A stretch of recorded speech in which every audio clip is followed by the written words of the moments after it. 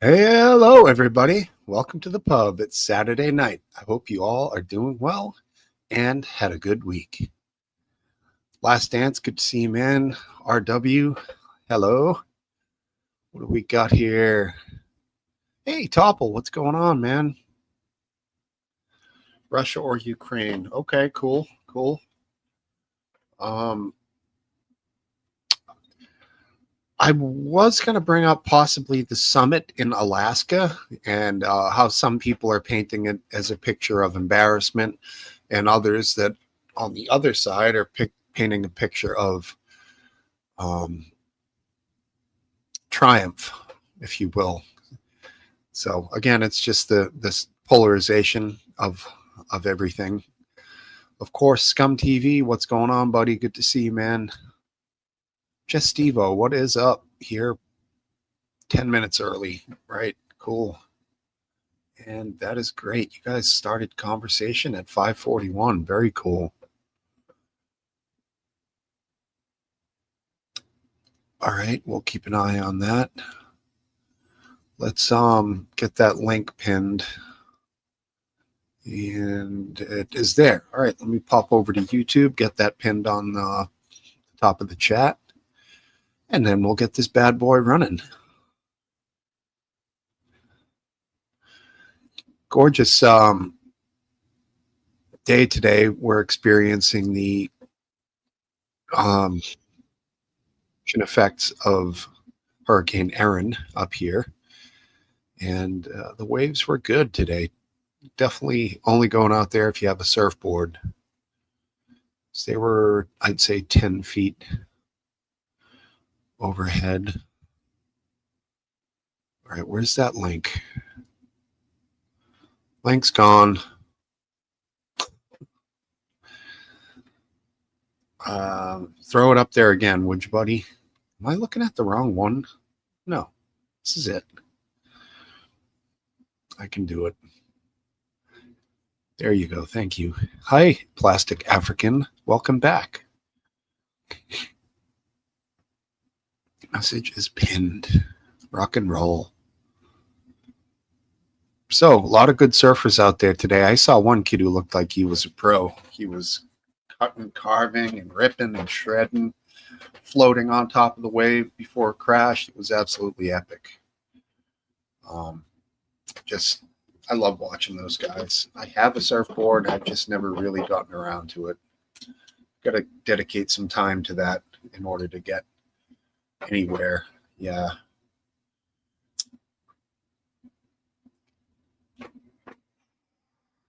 Oh, my choice for the ocean to fish, not to surf, but I love to watch them. They rip. Yeah, the kings of the sea for sure. Yeah, there's a big surf community up here, man. Some great surf shops, and yeah, we get waves up here frequently. Nothing big. Big comes every year to 2 years. So, up off Hampton Beach in New Hampshire, there's a famous surf break. Down in Block Island, Rhode Island, it's a famous surf break as well. They're here. I know, of course, the Outer Banks has a great surf community. Very cool spot. Why do you feel bad for them down there? Is it because it's too big on occasion? Just wondering. Yeah, if it's a 1 foot, it's not surfable. You need at least 3-4 feet, something like that. Duck. I think we were in Duck once, and there was some good surf there. Chincoteague. I've seen some decent waves around down there. Gets very choppy, though, which is the enemy of the surfer. You want long chain, what they call groundswell. So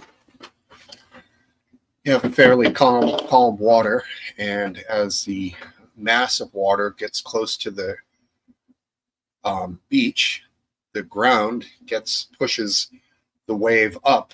So in the ocean, the wave essentially looks flat, or maybe it's a small roller.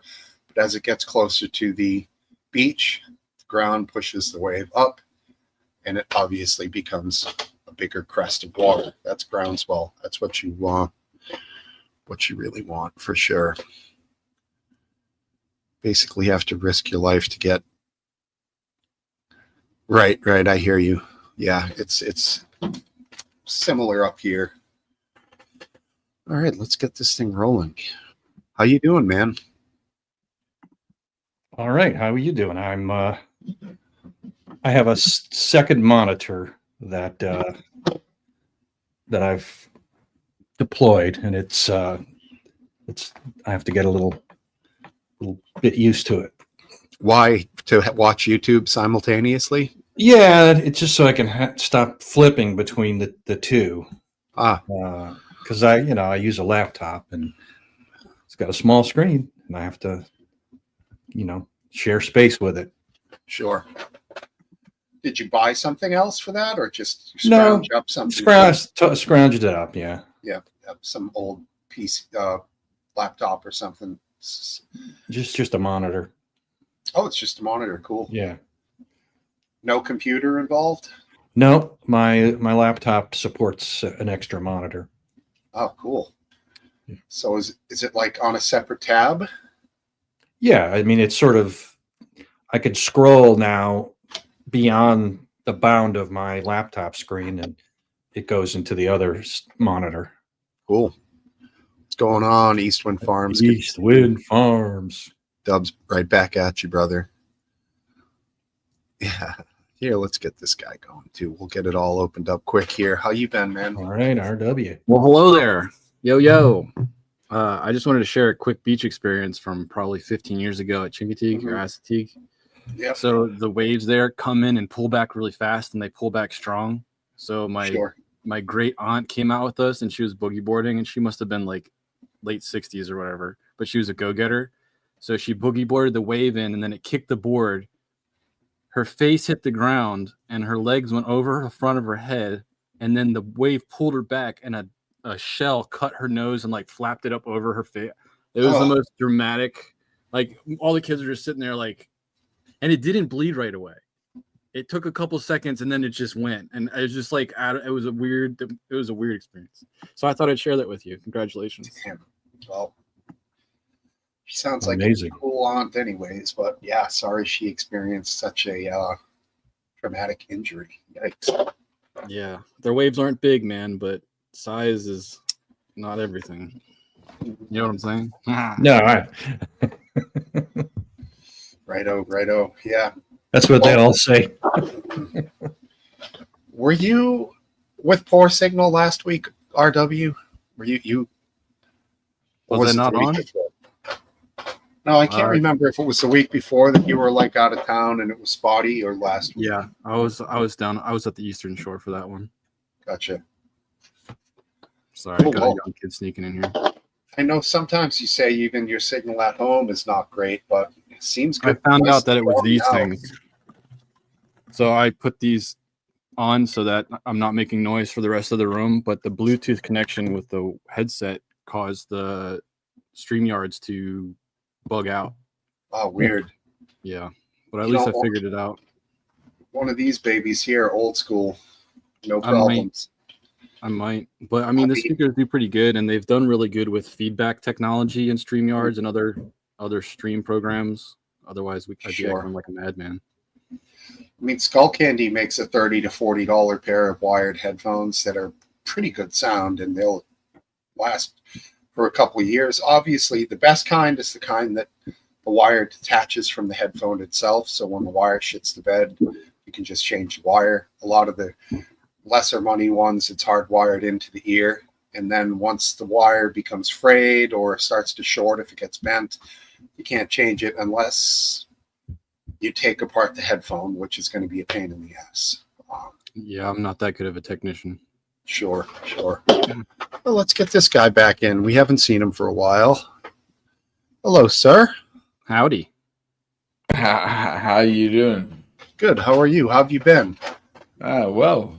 What's going on your side of the pond, huh? A few things. Yeah, a few things indeed. I bet it is. I don't know. I brought it up earlier. I know Topple said don't cover this subject, but he's probably gone anyways. No, he's just lurking. Trump and having Putin in Alaska. Mhm. I hear some people saying, well, he had these U.S. military guys rolling out the full carpet for this murderous dictator, that it was demeaning, disrespectful. I don't know. How did you see the optics of that, you guys? I have no problem at all with the optics of that. That's just how diplomacy works. That's how negotiations work. That's kind of my answer too. To me, I was mostly paying attention to just how much these world leaders are going from one area to the next by plane every 24 hours. Like you meet in Europe, and the next day you're in Alaska, and then the next day you're South America or whatever. Yeah, no, they get their planes have a lot of room for them, so they're very comfortable and they can rest on the airplane. They're not given a king size bed trip. They're not given 63 cubic inches that they're allowed to occupy for 18 hours. Can you imagine how good you'd sleep with turbulence on a king size bed? Like, oh yeah. Or oh my God, I'm dying. How about a water bed? I don't know. A water bed on like a plane? That's weird. A water bed on a plane. You got to try it. Yeah, I gotta try it. Yeah.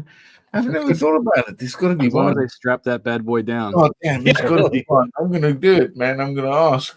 I'm gonna ask some, pull some favors, man. Yeah, could pull something. Gotta be, man. Could have issues with the weight restrictions. So what do those things hold? Like 500 gallons times 7? I'm sure there's a exactly. I'm sure there's a lot of logistic issues. I remember my buddy's parents had on the pressure as well, so balloons a bit. Oh shit! Yeah. How often do you guys fly? That's what works, huh? Pressure. Arteberg, good shit. You're gonna get touched by the my buddy's parents had one of those as a kid. I can remember we'd like sit in it or whatever, and the thing seemed so squishy and soft. It was comical. Like you put your hand down to press to move your body, and your hand would go into the bed. You wouldn't really get any support from it, man. You'd lay down, and the bed would kind of partially surround you. It was, I don't know, it didn't seem comfortable to me. I guess it was like a 70s thing, right? It was a 70s thing, and I laid on one. Someone's brother had one, older brother, and I don't know. It seemed kind of cool. I never actually slept on one or tried to. I'm sure it was good before memory foam came out. Oh yeah, but a waterbed? No, they're weird, bro. Yeah, they are weird. The only guy that actually I knew that had one that was in a flat they fucking bought 3 times over in Canary Wharf before they made big. Nevertheless, the fucking thing, it was just like, what the hell is this? It's not good. It's like an air bed, but water. Right. Not good. Mm-hmm. You got, I mean, when you like sleep, I mean, how do you sleep on water, bro? Right. The only time I've slept on water is I had appendicitis and I was dying, bro. So I had to actually pour myself a fucking big bath. And I floated in it for like a night to sleep. Oh, the pressure was, I almost died because of that shit. It was awful, man. My dad didn't recognize it. Awful. Oh, I see. Yeah, they thought it was some sort of a stomach bug or something like that. It was really bad, man. Yeah. Yep. What is the name of the guy from the Lively crew that creates scary movies? From the Lively crew. Hayden Hewitt. Hayden, yes. I have a proposition for Hayden. I think that once the copyright for Smokey the Bear runs out, he would make a fantastic horror character. going around and taking care of people that were camping and had a fire going or something. Damn right. It'd have to be a short. Fair enough. I just think that shovel would do a lot of damage. I don't know. Right. Yeah. And you say like he'd be killing them because they had an illegal fire. Something. You could totally take that character down a dark can path. Prevent forest fires. You loser. Your brain. But I'm gonna do my part too. It's illegal to have open fires in most coastal towns in Massachusetts. So, of course, like the kids in high school in the summers, they go out and have bonfires on the beach and steal booze from their parents and shit. And there's people like millionaires stand there in their windows, their binoculars at midnight, call the police on these kids, and they end up they're swarming the beach through. What are they going to do? Arrest kids for having a fun? I mean, what if you sit next to it and you're like, I didn't start this fire. I'm just sitting here. There's alcohol involved, and probably some weed. I was just sitting next to it. It's so silly that probably most of the people that are calling are angry, and they're probably not even townies. They're transplants or whatever in a lot of the towns. Out of towners. Gosh. Yeah. It's just lame. But did I see Welshman was here? Oh, yeah. He is. All right, let's add him in. And is Topple here or just Avatar here? Pick your nose there. Topple. Show us you're alive. They're both there. He's here. What's going on, man? How are you? What's up, Welshie? Good evening. Is my mic okay? Sounds good. Sounds good. Better on tonight. Better.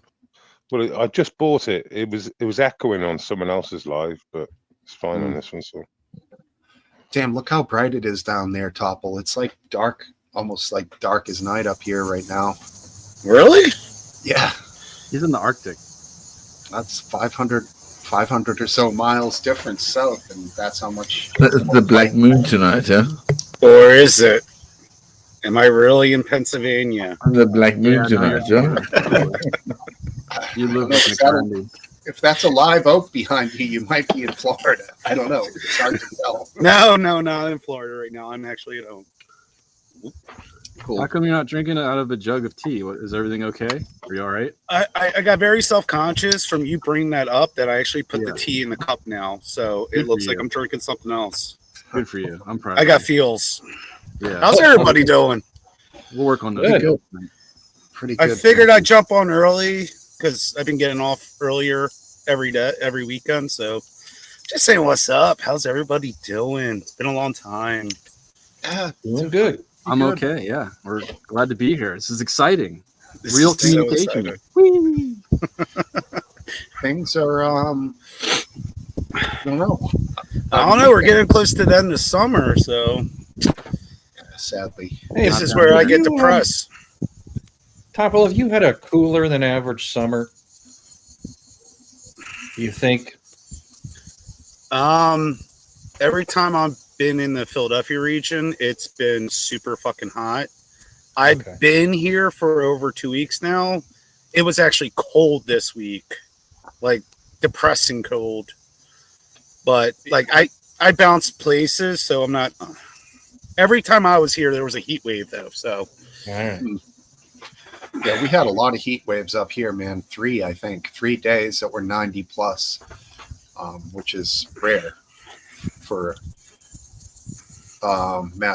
Massachusetts. But even we get 90s over here, man. Mm-hmm. Isn't that death to the UK? Yeah, that's not good for them. No AC over there. Do you have an AC, Welshman? Yeah, I mean, houses generally aren't built with AC. No. It's not really required. I mean, generally you would need it maybe a month of the year, really, tops. Does your government allow you to turn the unit on?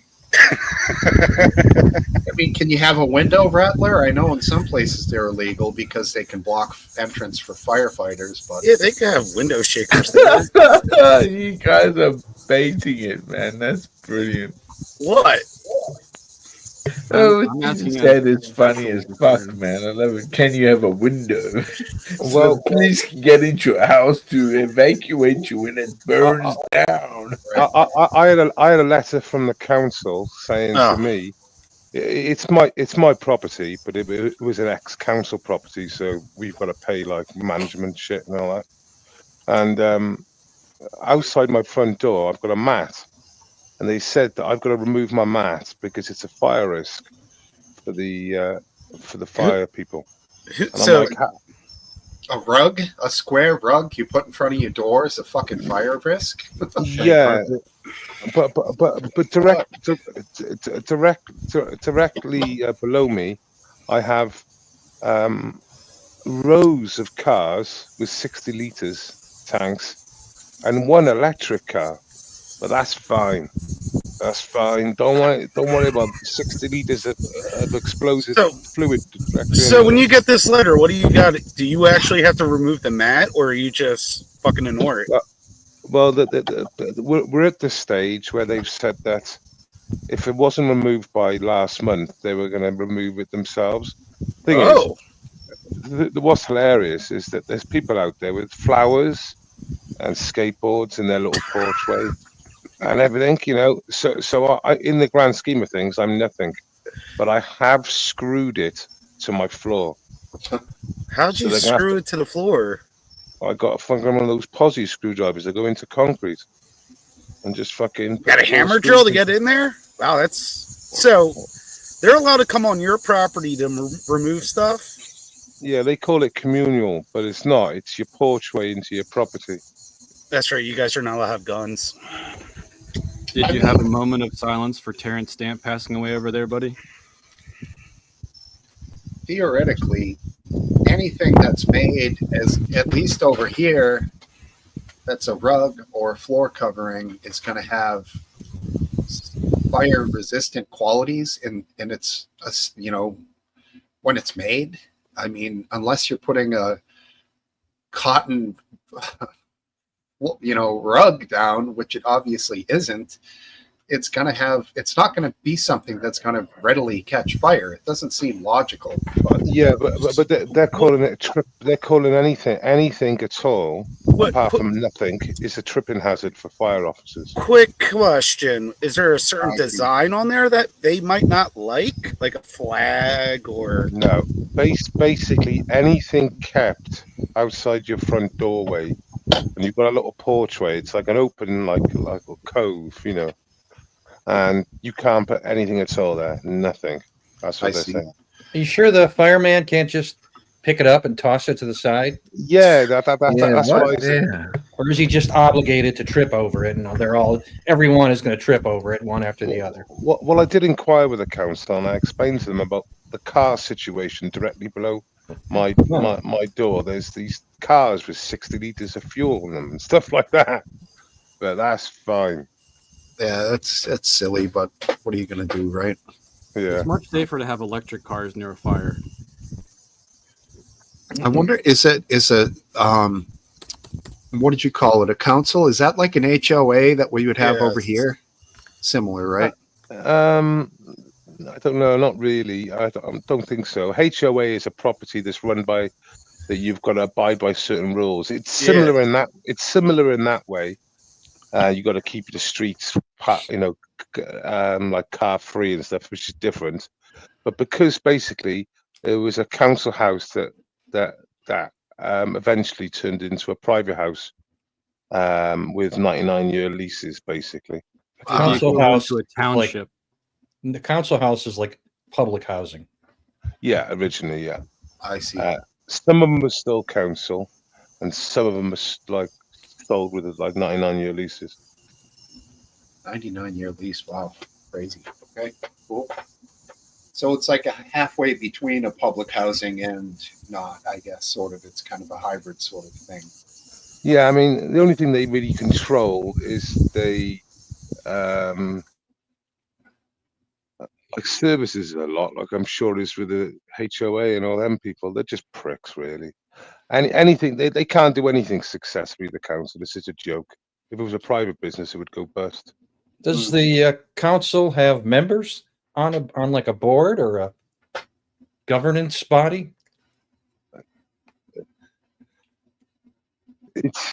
Yeah, I mean, it's hard to describe how sort of responsive they are. They just take your complaint or take your query. We had a car parked in a car park for 2.5 years, untaxed and MOT'd. And I do believe that there are elected officials that represent that council. Okay, so they're elected. All right. Yeah, so I ended up speaking to the council, and because the council was so inept, I ended up speaking to actual paid councillors that are basically, these people are there to help the MP out. And even they turned around and said the council are just not going to take any action. I said, so basically someone can just have a car that's not insured, not MOT, not taxed, park it in our car park, knowing that it's not going to get towed away because it's technically on private land, even though they haven't got permission to park on it. And they're going to say, yeah, they just won't do it. It's like, great, completely useless. Well, now you know where to abandon your cars if you well, we dump one. There is other ways of moving them, but then technically they're not legal. Yeah. And like, why should basically they're just, it's like 13 bays for 38 flats. So you can do the maths yourself. Well, right. Just move it to where a council member lives. They'll get towed down. But at the same time, if you're in a large enough section of the city, how many people have their own vehicle versus use public? Well, I mean, for example, for me, there's some flats have 3 cars. So if there's only 13 bays for like 38 flats, you can see them. You can see the problem if everyone had 1 car, but some flats have 3 cars. Yeah. Yeah, I don't know how you deal with space over there.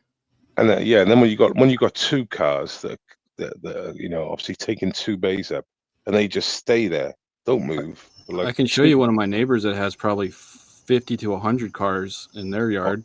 Yeah, in on their yard though, in their property. Yeah, they're all broken down now. Every last one. It does make me laugh when you go to America and you just see cars on people's land, and it's just like, yeah, good days. The good days. They'll be worth money someday. All right, Grandpa. Yeah, but dude, you guys have all seen them. They call them barn finds or wherever finds, and somebody will go and find a. They would have to be in a barn though.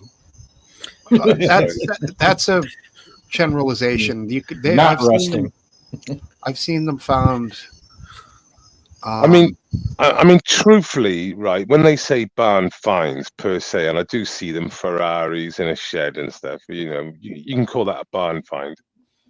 They're not barn finds. People know they're there. Like, if you've got an antique Lamborghini, don't tell me that every car nut in that zip code doesn't know that there's a Lamborghini somewhere. You know what I mean? And I hear what Steve's saying too. Like, but for these examples I'm talking about, there's nothing special. Sure. Yeah. Rust. Yeah, lots of cars that no one really wanted in the first place when they weren't rusty. Sure. But in the UK, there used to be abandoned cars left everywhere like 20 years ago. And it wasn't really good, but it was good in a lot of cases because if you had your own property, you can just park your cars on your own property, like, and have a laugh. What is the mindset behind abandoning vehicles though? Like, I've never understood that. If I had a vehicle that was out of commission, it was sold or done away with, and the next one was on property and used. Like, I don't get the collection part. Yeah, I mean, a used pickup truck like F-150 sized, usually a company will give you $400 to $600 for that. And they'll tow it away and everything and leave a check for you. Bank on the parts. They bank on the parts and the metal. So in the UK, we have a V5 form, which makes you the registered keeper, not the owner. And without the V5 form, scrap merchants will not be able to pick up your car and take it to be scraps. We have salvage titles. What? Yeah, that's like the ownership document or something? No, it's not ownership. It's the registered keeper. It actually says it at the top. It says registered keeper. The owner is the DVLA, I believe. Well, yeah, at a certain point in time, you're not going to have that. So then what? Well, it's funny how they phrase this, isn't it? You're not the owner, you're the registered keeper. Can you make yourself the registered keeper? Well, you do by having a V5 form, but you're never the owner. Do you understand the way they worded it? You're the registered keeper of that vehicle. So who's the owner? The state? Oh, exactly. The Interesting. DVLA is the owner. Hey, we own nothing and we're happy, buddy. Exactly there. That's the whole beauty of what you think you know what you own, don't you? As much as you think you have, right? The only thing you own is the number plate. In our aspect here, that works, right? But if it's tangible You in know, my possession when I'm using it, does it? Choose it as well. What matters? But it's true. It's all about that you sell to yourself. This is what I own. This is what I have. To your death. All right. Right. Yeah. I mean, Jim. I mean, I hate this because of how I deal with this of death, because you know it happens, and people have to deal with it. So some people give one. What do they say? Like, I become their, the guardian. Not good. It's become very expensive to die. Yeah, you know what I mean. I mean, come on, you become their executor of death. So you have to go to the family and go to the lawyers and shut down this and shut down that, and then, Does anyone understand what Don just said? Mm-hmm. Don is munted. Placky Don is muted. wanted. Don is muted. Plastic African. He's not muted. Not to Oh, us. Placky. I thought it was Apparently a reading slang this. thing. I can hear him just fine, Don.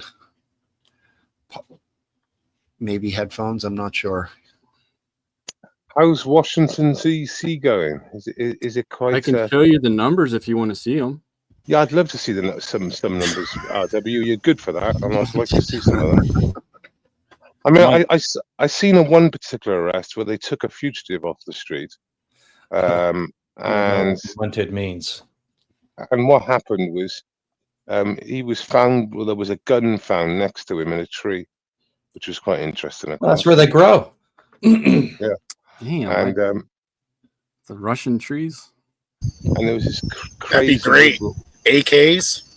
Oh, munted and drunk. AK-407s. My whole thing is though, the people that are getting arrested are going to see the same judges that are going to let them out. Doesn't matter. I'm just going to share these numbers real quick. This is from the DC Police Union official tweet. It says DC crime since the announcement of federal control versus the 7 days prior. Robbery down 46%. ADW down 6%. Carjacking down 83%. Car theft down 21%. Violent crime down 22%. Property crime down 6%. All crimes down 8%. And then Did their you say final word is, ADW? say again? Did you say ADW?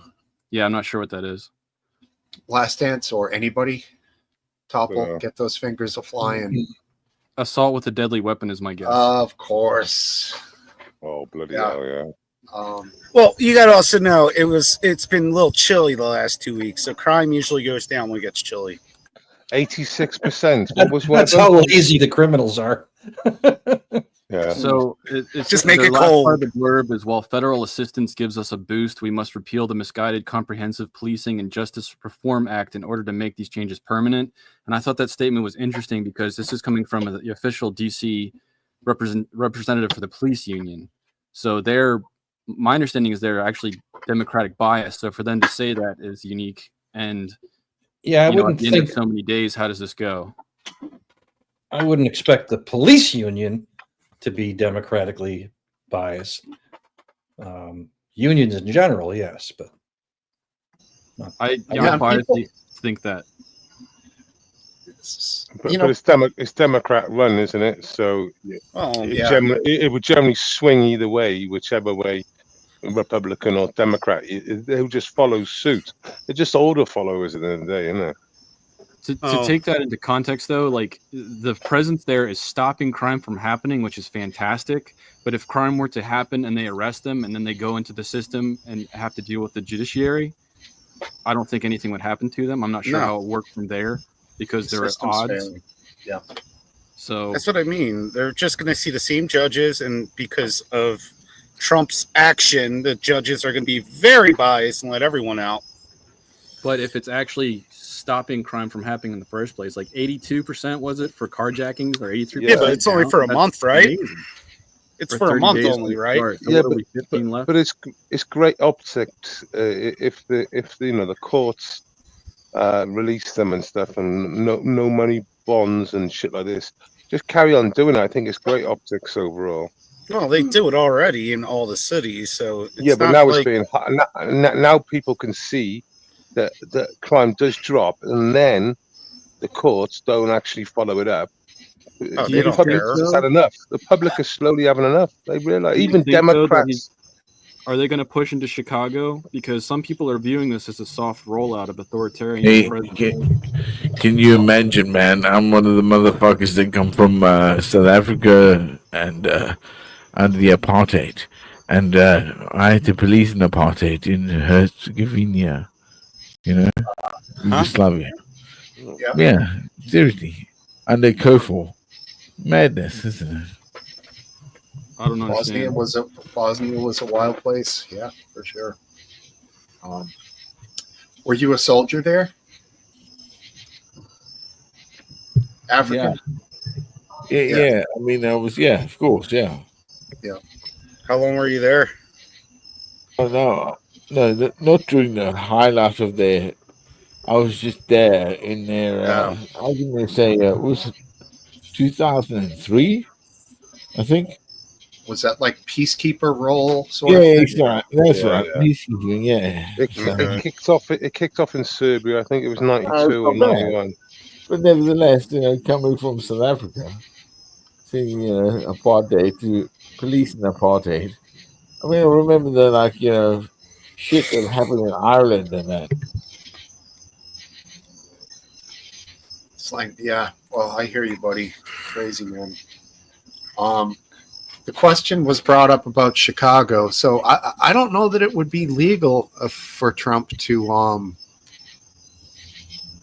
do that. Not in Chicago, only DC. DC has that workaround for the president because it's federal capitals. Yep. So I think it's a legitimate use of it.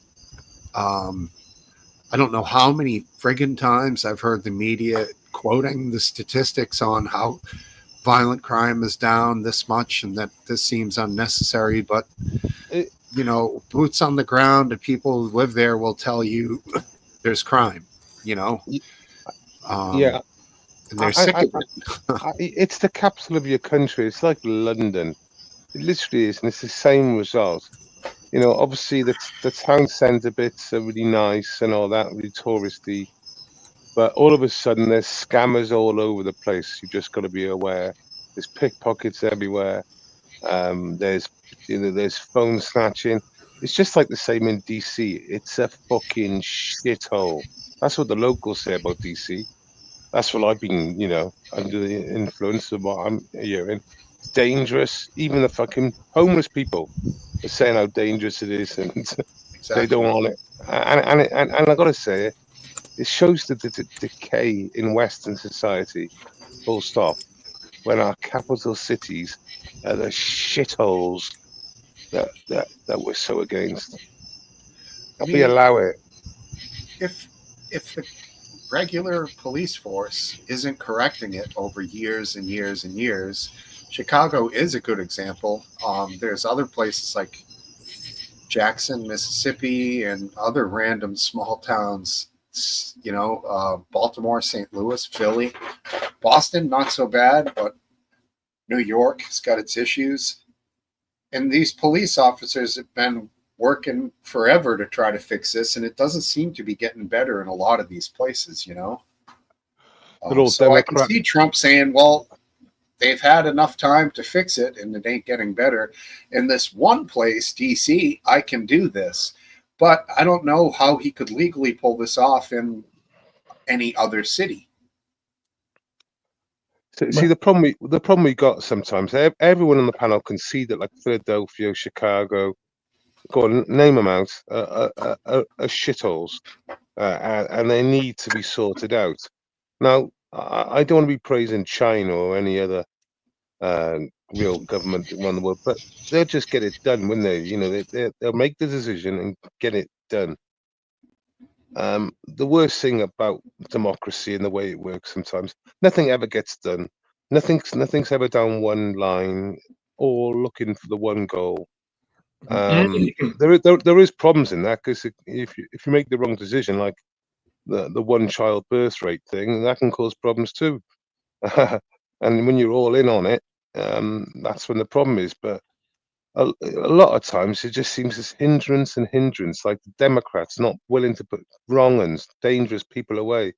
It's just bollocks. It's like like in the UK, where if you get refused asylum, you then appeal again, and we pay for lefty lawyers to stop them from being deported. And after 5 years, they get the right to stay. I mean, what the fuck? It's all backward. Yeah, that's for sure. Last Dance, what's your take on other city use of National Guard? I don't. I think it would be almost impossible to do legally. Right. It would have to be a justifiable, real emergency. Like a severe, like, for example, natural disaster. Would it? It would the crime rate would have to be so out of control that the police were like afraid to go out of their barracks. Right. That, you know. Yeah, but Last Dance, don't you think it's an emergency now? I've only got a YouTube and go in, put Kensington on there, and Philadelphia will come up, and the zombies will be walking around the streets. There'll be people in gutters everywhere. I mean, isn't that an emergency? No, it's not. But in any event, that's self-harm. These are the choices those cities make, that their governments make, that are elected by their citizens. It's not like there's some dictator in Philadelphia that says, you have to suffer through with poor safety. It's Are you saying because they're democratic cities, cities? Not with a capital D, but with a lowercase d. They vote for their mayors and their councils, and those councils, make the budget, and those mayors decide what to do, and they sort of get what they deserve, and that's how it is in every big city. And if Chicago has a disastrous crime rate, those are the result of choices that Chicago makes on how they spend their money, and what they do about the resources, and how they enforce their laws, on how prosecutors prosecute, and so forth. So, no, I don't think it's an emergency. If it's an emergency, the citizens will say, maybe we don't need to elect Brandon Johnson, who's a clown. Maybe we elect a real mayor for a while so that he can clean up the streets. You could say Michelle Wu. That would be a fine. Michelle Wu, you know all about, right? So, and then on top of it, you have businesses that start leaving these areas. You have people that start moving out, which it's not a big thing because everyone's replaceable in these units. But what are the people going into these units aren't the most desirable people. I think it was Walgreens was over there in a rough neighborhood like Roxbury, Blue Hill Ave area of Boston, and they were like, "Well, we're closing down. We're leaving." And there was this huge outcry, like, "Where's everyone to get their prescriptions from? All these old people, all these poor people," and they were like, "We can't stop people from stealing everything from our store, so we're leaving now. You can get them from our online service or hell, Amazon." But sorry, we're not going to deal with paying armed officers 24 hours a day to be in the store. The shop had been there for 20 years as well, and like I said, it was a busy store. But like you said, Steve, it was getting so much fat. They were losing every week. They were like, it was not it wasn't making any money for them. So, Exactly. so did the news and the politicians in your area label that as racist, like they do in Philadelphia Yeah. every time someone picks up and leaves because the crime rate, the city's Well, not doing anything. They keep making the crimes. It used to be, I forget. I think you got to cheat. You got to steal at least over $3,000 now for it to become a felony in the city of Philadelphia. And everyone's leaving now. Everyone's leaving. But as soon as they start leaving, they start using, the companies are being racist. Yeah, they said all these stores are closing stores in predominantly black areas. And you're like, yeah, they got black fatigue. Which no one said anything about race. It's them bringing it up. And it's just like, there's your red flag. Like, this is the same thing they keep saying. Democrats, I will say it, I don't give a shit. The Democrats say this all the fucking time. They try to race bait it. Michelle, I don't know that anybody closes a store for, a large store for racist reasons. It's always business reasons. Yes. If you're going to make money somewhere, you'll stay there. And even if you guys talk of racism, okay, you guys always think of the black and white enterprise, don't you? No. Or do you think of the other enterprises of what is cultural, or how they've been brought up, right? So that is racism, right? Because we can't all be one family, correct? It's about culture, if anything.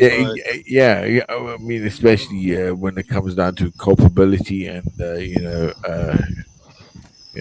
way we deal with that shit. Hopefully, I mean, the Western Foundation is at a pivotal point here, because in some countries, when you fuck up, they fucking take it away from you. They hang you now. They always do, and now we forgot that, haven't we? Oh yeah, this guy used to be. Fuck it, man. That guy's not worth it. Fucking kill him. Get him down the wells. What's the point of it? If they're not willing to fucking learn, what's that? Do we go down that route, right? Do you think we should? I mean, as the Western Foundation, if it's something to agree upon, are we going, weak for the world because of human rights, because we're better than that, because of what has happened from World War One, World War Two, before that? You know what I mean? You guys get me, don't you? Yeah. You understand that? I mean, let me see you, Riddle. Show yourself for a second. The biggest warfare is attrition, and what is going on here? Where do you think the Western Foundation needs to set its fucking gratitude for us, for you? What do you want, man? I'm struggling there, mate. So I'm just being honest with you. I couldn't exactly get where you were getting from the way you articulated yourself.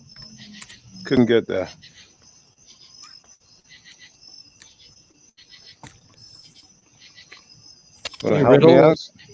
It was more of a riddle to me than it was making any sense. Speaking of riddle, we got riddle. Really? That was a riddle to you? Really? We got riddle in the green room. How? How does that actually sit there as a riddle? Show yourself for a second. All right. Not you, Plastic African. There's someone whose name is Riddle, who's a friend of the show, and I just would like him to show himself. You guys are so cool, man. I love this time with you boys. But I mean this. That's why the Western Foundation needs to kind of bring itself together, doesn't it? Yeah. Yeah, really. Come on, man. It's like, come on, man. We're comfortable where we're at. I trust you, Riddle. Yeah. Show himself? I don't know. I haven't seen him. Steve, I've put a short 1-minute video in the back if you're interested in playing. It shows that fugitive being arrested. Oh. Which one? It's the one I sent. It's much the last one in there. I'll have a look now. And he's already probably out. Oh, what the fuck did I just do? Yeah, I sent it. It was the last link there. It's the YouTube one. Oh, there we go. You got it? I could see Riddle now. Oh, okay. You can let him in. He's totally fine. All right. He's a bro. I don't know. All right. Not trustworthy. All right. So evening, Riddle. What Oh, the fuck? gone. All in all, you're just another brick in the wall. All right, here we go. I'm going to screen share this. Okay. Is someone getting arrested? Yeah, and what it is crazy leftist is screaming about homeless people, and he's saying no. They're not be a leftist. Well, no, they are. They got a loud inhaler and everything. She's screaming about No, she got blue hair. Well, she didn't have poison dart frog hair, no. But when he explained it was a fugitive and they found a gun next to him by the tree, she was like, and it was like, you dumb bitch. Well, there's a gun by the tree. Doesn't mean he was in possession of it unless someone saw it. Stop it now, Tab. It's called a letter of the law. I agree with him. Depends. They've busted people who've tossed firearms before. Well, that's what I mean. If they saw it literally on them. Yeah, that's scary. I mean, the law is about splitting hairs sometimes. And you can get off that shit. So, especially in DC. So, plenty of lawyers to go around. Here we go. Fugitive. They caught him. They got him underneath arrest. They had the girl with him underneath arrest. She's getting detained. They're running a field interview with her. And this right here is a wanted fugitive that's being taken off the streets of Washington, D.C. We found a gun underneath the tree trunk, and he's also been known for selling drugs here. So, I mean, just like that, you guys just got a fugitive off the streets. Absolutely. And you think this guy would have been? And we've been looking for this guy for about 2 days. As the arrested wanted he's a fugitive, fugitive. Okay. and also was possessing a gun illegally, a group of protesters began to form. He wasn't in possession of a gun, though. Do we feel good about ourselves? Yeah, we feel great, actually. Why do you think it's pathetic? They just arrested a guy who had a gun underneath the tree trunk. Why is it pathetic? Because it's pathetic. That they found a guy who had a gun underneath the tree When it's trunk. pathetic, you're okay. You can justify anything. You backfill your beliefs constantly. You're targeting all the unhoused in the city. Get the fucking microphone out of here. You get out of my Unhoused. face, you're gonna act like that. How's it going? They just found a man who was selling. My name's Nick Shirley. Actually, if you go ahead and subscribe on YouTube. But anyway, they found a man who had a gun underneath a tree trunk, known for selling drugs. He's a fugitive, and you're mad. You're mad.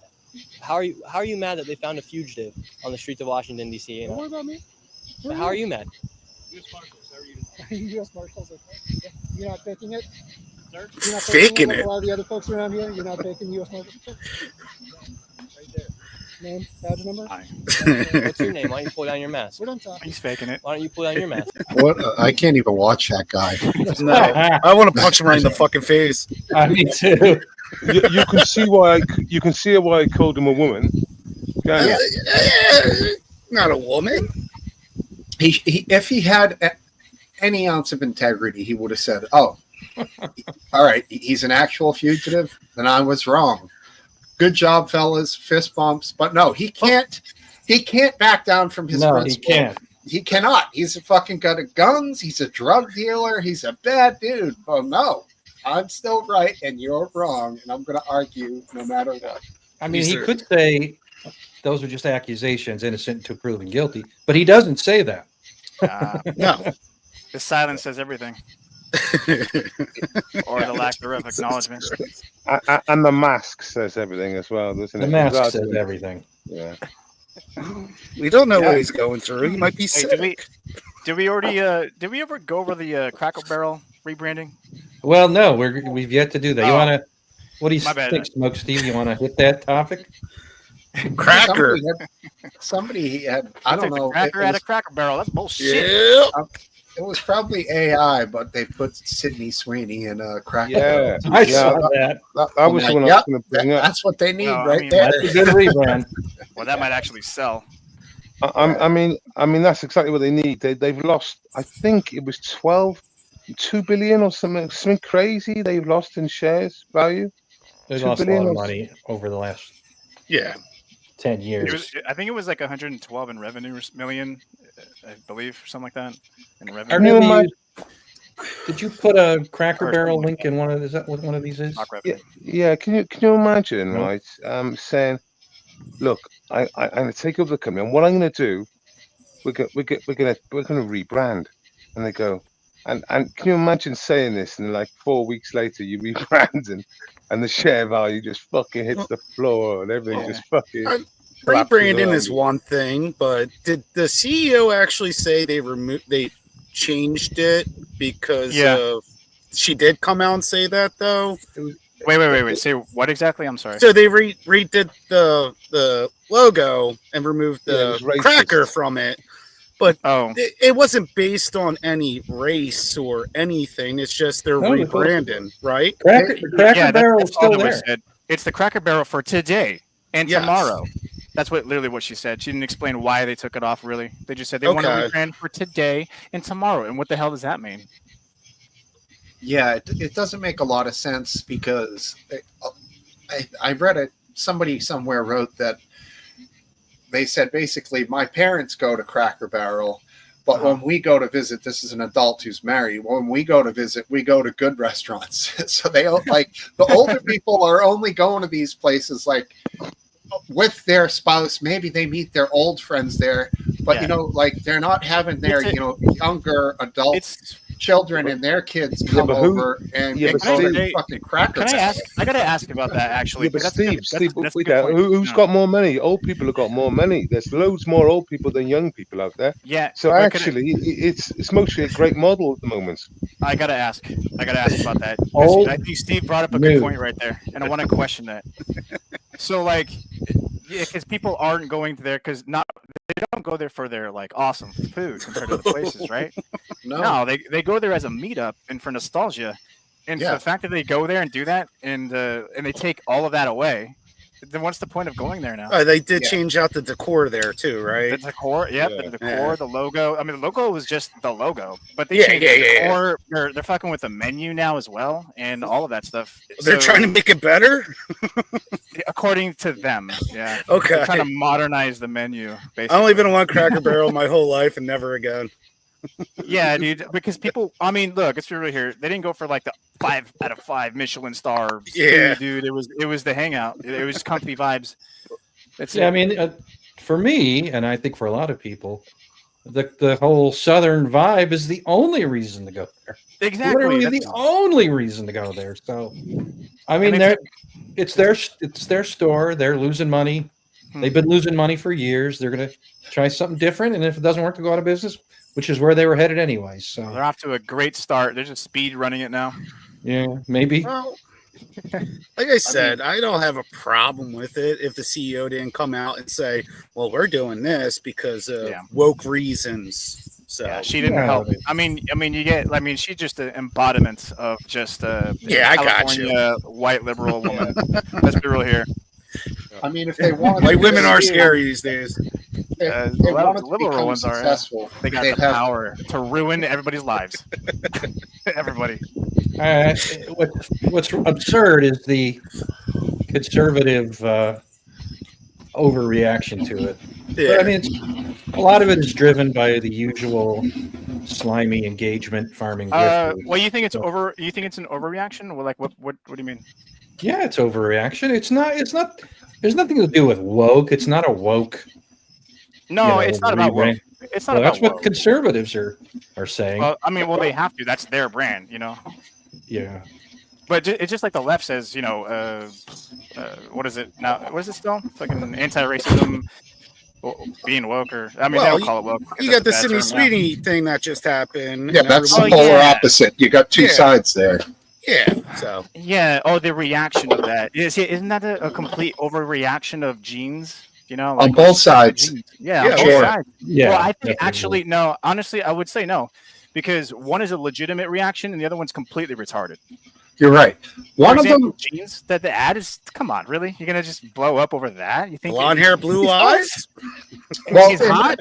And she's also a commercial. I mean, come on, it makes sense. But on the flip side, Cracker Barrel was tanking, so they had to do something. But the question is, did she do the right thing? And I'd say clearly not. Obviously. But the CEO. I thought you meant Sydney. Yeah. Well, she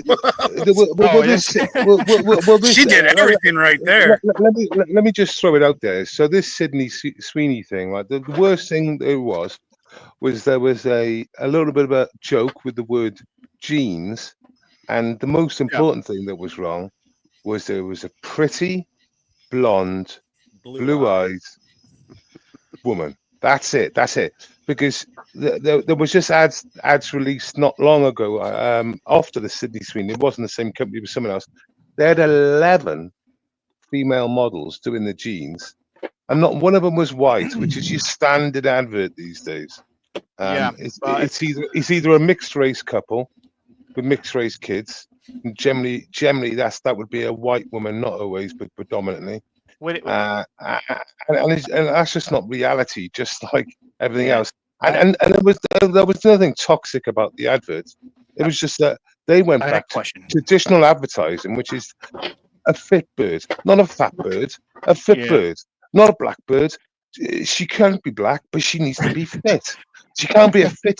She can't be a fat black bird. So I gotta ask you, based and this might be to your point, but I am just curious about, since you mentioned the advertisements, if there was a that same Sydney Sweeney commercial, but it was a say Latina or a black woman doing that, and she said, "I have good jeans," and she was wearing black jeans, and she said, "And my jeans are black," and then she had a nice ass, and she was walking away in black jeans. Would that be taken as racism?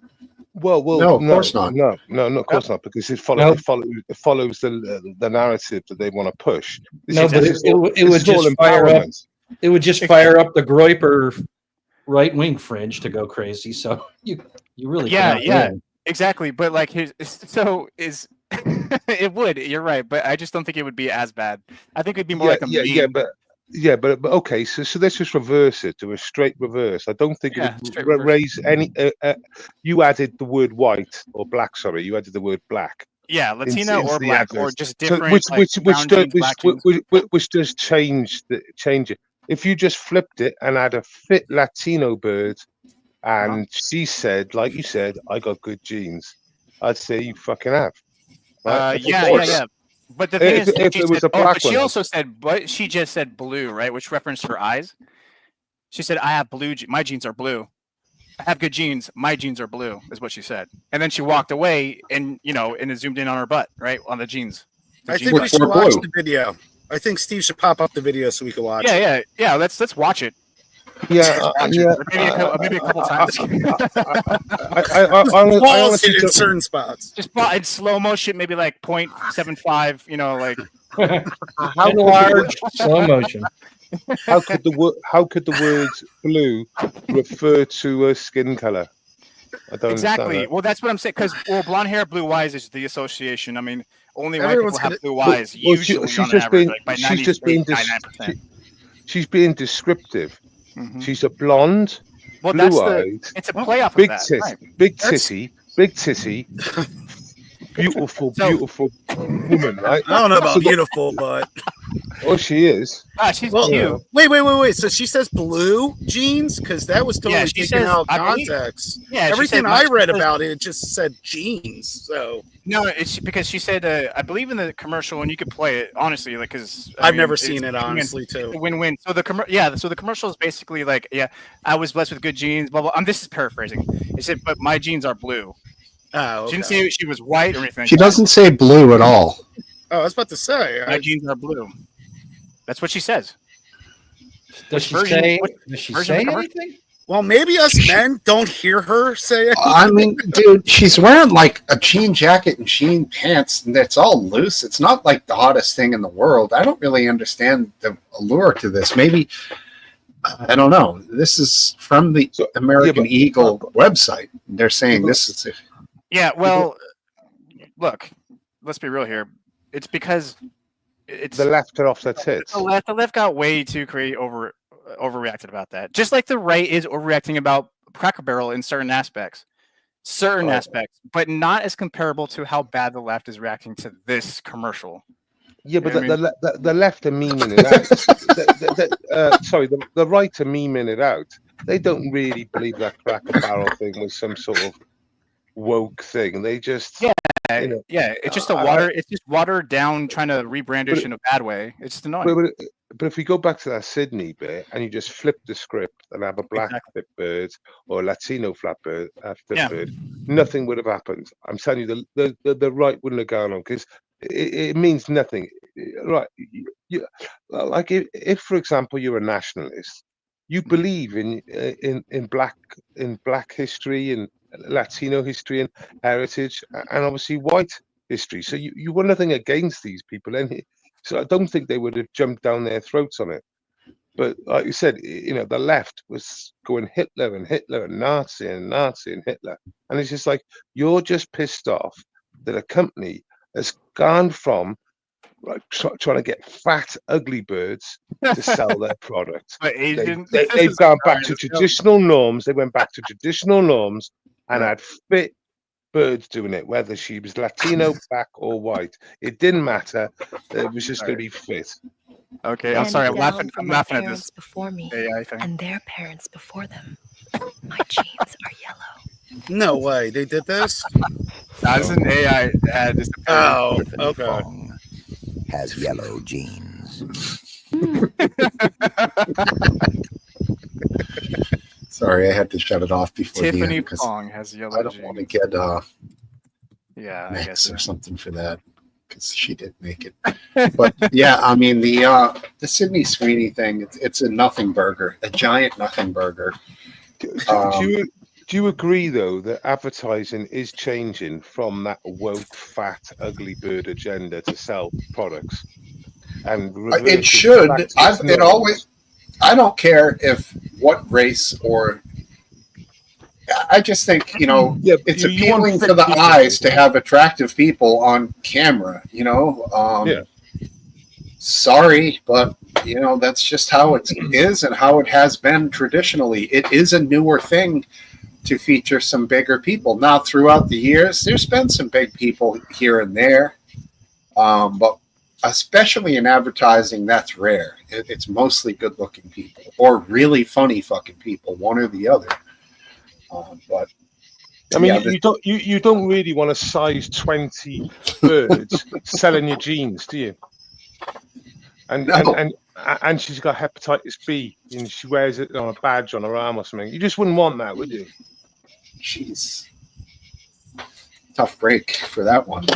Yeah, I mean, but we have been listening and watching adverts where they pushing obese people to us, trying to sell products, which clearly hasn't worked for the last decade. Yeah.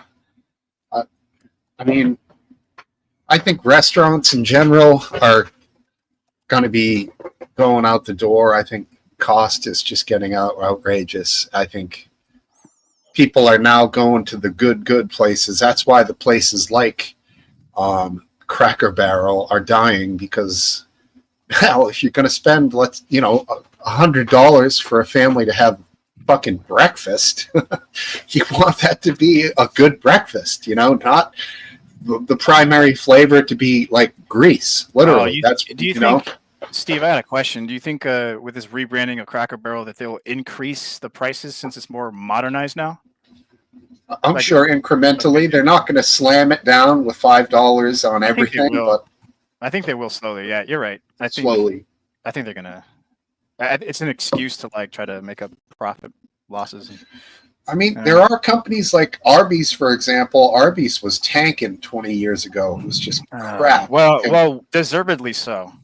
Yeah, it's still crap, but they've clawed their way back, and they're turning a profit now. So maybe China bought them, and they're doing things different now. Well, they got that guy with the deep voice to do the ads. The ads. Well, that was a while ago, and then that's what got me trying to check them out. And I checked them out, and their sandwiches were terrible. Yeah, they're still awful. gross. They were garbage.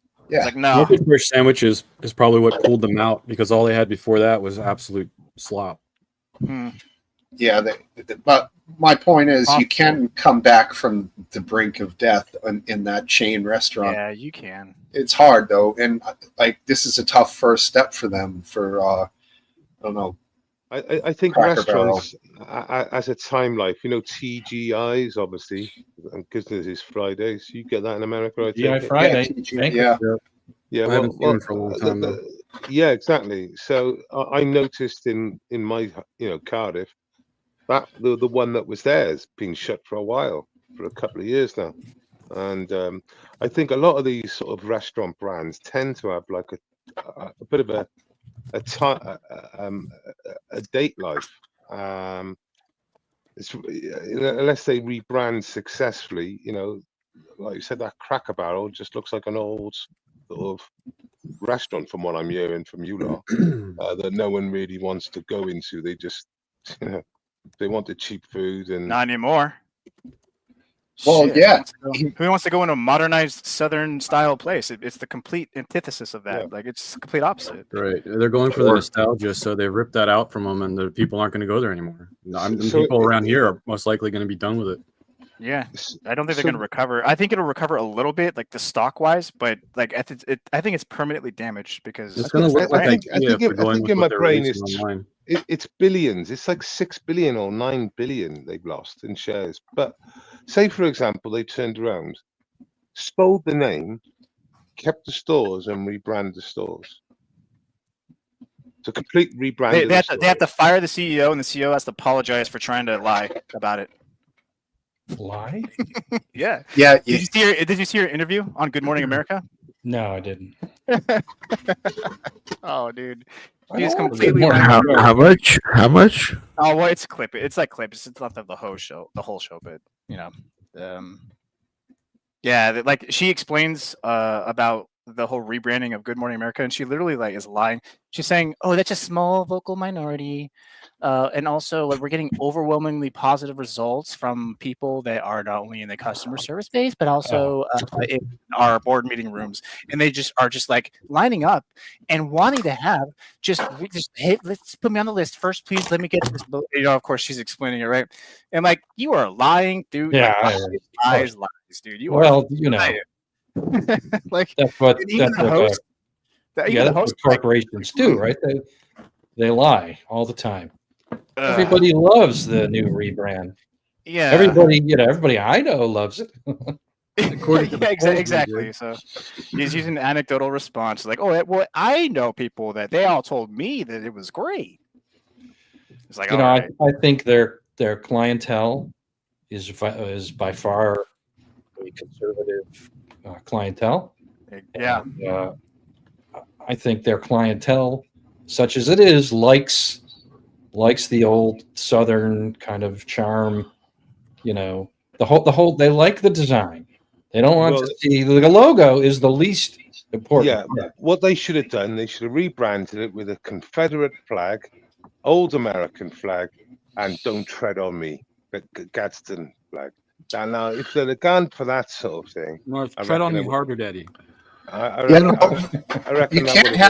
you can't have the Confederacy flag and the Gadsden flag. That's too confusing. Now you're mixing different time periods together. It makes sense if you put it on opposite sides of the walls. You can do it that way. I don't agree with that based, but I do think they should lean into their. That's what I meant. Lean into. Well, I think they should do it through commercials, advertising, not through the Gadsden flag. How propaganda is supposed to be. Sure. Just like Arby's, didn't change their menu or much of anything. They just had an advertising campaign that, was designed to make you think positively and want to go to Arby's. And people should be reminded. Giant sandwiches full of whatever they call meat there, but yeah, that's. It is meat. It's pressed and formed, but it's still there's still chunks of meat that are glued together. It's not. It's not like it comes out. It's not like cement goes in at one end and quote meat unquote comes out. Meat glue.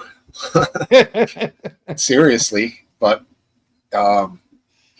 yeah, they did enough to get back on the positive side. I mean, it's a tough scenario for that restaurant. Chain restaurants, like you said about TGI Fridays, Welshman is tanking. A lot of them, the ones that are succeeding are like Chick-fil-A is hot as hell right now. I don't know if it's like that where you guys are, but the line is so deep there. It's always crazy. I think the branding. Has a shelf life, and whatever they do, it doesn't solve their problem, their branding problem. You know what I mean? So I think. Do you understand? Like the name's toxic. Like, you know what I mean? The brand has a shelf life. Like you mean like Cracker Barrel has like the old brand had a shelf life, or what do you mean? Well, the brand, like it was mostly going to die slowly. Yeah. But I don't think that the brand can really change itself. That's what I'm thinking. You know, I don't know much about yeah, I would say that you're probably right. The brand currently, as it was run, was dying slowly. But this whole rebranding is immediate death. It's like cutting off the head immediately. It's just not the right way. I would agree with the rebrand, but not near. Like that's the complete opposite of what they should have done. That's what I'm thinking about. You sort of sell the name, you keep some of the good locations, a lot of the good locations, and get rid of some of the others. Yeah, and then you maybe open up rebrand completely, and you that apart from the location doesn't say, you know, in any way its original thing. Could serve sushi. It doesn't matter. It just needs to like change completely. Yeah, and this right here is why a really good CEO can be worth their weight in diamonds, because there are people who have come into companies and turned them around with a complete like 180 in mindset and product delivery and everything. But goddamn, the pressure that must be put on somebody is astronomical. And also, if somebody comes in and fails, how are they ever going to get hired again in an upper, you know, executive position like that? They're not. They're signing up in blood, basically. So this woman, I don't know, if she survives it with the company, that's one thing. But if not, she's. Well, how could they not read that?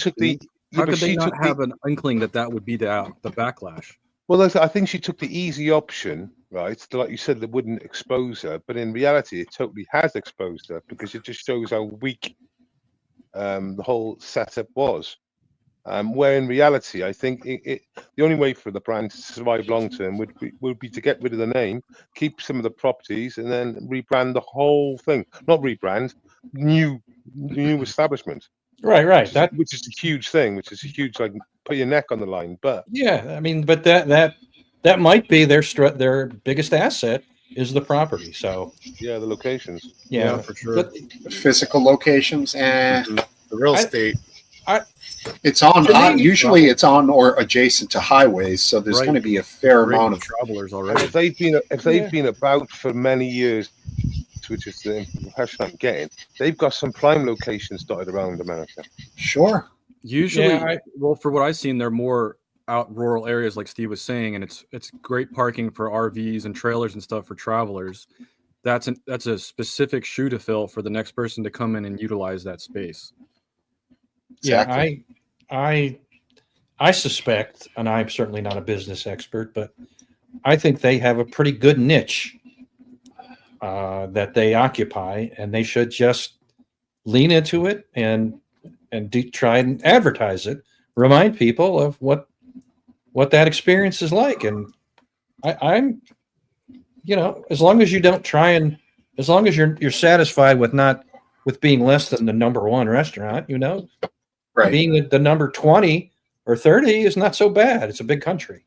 But if they're changing what they are, if you have a ton of truckers and you have a ton of Southern people that are going for that nostalgic, gritty look, and you're rebranding that to a clean-cut IKEA experience, I don't know how you can. I'm saying don't do that. Okay, well, don't do what happens. Yeah, he's saying lean into what they had the brand built on, not lean into some new highfalutin idea. Because in fact, they could use this publicity to back out, kind of like the new Coke thing, you know. Hands up. Hell of a chess move if they chose to do that. And then they get all this free advertising, and people would be aware of the Cracker Barrel. And they would get more. I can see it all already. It says, "We heard you, America," and then it just has a rocking chair Exactly. You should write the ad. Exactly. With the most racist white grandpa they can find in it. Oh, you got the Katydid. Nice. It would work. So I agree with Last Dance. Either lean into it or completely do the opposite. All this soft stuff sent into McDonald's. I've seen the interior. Looks like a McDonald's setup. Yeah. It's just a generic setup, isn't it? I'm not sure if what we're seeing is real. It's mostly AI prompts with concepts. But if they do go that route, it'll be a death knell. I don't care about Cracker Barrel one bit. But you have to care. If I go anywhere down south, it's usually a Waffle House anyway, and I'm already dodging chairs and plates. You look like you can hold your own in a Waffle House. I think it's Waffle House is good. I don't care what you say. It is good. Well, they should put an arena in the middle of it though. Well, yeah, that's 40 minutes on this. We spent 40 minutes on Cracker Barrel, for fuck's sake. Well, it's not just it's the concept of the change. That's the big deal. I don't have a problem with them rebranding because they're already going down anyway, and they're trying to find something. Not like that though. It's the rebranding idea. They're like trying to the idea of rebranding is fine. Like go ahead and rebrand, but not that way at all. Like not that way. It's a terrible way. So you have a problem with them taking the southernness out of it, right? Absolutely, because that was their appeal. Okay. Yeah. Because that's the only thing they had going for them. Maybe they're just the physical locations are pretty huge. Waffle Houses are pretty compact, tidy little joints. These fucking Cracker Barrels are 5,000 square foot eating space, and then they had the dumb retail store. The store was the best part. You bought stuff there? Well, never even once. Where's your hat? Where's your shirt? It was like a little museum. Right, it was a museum. Everything was covered in dust because nobody ever fucking bought anything, obviously. I mean, everybody touched everything, so it knocked the dust off. And half of America would go, do you sell Cracker Barrel cheese? And they'd say, no, that's a completely different company, nothing to do with us. Oh, well, what's up with the same name? I mean, to be fair, you think cheese is something different to what I think cheese is. Oh, come on, you cheese snob. Shut up. Really? I'm with Welshie. Oh, you got American square cheese. I know Double Gloucester. I've had the good stuff, Wait. man. Hold on. What was the question about cheese? Oh, he's ranking on us because of American cheese. Like we don't know what cheese is. So you don't do What does the cheese. UK have? You don't do geography. You don't do geography. No, we buy your cheese and sell it to ourselves. Now you're just okay. Hold on. Now you're just being a dick. You don't do passports. You don't do passports. You don't need do a passports. lot. Our country's so much bigger. We need everything in here. We don't need to go anywhere else. Hey, you know what? Maybe we should. But wouldn't it be nice to leave your country at some point? Only 9% of Americans We have got a leave our passport. country to go to war. That's what we do. Okay. Yeah. On behalf of your fucking former colonies, sometimes too. So Jesus Christ, come on. Yeah, we missed the time of leaving the country back like 30, 40 years ago. Shit's a lot more dangerous now. I mean, that's one thing you watch, European Vacation when they go to Paris and it's all beautiful and safe and they're walking around in Germany and it's all German people. Like, it used to be. Nowadays, it's a bunch of Muslims, illegal. Yeah, it ain't like that anymore. Trying to hustle shit. Does anybody ever see these tourist videos for all these countries, the European countries? On all these videos in the UK, by the way, based, I guarantee you, if you want to rag on my country, don't you have problems of your own? Oh, of course, he's not denying that. Yeah. Well, that's what I'm saying. You want to talk about cheese? Let's talk about Muslims. All right. Look, trust me, you'll be a minority by 2045, so you can talk. We're 2066.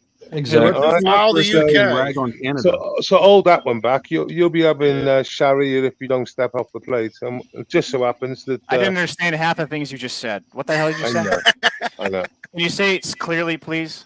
Yeah, pretend showery. A little bit less slang. We're headed towards the same direction as the UK. Oh yeah, well at least we're deporting people. You guys aren't. What? You just said great. What? Last Dance. Did you say great? No. Oh, I thought that's what you said. I was about to say, wow. Great for I don't think- what? Yeah. The thing is, we've got problems because our Democrats and Republicans have Congealed refused mammary fluid. has refused to listen to the population for the last 4 elections and have ignored the population. They got voted in, right? Yeah, but technically we have got a party we can vote for now, and I don't rate them that highly. Now, do you have illegals able to vote there? Yeah. Yes. Are they legally allowed to vote, or you're saying they're taking advantage of the system? No, they're legally allowed to vote. Okay, then you're fucked. Yeah, we can have 16-year-olds vote as well. We can have foreign nationals vote in our elections. Riddle me that one. Can you riddle me that one? Is that facts? Is that facts? Hold on. I'm sorry. What was the question again? We can. It was more of a statement. We have foreign nationals voting in our elections. Oh, I find yeah. that hard to believe. It's not really, because it happens in California all the time. Oh, yeah. California? So it's not that hard to believe. They're illegally voting. if Hearsay. They're voting in California. Okay, hearsay, right? Because you got to prove it, and wouldn't that be one of the most the biggest scandals ever, right? But it's like it happens all the time, and why do you think they grant these people fucking fake licenses, even though they shouldn't, which causes people to die sometimes across the country? Oh, here we go to the and tractor story all the time, right? Here we go. So, but nice segue. Yeah. Good segue, right? Exactly. Is that where they're playing at the fucking U.S. citizens' funerals? Because fuck, dude, that's fucked up. Yeah, for sure, man. Yeah. That was one of the most. That was a good segue. You guys want to talk about that? Wasn't it? That's a good segue. Yeah. So if we can talk about that. Why not? Yes, it appears that an illegal immigrant got a CDL. He was a Sikh. From what state? From what state? What state did it happen in? No. What Florida. state did he that CDL from? I don't know where he got the CDL. That's a good question. It was from California. California. Yeah. Yeah. It was But, from my stupid ass state. Have you guys all seen the video? We don't need to see the video. No, I have not. I've only seen. I don't want to I mean, dude, come on. It's taken from the cab. Yeah. All right. You know what? For shock value, let's just watch it. It's not. I mean, it's bad because people die, but you don't see any blood and or guts. Yeah. Because so how's that work with YouTube anyway? I thought they can't show. Yeah, you're not gonna. I mean, well, I've seen the video on YouTube though, but I thought you're not allowed. If there's no blood and guts though, like you'll be fine. On YouTube. On YouTube, yeah, you should be fine. Okay. If there's no blood and guts, it's just like a car mash. In the context of them dying, you should be fine. Last Dance. I just checked now. It just says since Brexit. Additionally, in some cases, e.g., Scotland and Wales, foreign nationals with settled status or leave to remain can vote in local and devolved elections. So yeah, in Wales and Scotland they can. Insane. Yep. That's crazy. It's insane. I know. So literally, there's no democracy there. You know, I mean, how is that good for anyone that lives in the country if a foreign national can vote? All right, we ready? This happened in St. Lucie County. That sounds. It's Florida. So yeah, Port St. Lucie, right? Okay, so it's pretty bad. It happens quick, so be ready.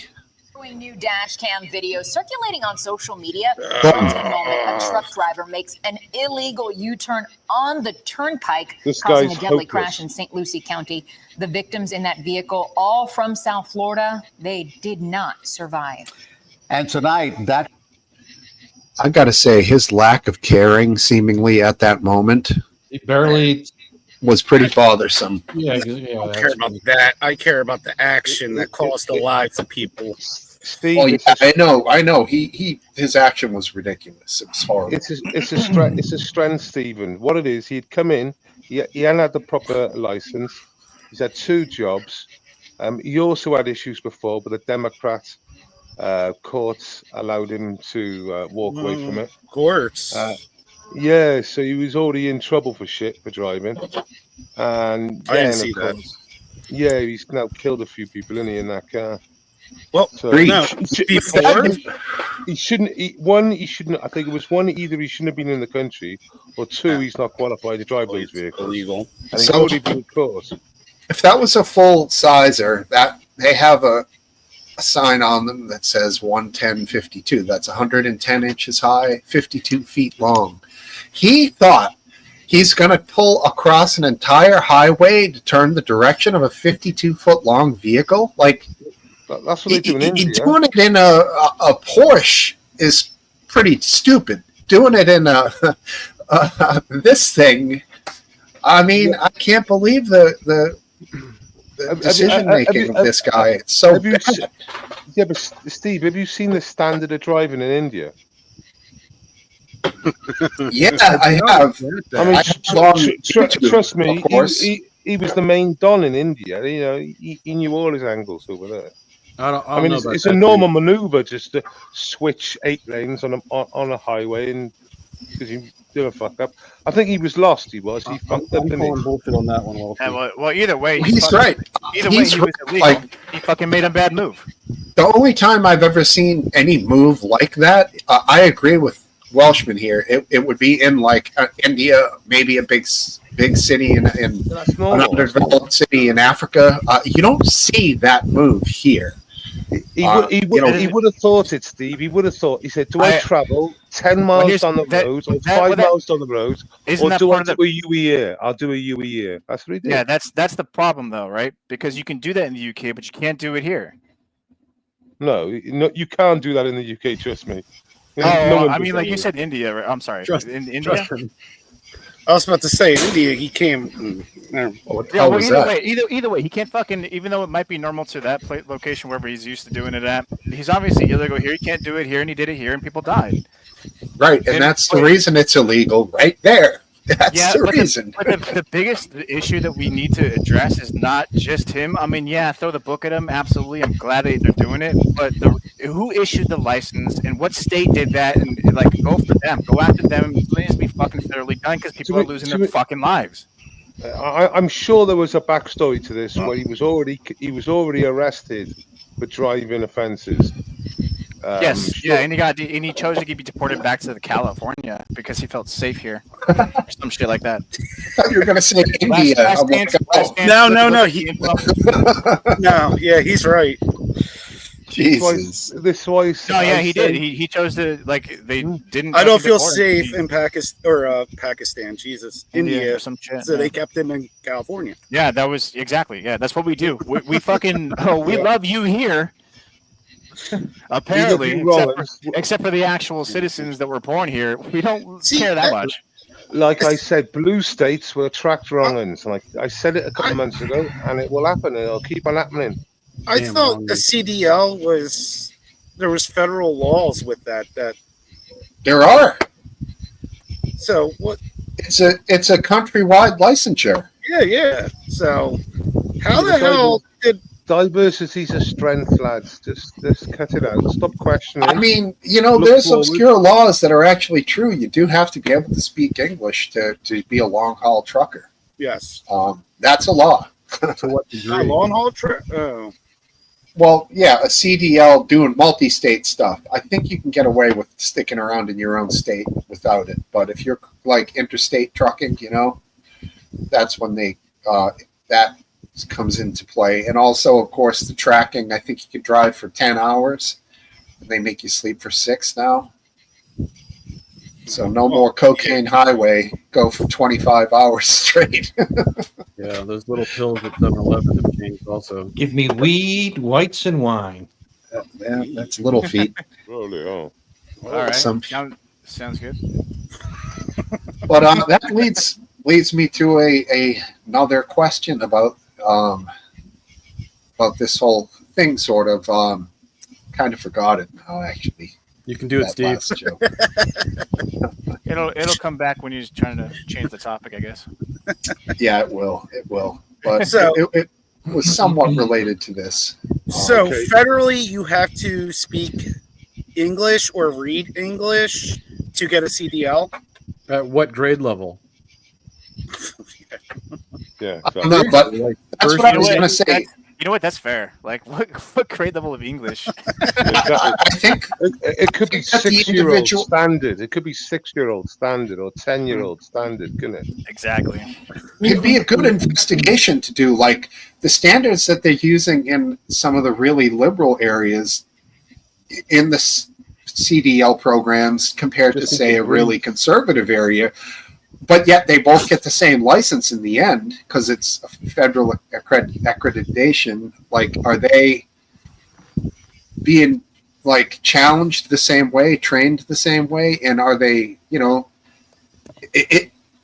if it's illegal to employ somebody who's illegal, then how can it be legal for them to get a CDL then to pursue a job if they're not legal? You follow me? Yeah, but at the same time, like if an individual is having trouble reading signs, that's very different than an individual that's willing to risk people's lives to make the dumbest driving choice possible. Like I said, he had to think about it. Right, the next turning was 3 miles, 5 miles, 10 miles down the road. Then he's got to go back. So that's 6 miles, 8 miles, or 10 miles in total, or whatever it would have been. Yeah. He's then said, "I tell you what I'll fucking do. I swing around by here," which is so retarded. No one that would be born in the US anyone would have ever given that really any serious thought, especially in the vehicle that he would have been driving in. Exactly. I mean, people if it was a car, you might get the odd fruitcake from somewhere in Britain that might do that. Right, but he's driving having a car. intrusive thoughts, though, Welshman. People, like even myself, will ride down the road and be like, "What if I just smashed in the car in front of me?" But then my brain's like, "No, that's retarded. Don't do that." Yeah, exactly. So it's like he qualified. How many of you from Americans? How many of Americans here? How many of you guys got that? CDL? No. My gratitude is here that I have a British passport. So I get to go places that British people can go. Wait, so right? got what? What do you mean got what? British passport? Yeah, British passport. Yeah. So I got British passport. Yeah. You only can go to the Commonwealth. Pretty good white guy, right? Wait, so he asked us like what? How many of us have what? A British passport? I mean, where are you from? I mean, you're American. You're American, right? Yes. Yeah. So America, the fucking given land, the sanctuary of that is, America. Yeah. Yeah. So what's fucking America? Yeah. Fucking right, man. Yeah, well, it's America. It's Yeah, no, but America. that's cool. Fuck That's yeah. good. There you go. America, France, all that shit you made did very America. British That style. It's makes like- America. You had the fucking. And then, but people forget that, don't they? Yeah, It's like that's like America's every- always just like it's people from brown nations because America, America. Like, it's funny because I know he's trying to make fun of us, but here's the thing: the funny It's thing fun is of that us. he did. Oh, Hold on. it's fun of No, us. it's okay. It's okay. But No, he's like, it's an but he's- understanding but- of but I like culture his and version. as well I like as his- I like his understanding version. of where we I are. like his version of the America fuck yeah, The because rest it's, of our it's nation very is all- British. America, damn Yeah. right. Yeah. No, you got to Right, understand that's that, bro. right. But you get that, don't you? You do understand that notion that it has come from fucking things that are like older than you. And many people, again, that's your God-given right to understand that. Older than Bear you, it on to like other people. Like nationally, what do you mean? Ah, come on, Like as a man, you country, know what I mean, I would prefer more elaboration on what your point is. Okay, sorry. It would probably be like the common wheel. You know that? The common wheel. Wheel, yeah, it's the common wheel. You ever heard of that? Can you spell that because I don't know if you Oh, say it's it differently common every wheel. No, it's just COMMONWEAL. One Yeah. word. common wheel. one word. EAL. WEAL. Yeah, man. Common Okay, wheel. yeah. One So common wheel. Yes. Okay. So no, I've never heard of that. What's that? So these things come from like servitude to what was it? Let's see. we were Common. Let's see. service Common union. It was, what was it, guys? Come on, give me it. Common good. So it's just basically the common good, like shared beneficial for a community. Okay. Yeah, like okay, like what is this? Yeah. I mean, that's fine. Yeah, be kind. I'm Accountability okay with being kind is to now people in so my broken, community. right? But how many people understand that? Why am I paying taxes? Why am I doing these things? For Because this. we're part of a It's collective. good when people are dying under it, right? Well, yeah, I understand it when my goddamn state has put so many billions of dollars to. You guys, America is huge, man. I forget. You guys forget how big America is. Bloody taxes. No, we don't. We don't need passports. But hold on. We don't forget it all. I mean, America is a very large, diverse country. I know. It's reminded me every damn day. I've had mentors from America, and believe me, yeah, America is just vast. Have you ever been here, Plastic Africans? Huh? You ever been to the States? No, not yet. Never. No shit, huh? When I get there, I'm never gonna leave, man. You'll love it. You'll love it, bro. I can't wait. I know. I could see you melting into the Florida Keys and finding a little spot down there, and just you'd never want to leave, bro. Fucking beautiful. I was thinking Florida too. I'm not sure about the Keys. It could be, but Keys are good. You think Plastic African would like Florida the best out of all states? I do. I personally love it there. Okay, all right. Let me ask Plastic. Arizona. Maybe Plastic. What do you prefer environmentally? Like, if you want to go to a place, what kind of environment you want to be in? Like in the United States, say you're to move here. I mean, the best thing is the storms, ain't it? Oh, Oklahoma. We're the best like storm. Oklahoma. We're the tornadoes. best. Yeah, we're the best storms. Yeah. Yeah. Tornado. Well, Florida gets hit with some whoppers. The hurricanes. You like what kind of storms? You like tornado storms, hurricane storms, lightning storms? We got all the storms. Thunderstorms. Florida's good. The thing with hurricanes is you got wet thunder, don't you? You got all that. The hurricanes you can survive, you can get out, you can leave, you have multiple days of warning. Sometimes with these tornadoes, man, these things are cut through the earth that's a half a mile wide. Whatever's there is that's the scary one, is the tornado. Out of nowhere, oh boy, yeah, come out of nowhere. Yeah, I mean, you could have a line of storms from Texas all the way up to, the upper Midwest, and going across, it could be creating little tornadoes everywhere in a 1,000-mile line that's just going across the country, Little bastards. Yeah, huge weather. But then inside that weather, if you follow any of the good, like Reed Timmer types or Ryan Hall on YouTube, some of the radar stuff, they'll show you how you can read these little spots where they can see there's a tornado touching the ground just from the signature on the screen. Pretty trippy stuff, man. Love it. Plastic African, I think you like wildlife, right? You like forests, sceneries. I mean, I go everywhere. Yeah. No, okay. Yeah. Well, if you had to move and settle somewhere, what would you prefer out of all the biomes? DC. Yeah, I military think it'd biome. be pretty good in North Africa, or maybe like I North don't know. Korea. I don't know what's in the About time, by the way. Fuck DC. Dearborn, Michigan's a nice place, I'm told. Where? Dearborn in Michigan. I'm told it's a nice place. What? Dearborn, Michigan. Yeah, not welcome there. You guys are not welcome there. Oh, dude, you know what? RW asked a good question. How close is the Commonwealth to communism? Maybe it's a joke question, but I think that's a good question to at least acknowledge. It's not a joke question. I mean, all governments seem to be kind of pushing towards communism slowly. Okay, yeah, I would agree, honestly. So I think that's probably a good topic at hand. I mean, honestly. Sure. I mean, the problem is with communism, especially in South Africa, where I learned it. And what happened is you get SWAPO and ZAPO and all that. And so they become sort of enterprises that want to undermine society. as what is said to, the status quo, correct? Remember, communism comes from the fact that, these people had nothing, so born from that. So it's not a bad thing, that it happened.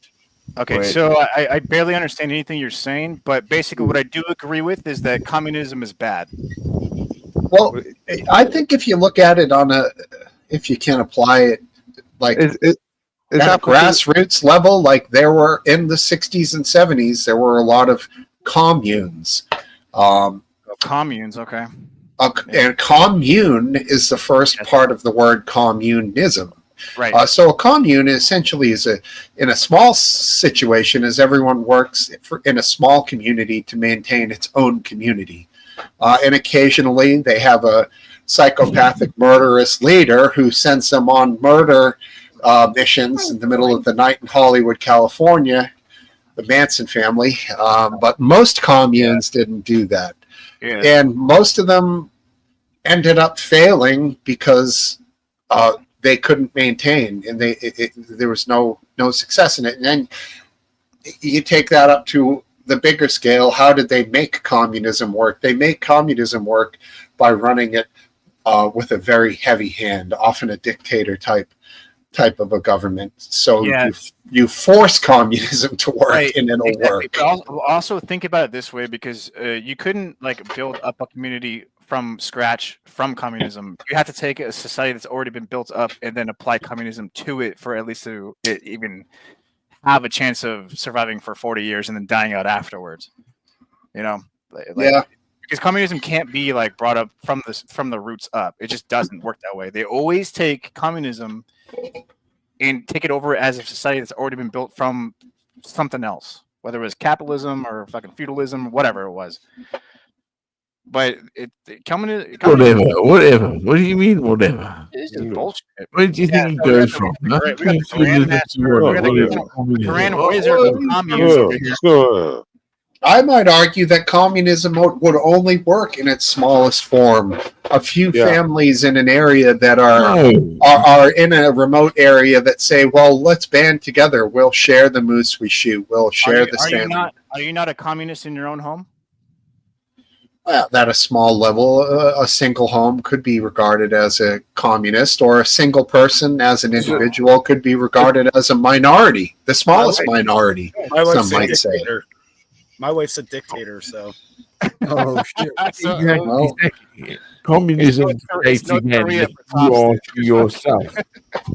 You are, given if you're greater, if you have the skill, you're doing that, no matter who you are. If you're good at that, all right. that's communism. The Grand Wizard of fucking communism talking to us right now. What the hell's going on here, dude? What's going on here? You achieved a new level. What's going on? We've got a new server in town. Oof. Yeah, what's up? What's up? So what's up with the spearhead looking KKK looking hat? What's going on? Oh, I thought you didn't even look at the hat. I was spacing out. Now I see the Grand Wizard reference. Looks more He's not Grand Wizard. He's just a wizard. Oh, okay. Don't put Grand in front of it, bro. That raises it to the bad wizard. He's more of a Gandalf. Hence the joke. Oh well, no, you need a robe to be that. Otherwise, you're just the Grand Wizard. It's not a white hat. Otherwise, I'd be concerned. Oh yeah, because sure. Maybe we should get into these racist references, huh? Yeah, well, if you want to go there, he could. He's definitely Gandalf the White. Well, that wouldn't be aired nowadays. Yeah, that's his best line. I am Gandalf the White, and I come back to you at the turning of the tides. Good line. Good line. Good. That was pretty good. Yeah. He comes up there in the forest with the Ents.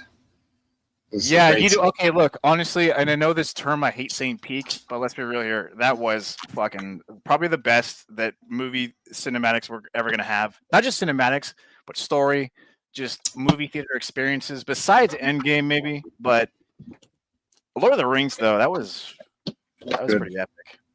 Is that your buddy, RW? What's up? He can't Win is see. here. Yeah. Who? Win. WYN. Yeah. definitely him, right? I don't see him, but I mean, if I hear him or something, I'll know. WYN. Winston. Oh man. That's him. That's What's Winston. that? Winton. I'm sorry. Whoopsie daisy. Yeah, people. Oh, wow. You got a ton of feedback to your mic. Buddy, That's but crazy audio. mic is hot. Yeah. Okay. Well, it's good. Great. That's good. It's good to see him. At least he's progressing in his military career. Yep. So Judah Winston's Ben-Hur, great movie. Really active with church, politics, and military. My understanding is that he's pushing towards a lot of political projects at the moment. If his mic's able to work decently, I'm curious personally to see what's going on for him, because he's a really young dude that's very active in community.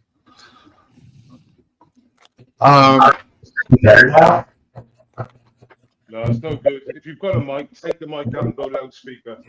No. Welshman, you're sounding ultra quiet, and yeah, Winton, try Yeah. Sorry, I'm back. fuck around with it a little. I don't know.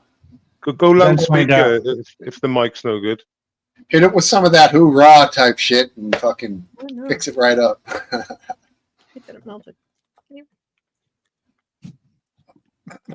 It's just ironic that he works for IT for government and his IT's jacked up. It's a battlefield simulation.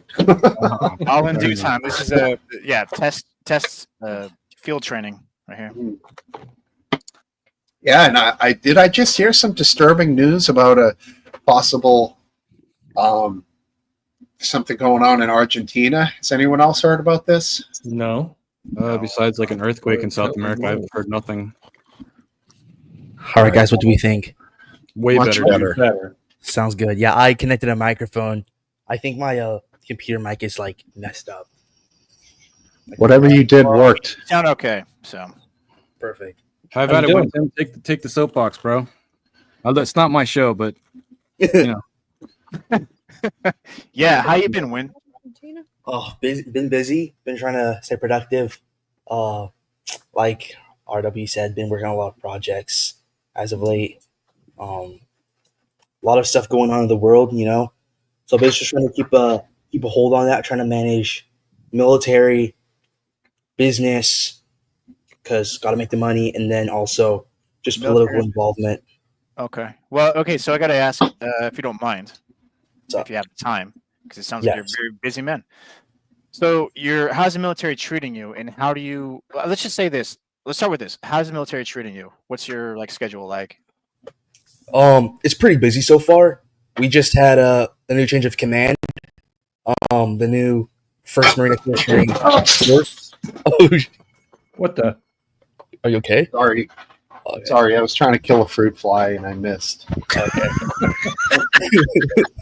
Well, that cup's definitely dead. Yeah. But yeah, just had the first MEF change of command. That was super cool. We had several dignitaries come in: Vice President, Secretary of Defense, Commandant of the Marine Corps, Sergeant Major of the Marine Corps, and pretty much a lot of the higher ups from the DoD in Washington come down to see this happen. It was the biggest change of command ceremony I've ever participated in so far. That's pretty cool. We're gonna have a lot of different leadership now, I guess. As for my work schedule, it's pretty hectic. Usually starts at 4 or 5 in the morning, and we usually get released around 4 or 5 in the afternoon, and that's on a good day. What's the job that you were assigned to? To me? Yes. Oh, personally, me, I'm a network administrator. I work on computers. I make internet. I provide communications and those capabilities to the field and whatnot. Okay. All right, that's all good. All right. Well, how about the business aspect? How's that going? How do you manage that between? Are you in reserve of the Marines, or are you like on active duty? Active duty. Duty, yeah. So where are you right now? I'm in California still, but I just got detached from my here. What's that? What are you doing over here? Oh, I'm in Pendleton, dog. You're in where? Camp Pendleton. Yeah. Camp Pendleton. Oh, okay. God. Okay. Yeah. Well, what are you doing over here, though? So I'm here with the 11th MEU, which is the Marine Expeditionary Unit. I don't know if I'm going to go on this deployment. Probably, I most likely will not. I believe I mentioned that in the server not too long ago. Do you have a choice to go? Not really, but sometimes I have decent enough leadership that they'll listen to me if I have any concerns with that. So, but generally, you just go if they tell you to. You're gonna work for us. I'm not your man. But right now, I'm in a support position, so I'm supporting this unit and helping them prepare for that deployment. Okay. Yeah, we're about to have like a massive joint exercise in Arizona, not too far from now. Well, within the I suppose whatever you can tell me, what kind of exercises are they? Just readiness, making sure we're capable, making sure we're able to do what we got to do. Because at least for my company has 3 different MEUs, so each MEU is responsible for like a specific sort of objective, right? So one would be responsible for responding in emergencies, right, like 911 type of situation. Others would be responsible for patrolling, right, going to patrol. And then the third MEU, I believe, is responsible for humanitarian aid and assistance. So like natural disasters or earthquakes and things like that, going to go send relief. What?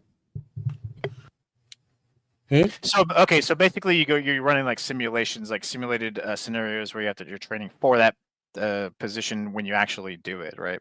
Pretty much. Okay. All right, that makes sense. Well, okay, so real quick, as for the business thing, and I'll stop asking questions. I'm just curious about how you've been. The business thing, how do you like run that while you're doing that? What's the aspect? It's definitely not easy. I think you just gotta put time into it. So the biggest thing is, so I do financial services. So I help people prepare for retirement. I help people set up trusts and funds. Okay, so you immediately sound like no offense, but you sound immediately like I know.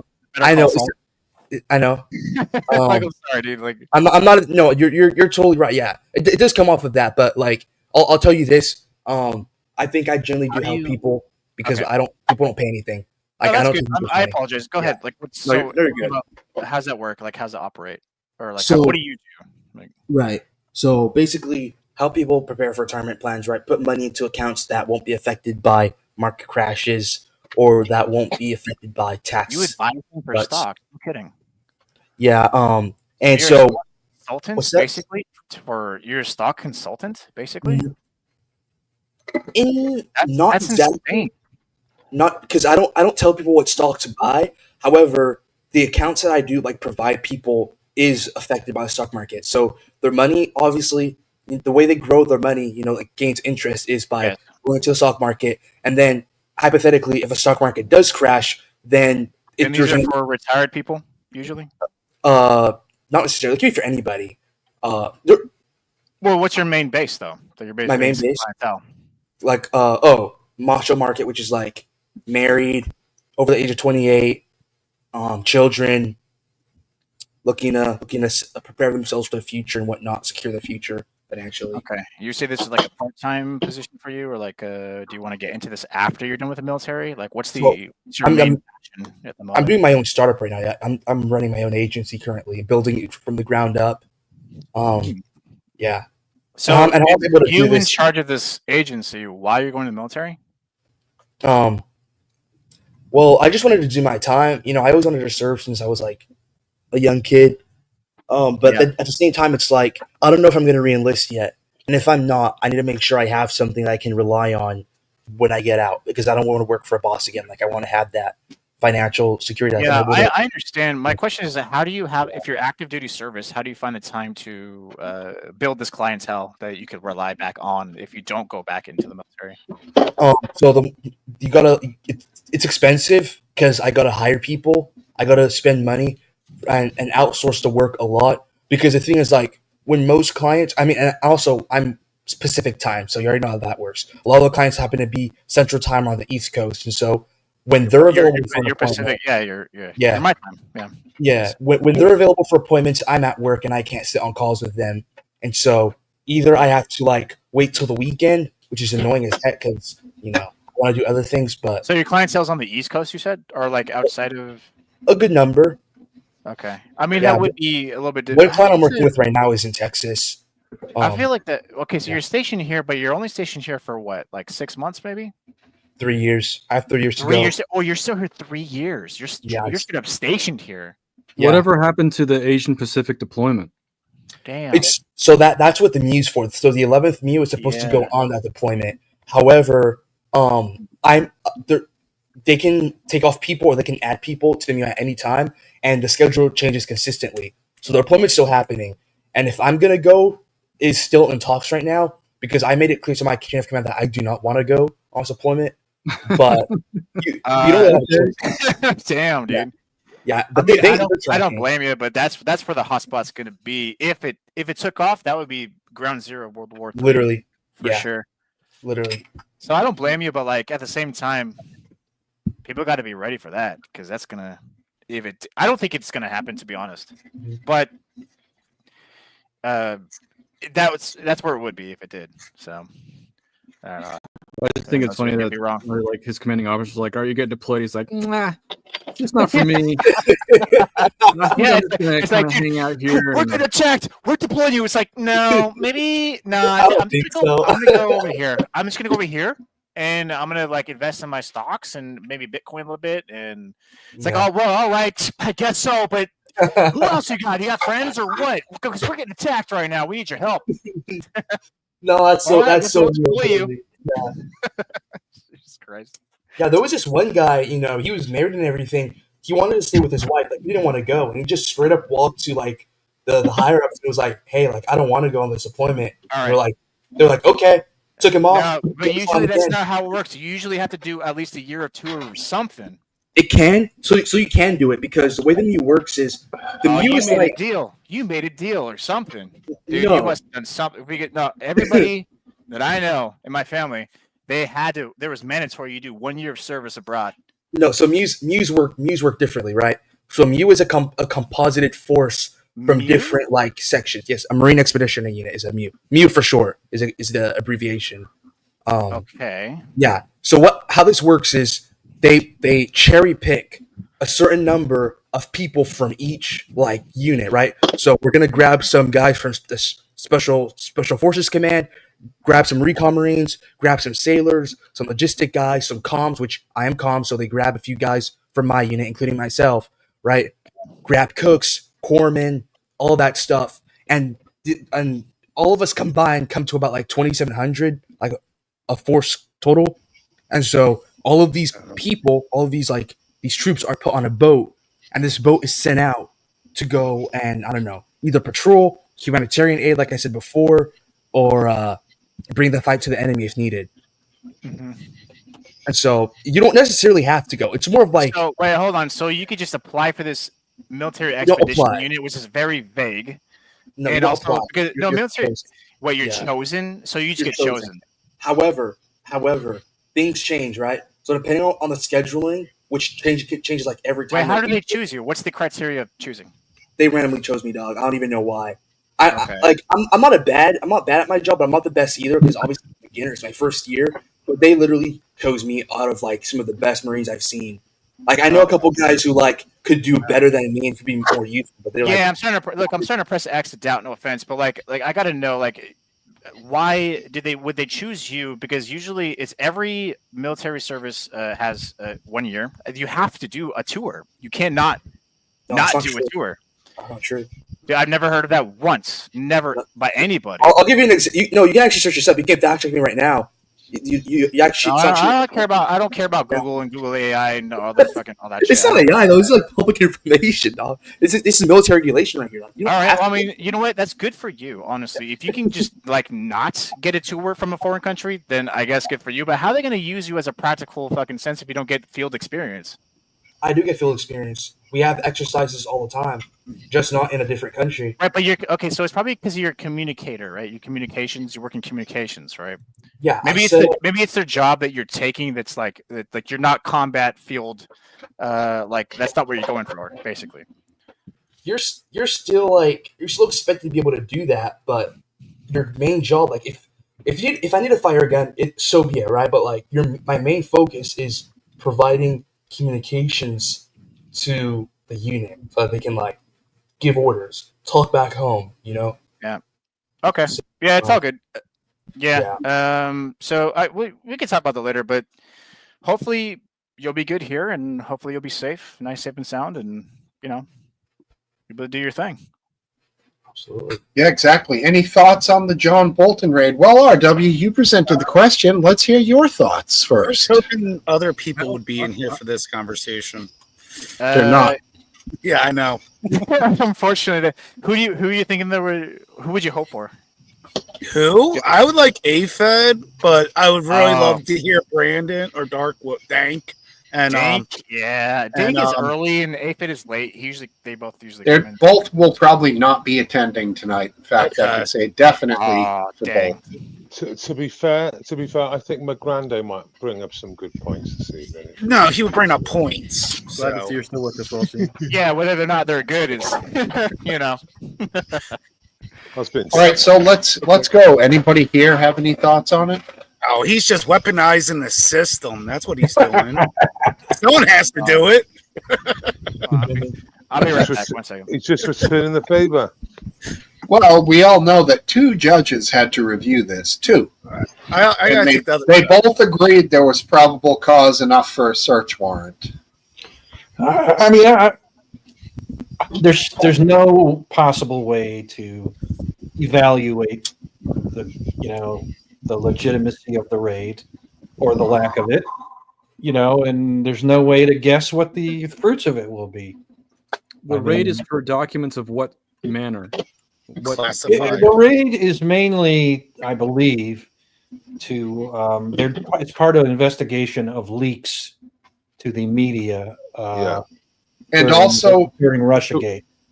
Also stuff that came out in his book. Yeah. And they already tried to go after him once for that, and now that might be part of this, but I don't know if it is. But see, the thing is, there's 2 sides to this. Is it that they're looking for actual physical top secret material, or are they looking for notes and thoughts written about top secret material? Like, physical any of it's illegal, but one of them is, like, I think easier to, I don't know, Last Chance, you might have a better way to put this, but I don't know, like, what's the level of shit that he's going to have? If it's something he's written about, something he once knew that's related to it, is that top secret too? Where does the line stop at top secret and what everyone else? It doesn't stop anywhere. It's a very vague and general law. It's very easy to run afoul of it. It isn't even restricted to classified information. It's anything that's called national defense information, which simply is having knowledge of it is a crime. Lemon, up you go. No, up, Lemon, up. Maybe it's if you have knowledge of it and you like portray it to the wrong people, maybe that's a crime, obviously. Yeah. I don't know. I did miss something. So what happened? Like, what I missed with this is John Bolton, right? Yeah. Well, they all have knowledge of it. It's something they got from when they had the clearance. He took John Bolton's top secret clearance away, and his fucking Secret Service. Isn't he kind of a warmongering dick? Yeah, he's an American citizen who did some good things for this country. I think he deserves Secret Service protection. And let's not forget, Iran has a fucking bounty on his head, and they would like to kill him. Yeah, because he wanted to destroy Iran. Well, what the hell did he do, though? That's the thing. Well, he was involved with blowing that guy up in the car, I think. Wait, he was also part of the Bush administration. Yeah. But he is a warmonger. He just wants. He's always up for a war because he's not. I'm not saying I like him, but I think employing him in your service as one of your head guys and having him attain the hatred of a enemy nation to the point that they want to put a hit out on his ass, and then taking away his security clearance after the fact is not. Trump had it taken away from him as well. So he was Trump's head. He was Trump's guy. Well, Just taking No, away but his it security wasn't clearance just is Trump's not an head. issue. I mean, didn't he? No, didn't he it's serve under a other security presidents? detail. The But security what's funny detail is is the issue. we've got Democrats bigging up John Bolton. Yeah, when you look at their reports on John Bolton over the last 10 years, they're cursing him out. But it's just funny now because they've got two white man bads, and they've got to try and edge their bets at the moment. So of course, Orange Man, even worse bad. Oh, so he that's served. all. All right, so it looked like he served under Bush. Hold Under on, Trump, hold on. too. Yeah, He Bush served under Trump. U.S. ambassador to United Nations under President George Bush from 2005 to 6. So yeah, that's what it was. Yeah. Well, he and served as Trump's head of the DOD. Yeah, and they ended up hating each other in the end. No, Yeah, well, that's because Bolton hates Trump's foreign policy. Like, he hates it. He thinks it's ridiculous. Yeah, and okay, you could say the same thing. Maybe Trump hated fucking Bolton's policy towards Iran. But here Well, we go. sure. Trump liked his policy towards Iran because, after all, Iran's favorite slogan is "Death to America." That's probably one thing they can agree on, but I think there's probably a litany of other things they disagree on. But Let's just say that they had a falling out, didn't they? He was Trump's national security advisor. There you go. For 2 Yeah, years. until he got fucking fired. What man is going to be foolish enough to have things in his house, documents that's going to get him landed in a brig? I just don't. This whole raid thing, I think, is a joke. It's like a political bitch slap. Like, You don't think anything's going to come out of it? No, I do not. So what was their excuse? Because honestly, I have done zero research into this. So what? Why did they? What did they rate him? They're accusing him the same thing they accused Trump of, which is basically He's a Trump what? Well, they done Trump. They done Trump. Same thing. Oh, and also the same thing that Biden got accused of, and he actually had done, but he had taken the documents from his vice presidency. Well, it's not quite the same thing. Okay, so well, it's in the same realm. Well, there's one critical difference, and that is Bolton. It's suggested, and that he leaked the information to. Well, would you really be surprised? I wouldn't be surprised if he actually did, but you got to prove it, right? Well, I would. Well, to people, but I heard that they said Trump was showing off these documents. And I also heard that Biden showed some of the documents too. You heard this, you heard that. I've heard a lot of things. I mean, come on. It's all hearsay. Like, I heard Trump fell off the fucking plane, but it's all fucking fake bullshit, dude. I fell off the plane. I seen them stored next to his car. I seen Joe Biden store the boxes next to his car. There's photos of it. Yeah, it was a nice bet, wasn't it? It was a big stack of them. Oh, we lost. He was talking too much. They deleted him off the server. No, he lost based. Yeah, the crown heard him talking, and yeah, they just like, nope, you can't have this talk. Yeah. Oh, that wasn't us. He probably said something mild online, and now he's gonna be. He's back. For it. This new notification at the top is pretty sweet, huh, Last Dance? It is. It's convenient. Excuse me with my rude burp. And there he is, Based Welshman. Okay, yeah. Of course, Bottle Cap coming out with a little bit of knowledge here. Bolton has authored several books, including "Surrender is Not an Option" and "The Room Where It Happened." Yeah, so I got a question about these politician turned authors. Yeah. Now, are they really writing their own fucking books? Because they're not trained to do that shit. Bolton might. This is somewhat like so. Oh my god, dude. Bolton might, but I don't think Bolton is some I bet you talking head anything. If idiot. you look into, okay, fine. I'm not saying he's a talking head idiot. Okay. But what I'm saying is that there's my objection. It's not an objection. It's a suspicion that I think that this is all politicized, and somebody else writes it for them on their behalf with their consent. Okay, but it's the same thing as far as I'm concerned. It's not the same thing because they're trying to portray it as him writing it himself.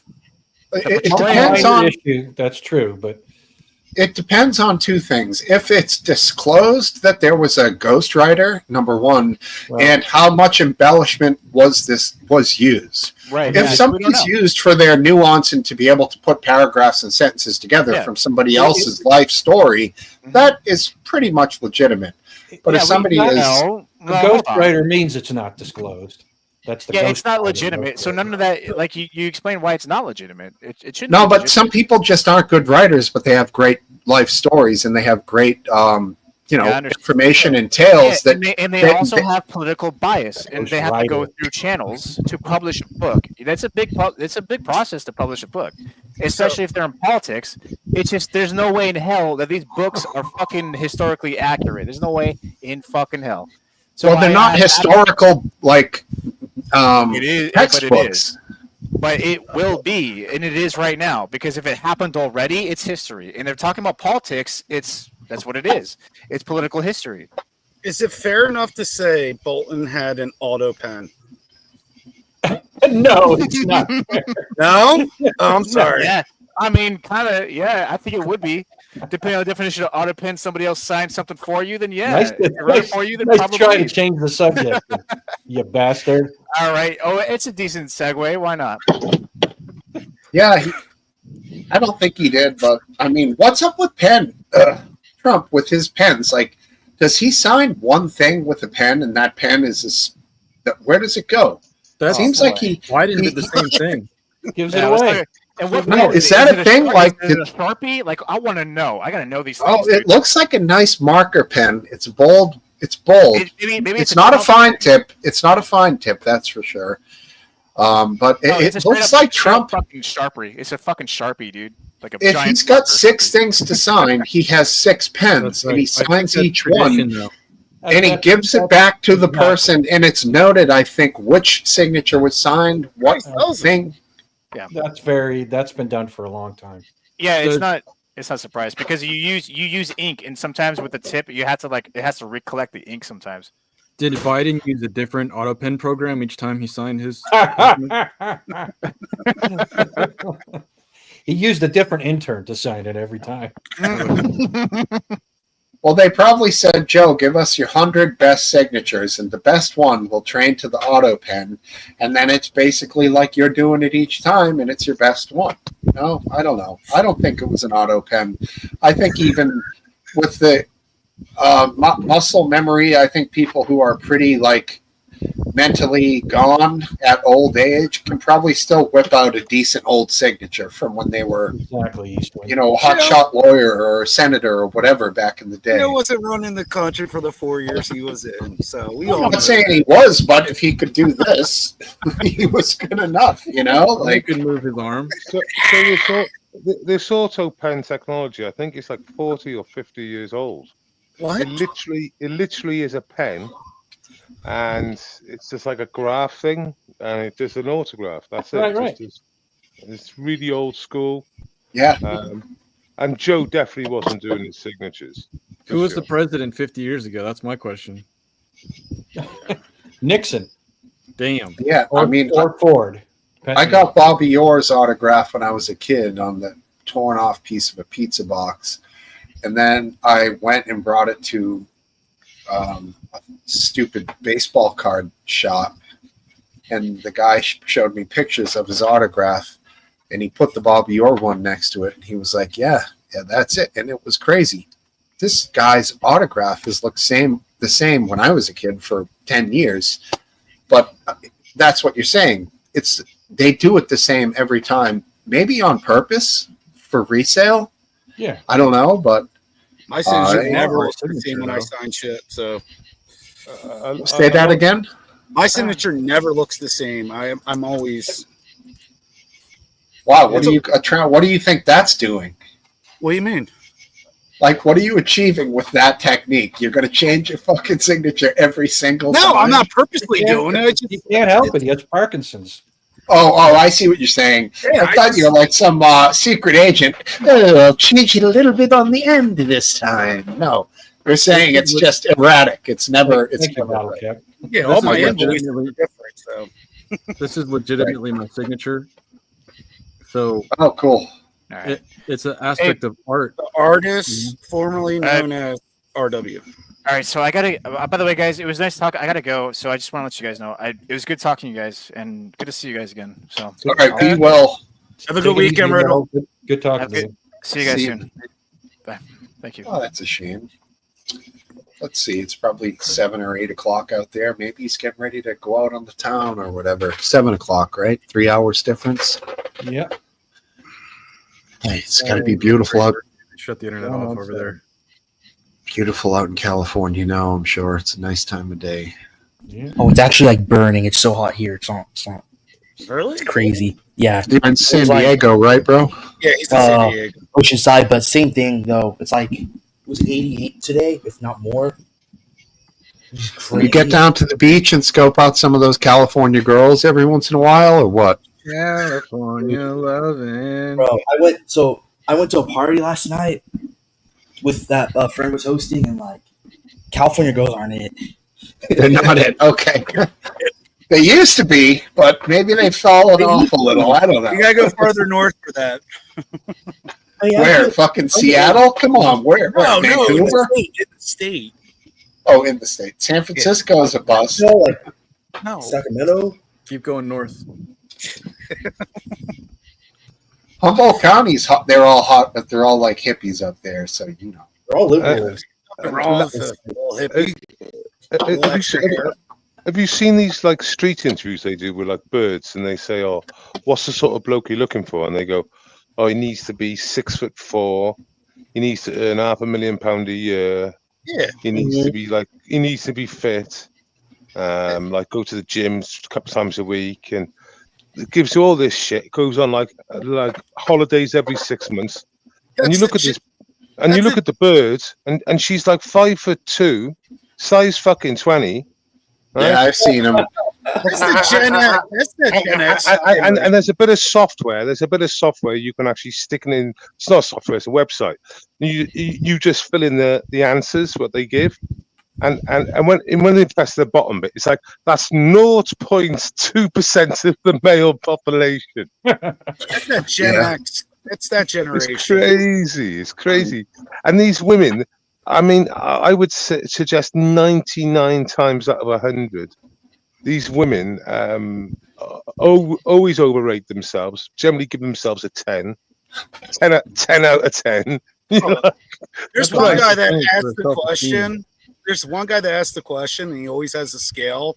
And after he gets done asking the question, he puts the scale down and, oh, jump on it. Let me see what you like. Yeah. There's some, I've seen and that they one. get all pissed off about it, and it's just like, nah.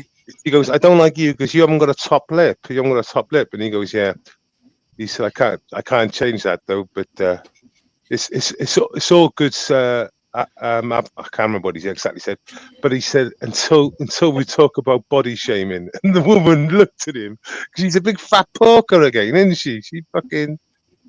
You know. Yeah, I just saw one recently where this guy has these two women that's in the UK, and he says, "Are you two ladies from Scotland?" And they say in a heavy UK accent, "No, it's Wales." And the guy says, "I'm sorry, are you two whales from Scotland?" Yeah, I've seen it.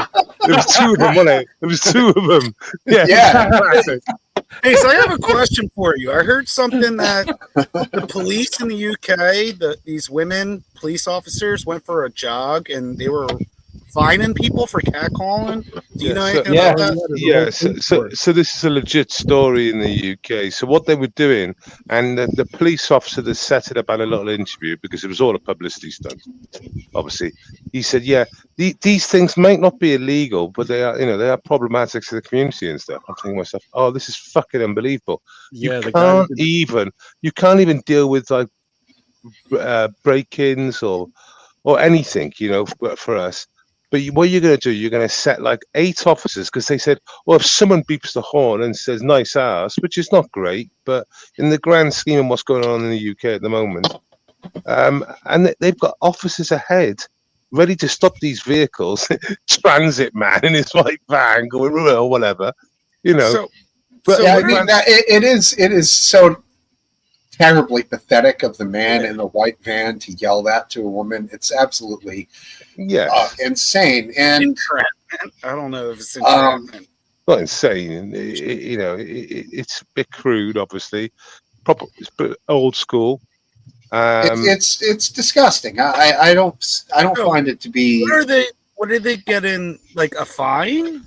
No, it's not. It's not illegal. It's not illegal. Oh, he answered the question. He answered the question. It's not illegal, but it's problematic. Like, so basically, they've got like 8 officers set up for this sting, and there's 2 birds running down the road with lycra hot pants on or whatever. And it's just, and she gave an interview too, and I'm thinking, what a waste of fucking time. You're telling me you joined the force to get White Van Man and his crude little fucking Scout house. Yeah, it's like fucking hell. It's just embarrassing. Let's just turn on your camera, Riddle, for 1 second. Somebody could have screenshotted him. That ain't Riddle. Riddle sounded like he was leaving, and then now this guy comes back. That's not taking it. Riddle, just turn on your camera for 1 second, bruv. I know he's got a good camera, so he would, and he did earlier. Yeah, and he's not now. So second it goes on, I see you. So once again, see how he stalks me all night. If this is him, he's stalking me all night. It's white. There's no camera. It's like he's removed the avatar, so it's a white screen. All right, there he is. There he is. Is it Riddle? Is it Riddle? It's Riddle. You can shut it off if you want, bro.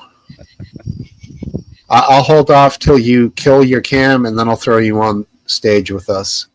If you don't want to be on, you're ready. You're ready. Thumbs up. He's thumbing up. He wants to stay on camera. Motherfucker, dude. What? Oh, Jesus Christ. All right, so what I wanted to say, it was just a funny thing. I saw the Superman movie, right? Okay. Just a little quick thing before I go. And you know what? Yeah. Superman. I don't think it was woke. I think it was actually good. I liked it. I enjoyed it. Oh, I didn't hear anything about Superman being woke. Well, I mean, some people, right? Like, how people on the right get, right? Yeah. Oh, sometimes it's like, well, I mean, there's virtue signaling, but it's not woke. Like every movie does. But I would say it's a good movie, and I recommend it. I thought it was awesome. All right. Interesting. I'm not even a Superman guy. I mean, I think you're going on the same line as I think the rebranding of the Cracker Barrel thing was dumb, but I don't understand the woke application to it. Well, comics were like very kind of silly sometimes back in the day, right? So a rebranding of comics might be probably pretty good in this aspect, and I think they portrayed it pretty well here. I mean, yeah, there is virtue signaling, but it's not woke. So, but I liked it overall. I think isn't virtue signaling literally woke? No, because you can do that on both sides. Yeah, exactly. Virtue signaling is applicable to both sides, but it's virtue signaling to the left, sure, but it's not woke though. If you referred it to the left, then it would be woke because that would be the next thing you'd think of. No. See, but I there's a understand line. it could be played both sides. Woke is the term woke is being overutilized. It has no more meaning anymore. It's like just because it's left, it doesn't mean it's woke. But it has its own meaning now. So to many people, it means many different things. So it's a huge umbrella term. So when someone said virtue signaling and someone said, what word would come next, I suggest a lot of people would say woke. Yeah. I know it goes both sides, but if you're referring to the left, that's what it. Well, I mean, okay. Sorry, I got my cameras here, but like, I'm not looking at me. Anyways, I'm trying to put it into a position where it's not going to be. Actually, it's like a little mouse. Oh my god! Oh my god! What? Anyways, I'm sorry. Let's just say Superman was a good movie, and I recommend it. It was good. And you know how I am about politics, right? So yeah. Thank you. I would say it's good. I think that this is where it's the point where the controversy is like a little bit too much. It's annoying. Where you would say it's woke. I don't think it's woke. Would you recommend Barbie? Fuck no, I wouldn't recommend that piece of shit. You, you, you, you know the hell no, actress. pardon my language, but hell no, dude, that's a piece of crap movie, dude. But although, but there was good scenes in it. Like for example, everything with Ken was awesome. Everything with Ken. Yeah, everything. Seriously, because he was entertaining, dude. I mean, they portrayed him as a dumb male. No, you seen the movie? You seen the movie? Yeah, I've seen it. I did. Yeah, I did. I did see the movie. So. You had to. It was one of those I had. Well, to. it was. Okay. But I saw it and it was like, all right. Well, the only good thing about it is Ken. Basically, Ryan fucking Gosling. Yeah, he did well. He made the only. Yeah, he was good. He was good in that. So, but movie as a whole, no, don't recommend. Hell no. You know the Seven Dwarfs movie with the actress? You know, Snow White. that was... Snow White. Yeah, the Snow White. Yeah. Well, I seen the meme earlier on where they had Cracker Barrel, old label, and then the new label underneath it, the actress. That actress from there. And it is just self-destruct, isn't it? Well, I think the actress killed that movie, so that was the problem. Not because it was Hispanic, it was her mouth that killed that movie. It was her mouth, dude. It was like she could have sold it if she was like actually praising the movie and being like so excited about it and had a bubbly attitude like Snow White is. But no, she was the complete opposite. She was shitting on the movie. She talked shit. She said weird, called him a rapist. Like the weird thing, like totally.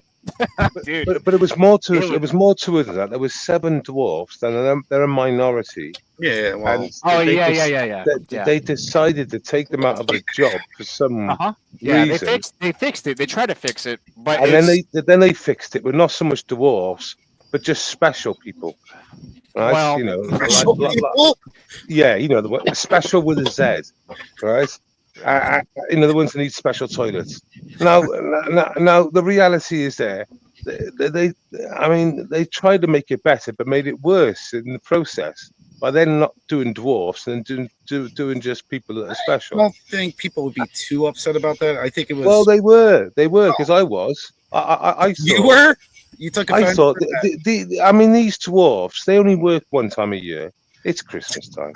You know, from about October to the first week of Jan, and then it's game over.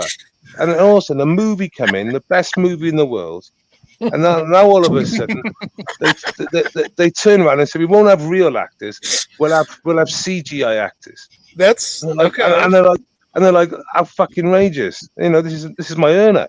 And they're like, no. I tell you what we'll do. We'll just get special people in and not CGI. And it's just like, yeah, you fucked up and like that. You know, and what do dwarves get? Like one memorable dwarf every 5 years. You know, you got the guy from Game of Thrones. You got, I think it was the same guy in Elf, so he's clearly getting all the work. Well, that's the two. That's the two in it. That's the two. That's the two dwarves that get all the jobs. That's one guy, Peter Dinklage. I think he's like the only actor that's a mini person. What do they call him again? What's it right? There's a British one. I'm not good with this. Vertically challenged individual. They call him a dinklage. That's the new term because there's literally one left. That's pretty kinky, actually. Bridget the Midget's got a good run going, huh? The porno star. Oh wow, I've seen Who Knew. So okay. What, Peter Dinklage? No, Bridget the Midget. Oh, don't look it up. Don't look it up. I will not. Okay, I will. Don't look it up. All right. Who else do we have? Was Emmanuel Lewis a little person, or did he just have like a little kidney thing or something? I don't know. Wasn't he a child in the TV show? I don't know. There were rumors about something. There was a black actor that was like in his mid-30s when he was playing like a 12-year-old black kid. What you talking about, Willis? You talking about, Willis? All right. Okay. All right. Mr. Drummond. What the hell was that show called? Silver Spoons? No, it wasn't Silver Spoons. Different Strokes. That's right. You had the guy from was he a fiddler? Was Willis a fiddler in the end? Fiddler? A fiddler. Yeah. The wrong in kind? No, he didn't play no goddamn violin as far as I know. Didn't he get found out in his 50s and 60s something? I have no idea. Not knowledge. Gary Coleman. What you talking about, Last Dance? Does it say he was never a? Every 5 years, a midget blows Don't up be on- sorry, Riddle. Thanks for being here, buddy. See ya. How can they prejudice Walt Disney against dwarfs? It's outrageous. I mean, it's literally 7 there, Riddle. I mean, we know you're leaving because you're bored, so it's not like you could say, "Oh boy, golly, look at the time." I was about to say, Mr. T's not a vertically challenged. No, Mr. T, Yeah, I put it not at as huge as he, not as big as. You know, the funny thing is, when he fought against Hulk Hogan, against Rocky, he looked way bigger. But Sylvester Stallone is like 5'7". Oh yeah, he's short. Yeah. But when Hogan fought against Rocky, like they couldn't do anything about those camera angles. Rocky was just tiny compared to Hulk Hogan, man. Oh my god, I didn't know he was like 5'7". They do a good job at he's tiny, dude. not alluding to that fact. Yeah, he is tiny. I mean, Thing is, do you see daughter's some of like the 6 pictures foot. of him from the 70s, early 80s, late 70s? Like he'd go to the beaches in Europe and shit with his girlfriends. Man, that guy wore some embarrassing little underwear bathing suits, bro. I don't know how you could ever live that down. God, I guess it's. Botox is a hell of a drug. I mean, yeah, I'm talking when I was nothing. I was a baby. He was doing this, so yeah, he's shredded still now. But back then, he was wearing some gay ass shit, bro. I mean, damn. But in his defense, he was with some of the hottest women on the world. So Sylvester Stallone, he did all right. You know? Fashion has definitely changed over time. I do not miss the 90s or the 80s fashion at all. I miss 90s fashion. 90s fashion Bow was jeans. denim and certain Jankos, colors. baby. Baggy ass pants. You can hide everything in there. I mean, yeah, I don't like think that was really bad, but the moon pants and other aspects of things, the neon colored windbreakers and things, I really don't. 80s were the worst with everything. 90s clothes. Early 90s you're speaking of, right? Yes, the pastel colors. I don't miss that. Well, unless like you were part of the pastel and grunge neon. scene.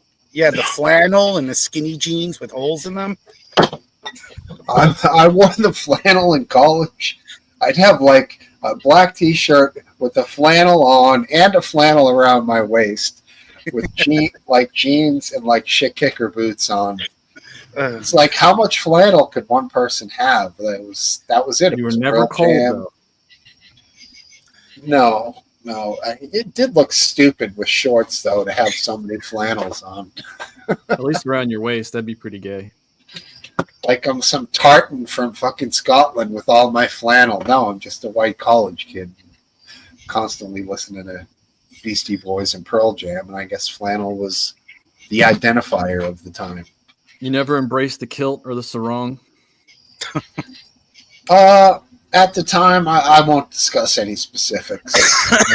When I was in Hawaii, I actually did the sarong for a while, and it's hard to get used to because you definitely feel way less manly. But when you're laboring in like 100% humidity, you get to understand why it's so appreciated. Yeah, I could see that. You're not winning alpha points unless you're a big Samoan. Then no one challenges you because they'll die. Yeah, there's some people that wear that shit and just want to get challenged. They're like, call me gay. Do it. Yeah, exactly. Fuck you up for it. I'll eat you, bitch. Oh, I didn't know English Bottle Cap doing a little IMDb of Peter Dinklage, and I didn't know he was in one of my favorite movies, Willow. Loved Willow. Wasn't he an elf? Star Wars, obviously the newer generation. Austin Powers, yeah. I'm thinking of another guy then. He was an elf too, I think. He was an elf. Yeah, he beat the If he shit wasn't, out. That was the that shit was funniest. Oh yeah, it was. We were saying that at literally the same time, dude. I don't like Will Ferrell movies, but that was one of the funniest scenes I ever seen. I mean, Christmas movies are pretty thin, honestly. So, like, if you could find one that has any laughs in it at all to watch every year with the family, I think Elf covers it. You know, it's like Elf and A Christmas Story Those are the only two I can really tolerate. Another thing he was in that had a lot of clout for at least the gaming community was he was the original Ghost voice actor for Destiny, and then they replaced him. So he has very good voice. I like old movies for Christmas movies. Like It's a Wonderful Life. Not that one. I don't like at all. Oh, well, Jesus, thanks. Yeah. Thanks for nothing. Take me off the show now. What do you got? What do you like? Story. The Bells of St. Mary's. I like. National Anything.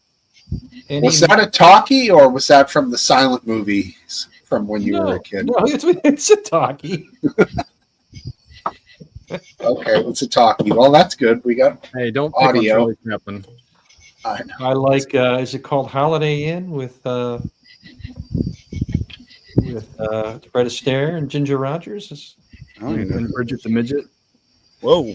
Are you talking about Hotel, Motel, Holiday Inn? No, I don't think I am. Okay. I've seen that now, one. Now I got to look it up. She was Ballcap was saying that Warwick Davis was in Willow, and that makes sense to me. It wasn't Dinklage. Okay. What I'm thinking of for a good Christmas movie, like I said the two earlier, and Bad Santa. Bad Santa, yes. Very funny. Bad Santa. It's a family movie. Is that the one with Billy Bob? Yeah. Billy Bob. Yeah. Oh, that's not a family movie, but that's a great movie. That little kid, that little innocent, little chubby little fucker is when he's like, "Do you want some sandwiches? How much lettuce do you want?" Billy Bob Thorne's like, "Jesus fucking Christ, kid!" Like, it's great acting. They're like, it's so in the scene of randomness with this, wayward, goofy kid with this drunken, perverted Santa, and there's a dwarf in that one, the black dwarf. Funny little bastard in that movie. Yeah, the little elf. Yeah, great movie. Just awesome. I think I'm going to say that's better than Elf. Sorry. Elf is a family coordinate. Yeah, they're not outside of the same solar system. We're not talking Alpha Centaurion and some other one. We're talking within one solar system. They're Christmas movies. Well, it's like comparing Nightmare of Elm Street with Halloween. No, that's not a good comparison. Is Halloween a thrasher movie? Yes. It's not. Michael Myers, Halloween? It wasn't really a thrasher movie. I think you'd be more saying, like, what'd you say, Friday the 13th? And, like, I Know What You Did Last Summer, which is like, that one, yeah. That's more of a comparison because, like, they're opposite sides of the spectrum, if you follow me. I think that. Or like Scream and Scary Movie. Oh, yeah, because a comedy. Yeah. Yeah, one's literally a parody of the other one. So, I mean, yeah. If you guys like lawyer, private investigator TV shows, Billy Bob did a really, really good job in Goliath. Never heard of it. Me neither. I'm going to go in a sec, lads, but before you go, I've got a very funny video in the back. Oh, that was great. All right. I saw that. It's hilarious. Without telling everyone, it's so fucking carnage. Where there's a blame, there's a claim is crazy. Honestly, I saw this dude. This is hot right now on social media. But we'll definitely surprised. I mean, with the fucking music too, it's good. And it's so bonkers because it's just like the cartoon, and they're getting whopped. People are. Let's investigate. Is this thing AI? I mean, it looks. No, I don't think so. But it's some place in Thailand. They don't give a fuck. Clearly, yeah, clearly. Regulations are down over here in the old wherever the fuck this is. Oh. Oh, this is definitely not America then. Look at this. Fuck off. Shut up.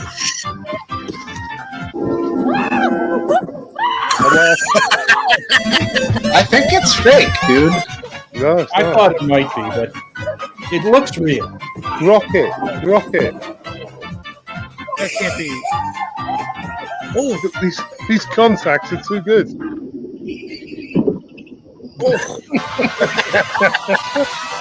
Look at the brick walls you get. There's like brick walls in the middle. No, it's fake. It's definitely fake. Why? I just, We need I'm to just- make this. there's no way it's real.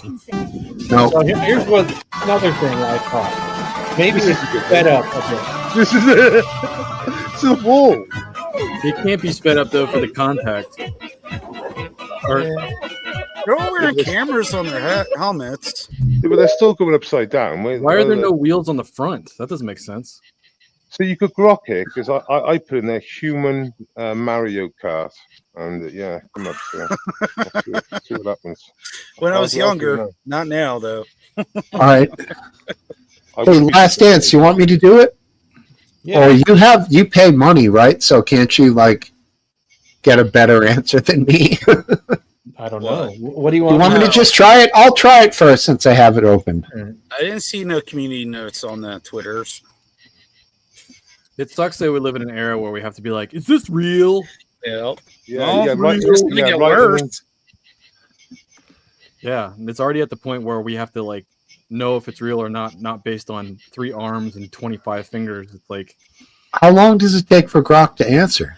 It can be pretty slow at times. I've got it. It says, I'm assuming your inquiry about human Mario Kart refers to the real life action version of Mario Kart game series, possibly inspired by results. no, not it. Okay, yeah, do it off that tweet then, someone. Just see if it's real. You can take. I that just link- did. I asked Grok in the Oh, right, comments. okay. It says if it's you real. take this link and you actually ask Grok. It looks he'll give real. you- It looks Yeah. very real. No, you don't ask Grok from the link. You go to the video and you ask it in the comments. Yeah, that's You it. can do that, but it's a long response time. So I'm grabbing the link now and going to actual Ask Grok, and I'm Okay, let's putting watch the it link in. again. Oh, wow, look at you. Let's watch it again for the lols. I mean, Grok tells me yes, it's true. The downhill go karting experience depicted in the expos That's is awesome. real and takes place at the Cao Nguyen Hoa track in Dalat, Vietnam. They must That's sign it. awesome. They must sign a disclaimer on it. I'd say so. And they also probably expect to get some pretty kick-ass footage. So maybe it's worth it. Fuck yeah. The one guy, the first guy, seemed to be hammering people on purpose. And he was like laughing about it. Like, I just broke your back. Woo! Yeah. Fucking crazy. Love it. It was the people falling off the track that was like funny again because it's totally like out of control. There could be anything down there, sharp or nasty or something. Oh, And sure. off they go. Off they go. Yeah, and they're not good drivers. I feel like if they were like pro drivers, like, fucking Has nothing to do with like if these guys were F1 driver, if they were F1 drivers, it would probably be a pleasure to watch. Well, there was one of the chaps that fell off the track. There was a big bend coming up, and he hit this bend. He hit that bend like triple the speed his mate was doing, and his car didn't even turn. He just went straight on. Could you Yeah. imagine if people from Vietnam or Taiwan just came over to here and like drove on 695 or something? Oh, they do it all the time. Yeah. All the time. Like if some Sikh did a U-turn in the highway and killed 3 people. For example, that. Yeah. That's one, but I'll be back momentarily. And sadly, what most probably would have killed those unfortunate people was the thing that they were wearing a belt. I know it sounds crazy what I'm saying here, but I know what you're going to say. If they'd have ducked, You're going to say they got their heads cut off because they couldn't go down. yeah. I mean, my uncle who was carrying a load of copper pipe in his van, loads.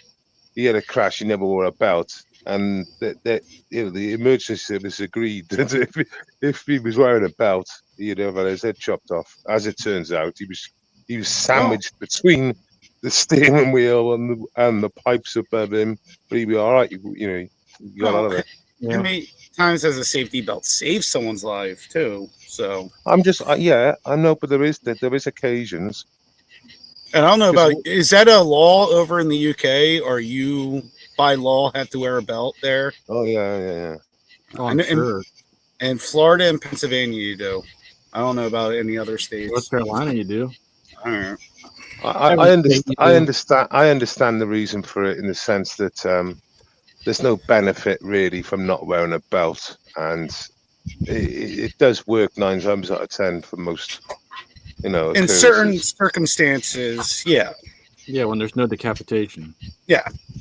Yeah, anything bar decapitation, you're still going to move. You go into the water too. You can freak out. But odds on, the car went. It looked like the car basically literally got chopped in half, and obviously, Yeah. But how fast is their reaction to really duck that? Because have you seen the footage? Yeah, I've seen it. I'm not sure about the speed of that incident. It didn't look like the van was braking because it wasn't going. The hood wasn't going down. It looked like they just ran right into it. But I don't understand how a semi can turn that quickly at speed. I don't know what speed that semi was going. No, it wasn't. But he thought he was driving an estate car. That was. No, but my point is, if I'm driving on the road and I see a tractor trailer turning off into the to the left, my reaction time, I guess, is better or something. The reaction time of that vehicle was not there. Wow, cool. Yeah. Brock answered me. I feel like somebody now. Golly. I made it. I made it, fellas. Welcome to America. I made it to Brock. Yes. They would know if there were skid marks leading to the crash, but it didn't look like they were hitting brakes. That's not right to mess them around with that. Anyway, I'm curious if the group knows that Carney dropped off the reciprocal tariffs from Canada. I saw that. I didn't know because the news didn't report that to me. He dropped it off very all quiet. in nickels. There's 3 truckloads now. What happened? What was it, RW? Basically, he announced to his people that because we have such a good relationship with the United States and we're going to, we have such a good deal already, we're going to drop off our reciprocal tariffs. Cool. Is that going to make our grocery prices go down? I don't know how it's going to affect us, but I told Scum last night, I was like, well, expect your Jim Beam back on shelves or something. I'm curious if it's all over now. Yeah, he bottled it, did he? I'll tell you this. Wife came home the other day from the supermarket and was like, there's not too much stuff left on the shelf that's less than $4.99. $5 basically. Yeah. It's a worldwide thing in the moment, mind you. This is... so now it's like you go in for 5 or 6 things, you could be $30 or $40. It's not like you used to be able to go in with the 20. Now, if you're going to do that, you got to go and find the cheapest shit, lowest grade of everything. I think the ramen is still 99 cents a pack. Exactly, dude. You die if you eat that all the time. It's fucking horrible. I've heard of it, but I've never known what it was. I like a good ramen once in a while. We get some good ramens. My buddy's like a major ramen guy. But I'll saute vegetables, I'll cook up some nice pork chops, and we'll have some nice ramen noodles on the side as a carb. I'm not going to have like a bowl of that shit for dinner. That's nasty. Is it like a soup? It's instant noodles. Yeah, but most people don't make it a soup. They do their own little things with it. Right. It's instant noodles with 300 or 3 days worth of salt in one meal. Oh, usually about 1 1/4 days. Last time I checked, it was like 3 times the intake load. Well, it depends who you go to for your intake amounts. MSG. I know some people that take way astronomical amounts of sodium compared to what they recommend. I just mean on the label itself. Right, I hear you. But the guidelines is what I'm referring to. Right. And also, have you guys heard of this new thing that people are taking supplements of nicotine? What? Yeah. Yeah. Nicotine is good for you. Yeah, see, it's these guys. It's these fucking nut jobs. Remember ivermectin? Nice one, lads. I'm out of here. Just remember ivermectin. Ta-da. All right. Have a good one, Base. See you, man. Yeah, this is a new thing. The fucking nicotine. Guys are buying fucking that gum. What was it called? Nicochew? What the hell was it called? Nicorette. Whoa! It's with the CA, NICA, or like nicotine. I think that's how it's spelled. I don't even know. I'm just trying to get out of a hole here. Well, what's the packs the ones that Zen. Zins, yeah, Zins. Zen. Snooze. I was at a thing for my kid at her school not long ago with like athletics and families, fun stuff. And I noticed this father just popping these Zen things into his cheek. He was just jamming them away in there, man. It's like nonstop. It's not tobacco. Well, I mean, what the hell is it? It's a little packet of absorbable nicotine. What else is in there? Are you talking about those little white snuff packs? Yeah. Snuff would imply nose, I think. No, snuff. Snuff is what they call it in the South too. You're talking about snooze that I've been right. No, Zen is like a pouch they stick in your cheek outside of your teeth and like between your cheek and your gum. Yeah, it's not messy like chewing tobacco. It's a little weighed out. Let me look up what snooze is. It's not snooze. It's fucking Zyn. ZYN. That's like What's snooze? What's snooze? That's Snooze, the caffeine you can Swedish sniff up. tobacco product places a pouch of powdered tobacco leaves under the lip for the nicotine to be absorbed through the oral mucosa. What's snuff? That shit they used to stuff into their nose in like the upper Michigan area. It was like Zyn is a tobacco-free nicotine pouch containing synthetic or extracted nicotine. Synthetic or extracted? Big difference. Is a traditional tobacco-based product from Sweden. So Dawn's saying that apparently nicotine protects your secondary lung something from receptors. In my opinion, there's got to be some fruit or vegetable that does that same thing. If you're going the nicotine route for healthy lungs, that's almost like smoking crack for good energy. RW, it reminds me of the Simpsons episode when they combined tomatoes with tobacco, and the livestock got a tobacco when the sheep bashes down the door, and it's like more tobacco. Yeah, like it's exactly what this is. Like it's an addict. Is it a stimulant? I think nicotine's a stimulant. Yeah, right? it's a stimulant. Caffeine, nicotine. Yeah, all the enes. They're close. I'm not saying I'm opposed to it. I guess I just don't. I want to have a lot of water and nutrients during the day, normal, clean stuff, and then have beer at night.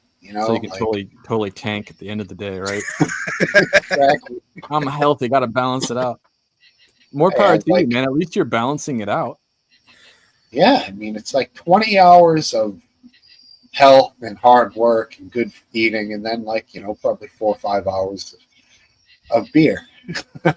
So but it's just the way of the world. What do you guys think of the technology change from cigarettes towards vape cartridges and marijuana towards vape cartridges? Like, what do you guys think of the vape technology? Is it just something in 5 or 10 years they're going to be like, it's cancerous as shit? No, it works. It's not FDA approved or anything, so it's also there's not enough time to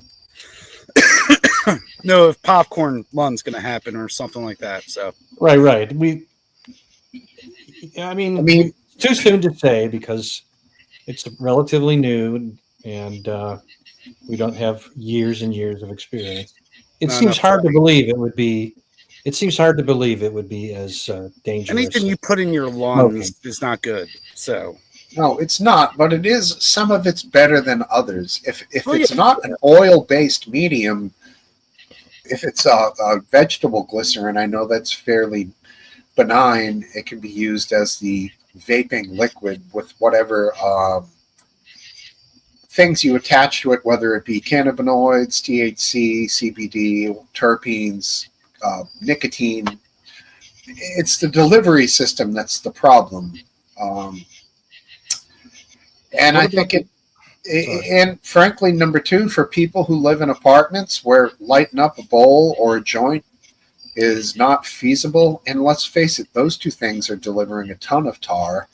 There should be a way that they can do it and have there be no smell and also not bother their neighbors. No, cartridge also delivers more THC, though, doesn't it? What the? Higher level. Well, the cartridges can have a higher percentage. Oh yeah, they're like 99% most of the time. So even Mr. E's saying, better than tar. I agree that smoking the leaf takes in a large volume of carcinogenics, but I think that these vapes are giving people the ability to take in large volumes of nicotine and THC much more normal than they would before with smoking flowers. So the onboarding of that much chemical over the time, it's got to have some type of degrading effect on the mind. It does. Problem is, I like it. I like the smoke. You guys see me blowing up big bomber hits out here every pub because I like the smoke. It's enjoyable. It's something that humans have done since the dawn of time. They found that people have been smoking things, inhaling things. It's a pleasurable act. I feel like there's something with certain things that goes back to when we were all hunter-gatherers. I think fishing is one of them. I think smoking is one of them. Being around a fire, hunting, these things that I feel like are in our systems as humans from before civilization really started. And I think that's why they're so popular. As a hunter-gatherer, you can smoke fat bongs until the ripe old age of 40 when you get gutted by a buffalo. Cup of tea, I know how to eat my edibles, bro. 2 for 1 on this one, buddy. In our civilization now, we live and old enough to get COPD and all these things. Whereas if you look back at the average lifespan of adult male, kind of ugly numbers if you go back in time, dark ages and all that. Yeah. Well, we've certainly increased the lifespan now. People are living a lot longer. Unfortunately. We have quantity of life. I guess quality of life is the next equation, right? As someone who's 63, I'm not going to spit at the chance of living longer. Yeah. Well, my dad's 90, going on 91 real soon, man. And he looked at my bro and me a couple months ago, and he was like, "Yeah, I'm not ready to go yet." Oh, really? We're like, "All right, cool, man. Well, we're here for you, whatever you need." But I feel like he's such a realist at his age. He's like, "Yeah, it's still good, still fun, still enjoying life." Good for him. Grabbing a hot cup of Joe and sitting down by the ocean and watching the guys fish and surf is good. It's still good life for him, So good for him. He's got a better quality of life than many do at younger ages. Exactly. My grandfather yesterday called me and said, "Hey, can you bring down a wheelchair? I can't walk on my left leg." And I was like, "Fuck." And then I get down there and he's like, "I really just want to mow the lawn." So I find out that a couple hours later he can walk on his leg good enough, and he goes out and rides the 0-point turn for 4 hours and mows lawn. So those old guys are legends, man. Yeah, they are. That at least for a day. Yeah, I see it. You see it. Some days the old joints are seized up. I don't know what it is, and they're just like, it's a napping day, and then other days, boom. Gotta go take care of shit. And reset it. You're like, damn. Right, exactly. Yeah, have one for me. I did, buddy. One for me and one for you. They're only light, 20 minutes from now, we'll see how you're doing. light gummies. I've tried Right. edibles. Not a big fan of them. It was a heady high that really screwed me up because my head was high, my body was normal. Never did How that does that again. work? It was weird. It really was. Yeah, it was you like know what? 5 years ago. So You can even that right out if you take just like one big hit off of the joint, good. and then boom, your whole thing is high. And then I you're used to all be set. good. I get paranoid with it now. Like there's nothing to be paranoid about, but I get paranoid. Yeah, I think happens that's to the side everybody. effect of the actual It's drug. weird. Happens with some people, man. I know a lot that end up saying they were trying to hide on the couch or looking around the room. and just But not also the comfortable. sense of feeling, like I get more. I don't know how like if I have a little minor like bruise, it feels like it's in pain more when I'm. So, it's weird. Imagine having gas and thinking you're having a heart attack. That's a fun I've been there before. I Yeah. thought my kidneys or my appendix was going to blow up one time. It was just gas. Yeah. I Once you can't have it. partake anymore because of anxiety attacks. I definitely miss the experience of the artistic creative high. And when that turns into, you just think you're having a heart attack and your heart's stopping and all that, it's easy to walk away from it. That's just your body being confused. So No, I think I actually have allergic reaction to it now. It's Oh, more really? of a chemical imbalance type experience. It's not all in my mind. that's possible. It's I've tried to possible. work If it's- around it and I just couldn't. So I finally had this accept that that's what'll happen. Sure. Reactions can happen to anything. So Yeah. it's certainly possible. It just sucks. Negative Like, reaction. 30 years and then you're allergic to it. Man, that's criminal. That's why No. I don't think it's that. But if that's your instinct, then go with your instinct. You know. Because I had reactions to it before. I was just able to overcome it because I'm a strong man. You can't stop me from my drugs. Like when I was I could get you back into it. Give me like 3 days with you, and you'd be like, you'd come out like motherfucking, Smoke Steve practically. Right. But Hey guys.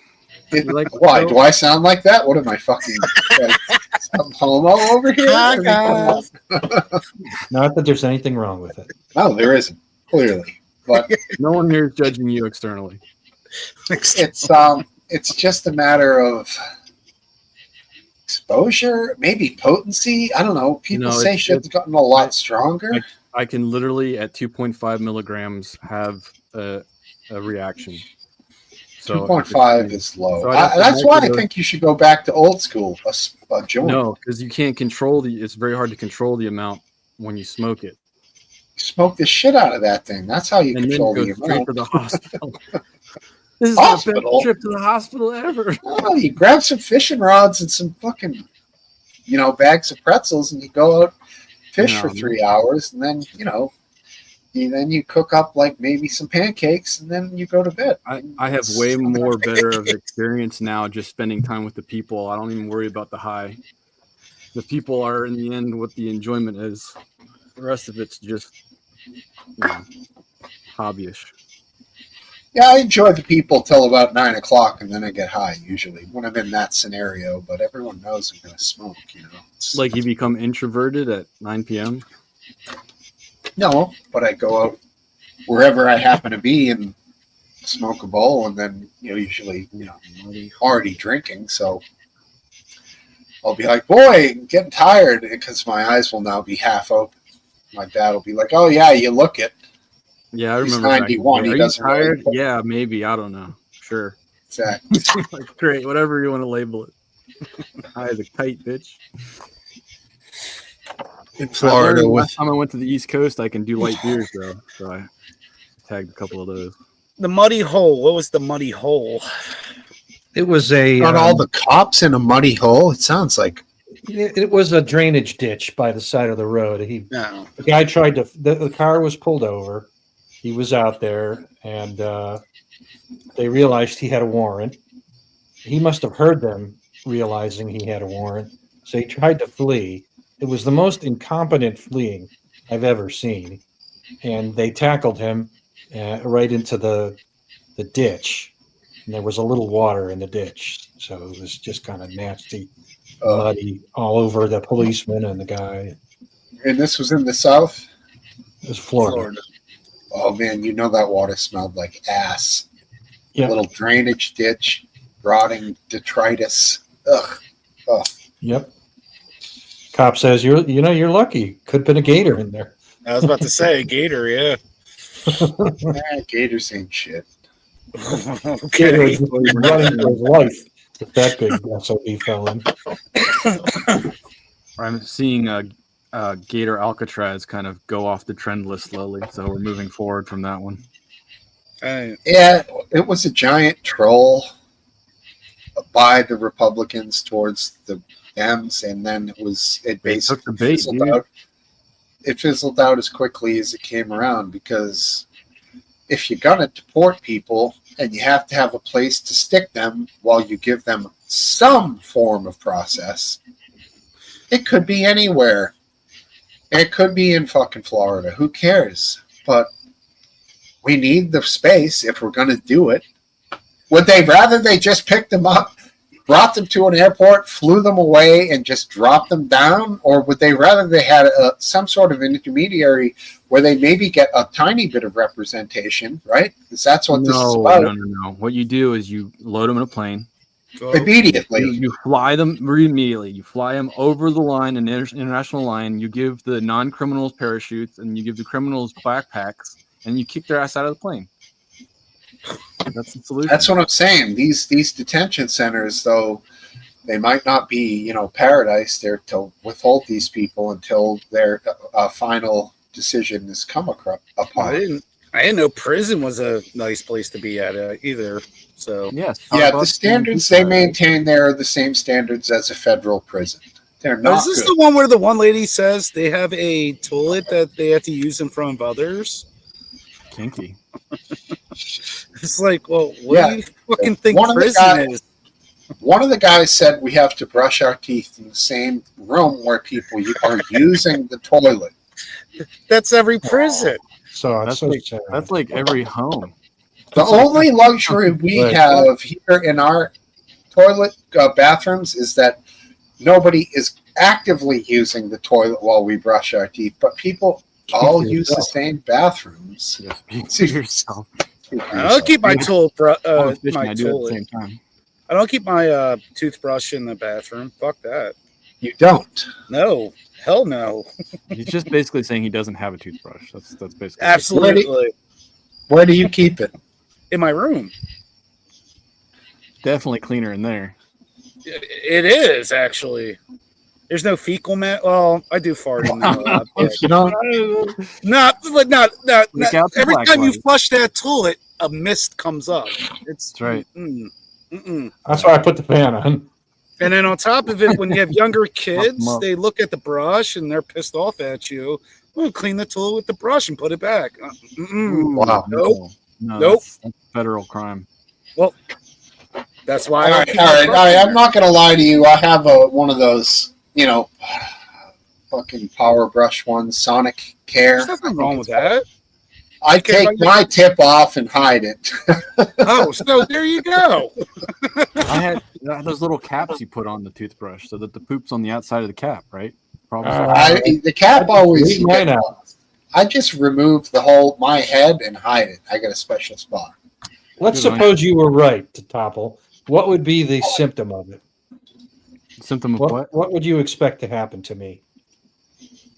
Of a doo-doo brush? Yeah.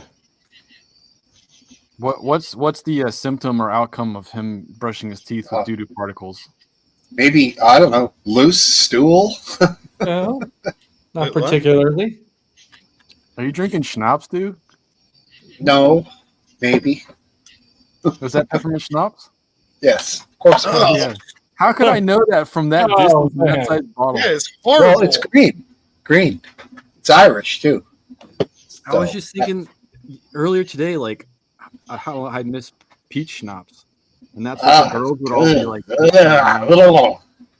That's like the shit you keep under if you're plowing, you have peach schnapps. Like, that's the worst stuff What's ever. better with peppermint stops? Plowing what? Plowing snow. Oh, What do you think? I meant a woman? Yeah. What would you be plowing, Farmer Steve? Those fruit schnapps is what I always associated. Blackberry, brandy, peach schnapps.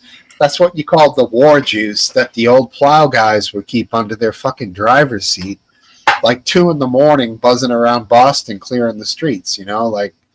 Why does it give you a warm feeling when it goes down? Yeah, it's not that high of alcohol. It's a little milder. Sugar, yeah. But like brandy is not sugary to me. Brandy to me was like not what I was expecting. That was pretty strong stuff. Real brandy is, but blackberry brandy is. Yeah, my father-in-law kept a bottle of, I think, cherry brandy. Oh God, that's like. It was pretty good. Look at this guy in the house. Didn't think I'd see him. Good to see you, buddy. Hey, love to have a number 5 on here. If you have 5 minutes to come on and just say hello. Yeah, what was the question number 2 now? What was the question? I can't remember. There was one that were like, "Oh, that's an aphid question." Used belts. He's so odd sometimes. That question was how he feel about Bolton. He's alluding to that discussion we had about, nobody ever washes their belt. Ah, yes. Even though it gets dirtier and dirtier every time you flush the toilet, it gets another little coating of fecal matter on it. And let us not forget, one of Jerry Seinfeld's greatest lines was when he took his belt off. It touched the urinal, and he drops it in the fucking trash can. Yep. And then, of course, Kramer. I don't know if that's a urinal or the bathroom floor. But I think Kramer picks it out and takes it. He's like, I don't have a problem with that. That's fine. Would you have a problem with someone else's belt to touch the bathroom floor? I would not. What? I don't know. I'm very particular about belts, so it'd be more the quality and fit than the. It's a fucking belt. I'm not not all belts are equal, Topple. Yes, they are. It's a belt, right? But this is the sequence of events. You take your belt, open it up, put your pants down, go to the bathroom, flush, right? But then before you wash your hands, that is right. You put it back up, put the belt on. Well, and then wash your hands. You got to wipe first. Well. Don't forget about that. This is going to be on the test. Yeah, but no, it's the thing. You touch the belt before you wash your hands. Before you wash your hands, yeah. So are technically, you getting fecal matter on your hands while you're wiping? I think some people have problems then. Toilet paper is not waterproof, so it's. I use man wipes. So I don't know. Man wipe. You're not flushing those. No. I put it right in the trash can. Don't even have a lid. Let everyone smell it. Wow, God! I'm kidding. I know you're kidding, but I flush. Oh, you flush them? I got a drain machine. If I gotta clear it out, I've seen your snake. It's like 150 feet long. It's fucking giant. I got a bigger one too now. Boy, I better sign off here. This is getting raunchy. We're losing Dawn. That or she's about to up us one. Yeah, but sometimes thicker isn't better with those. If you have a 4-inch drain, yes, it is, and you go farther down. That's big stuff. Oh, the innuendos are it's 4 inches. It needs to be thick. That's true. That's in diameter, boys. Across the hole. Still not helping. The meek shall inherit the girth. Wait. So there you go. The meek shall inherit the girth. That's funny. So this especially is from you. Wow, that was borderline. So this is the AFED complaint that after you get done, you got to raise your pants up and you're touching your belt before washing your hands. I somehow I got it wrong, but his main point was that your belt just gets dirtier and dirtier and dirtier. It's a belt. Until it becomes basically it's dirtier than your toilet paper you're putting down. Biotech companies hire other companies to come in and swab surfaces. I wonder if anyone has ever done a belt swab, a large-scale belt swab. All right, time out. I work for biotech. Google. I worked with taking things and doing auger plate tests on them, and I would take people's phones and swab their phone and then do a culture sample of that just to show people how unrealistic they're being with different things. People's phones are some of the most nasty, filth-ridden disease plates that they're constantly touching, and then they touch their eyeball. It's like, at least be aware of all things you're doing and not focus on like unrealistic stuff. See, now I just use my phone to wipe my butt with. So at least you're being. Well, I often on weekends will make a sandwich on the afternoon, put some chips and like lean my phone against something and sit there and scroll while I'm touching my phone and eating the sandwich. You know, it just makes you stronger anyway. It doesn't it's matter. Gonna say, you know, we all have immune systems. If you get AIDS, then you need to worry about this stuff. But otherwise, from your phone, I've never. I don't know. See, it's a question. Does it affect you? Is it detrimental? You're doing it wrong. If you get AIDS from your phone. I think when our immune systems are strong and healthy, we don't really have much issue or stuff to worry about. If we're compromised or get a large load from somebody who's shedding something, yeah, it's a little different. But most of the time, we're swimming in it, and we just don't have a problem with it. But you are protected if you wear a mask, so mask up. I mean, exactly. Let me check the science on that. I'll get back to you. We're allowed to do that these days. Back then, we couldn't. Well, yeah, it's hard to get good information when you're studying. Let's just say. Well, Eastwind, you might as well wear a belt made of used toilet paper. I don't get that whole belt thing. One of the speaking of masks or face coverings, that's now of course, default protection for anybody committing any crime that could be caught on camera is the COVID mask, or anything that could be related to that is now normal. Like, so if somebody comes into your store and they're having a mask on, it isn't a reason to immediately suspect them of anything until they, might pull on you, pull a pistol, a rifle, whatever. But that's, and also the people who steal packages, porch pirates. Yeah, I've got a lot of them. Pirates, I call them. Yeah, in my properties, we've had to deal with a ton of them. It's only one way we've decided to deal with them is put their pictures on the outside of the building so they see that they're on camera, and then they hopefully that deters them. I would just shoot them. Nobody's there. It's just cameras. It's not like people can hire people to just stand there for like 18 days, and then like on the 19th somebody goes for a package. Like, this is the thing. A lot of these types of people spread their areas out, so they only revisit them like so infrequently that it's impossible to police them. But that's all you can do is let them know that they're on camera. Get a dog. You just print screen like their face stealing it and then put it in a picture frame out on the front door. Yeah. They probably just give a thumbs up next time they take it, and then I mean, if they know that they were on camera and they still haven't been caught, that's kind of exactly, it's useless.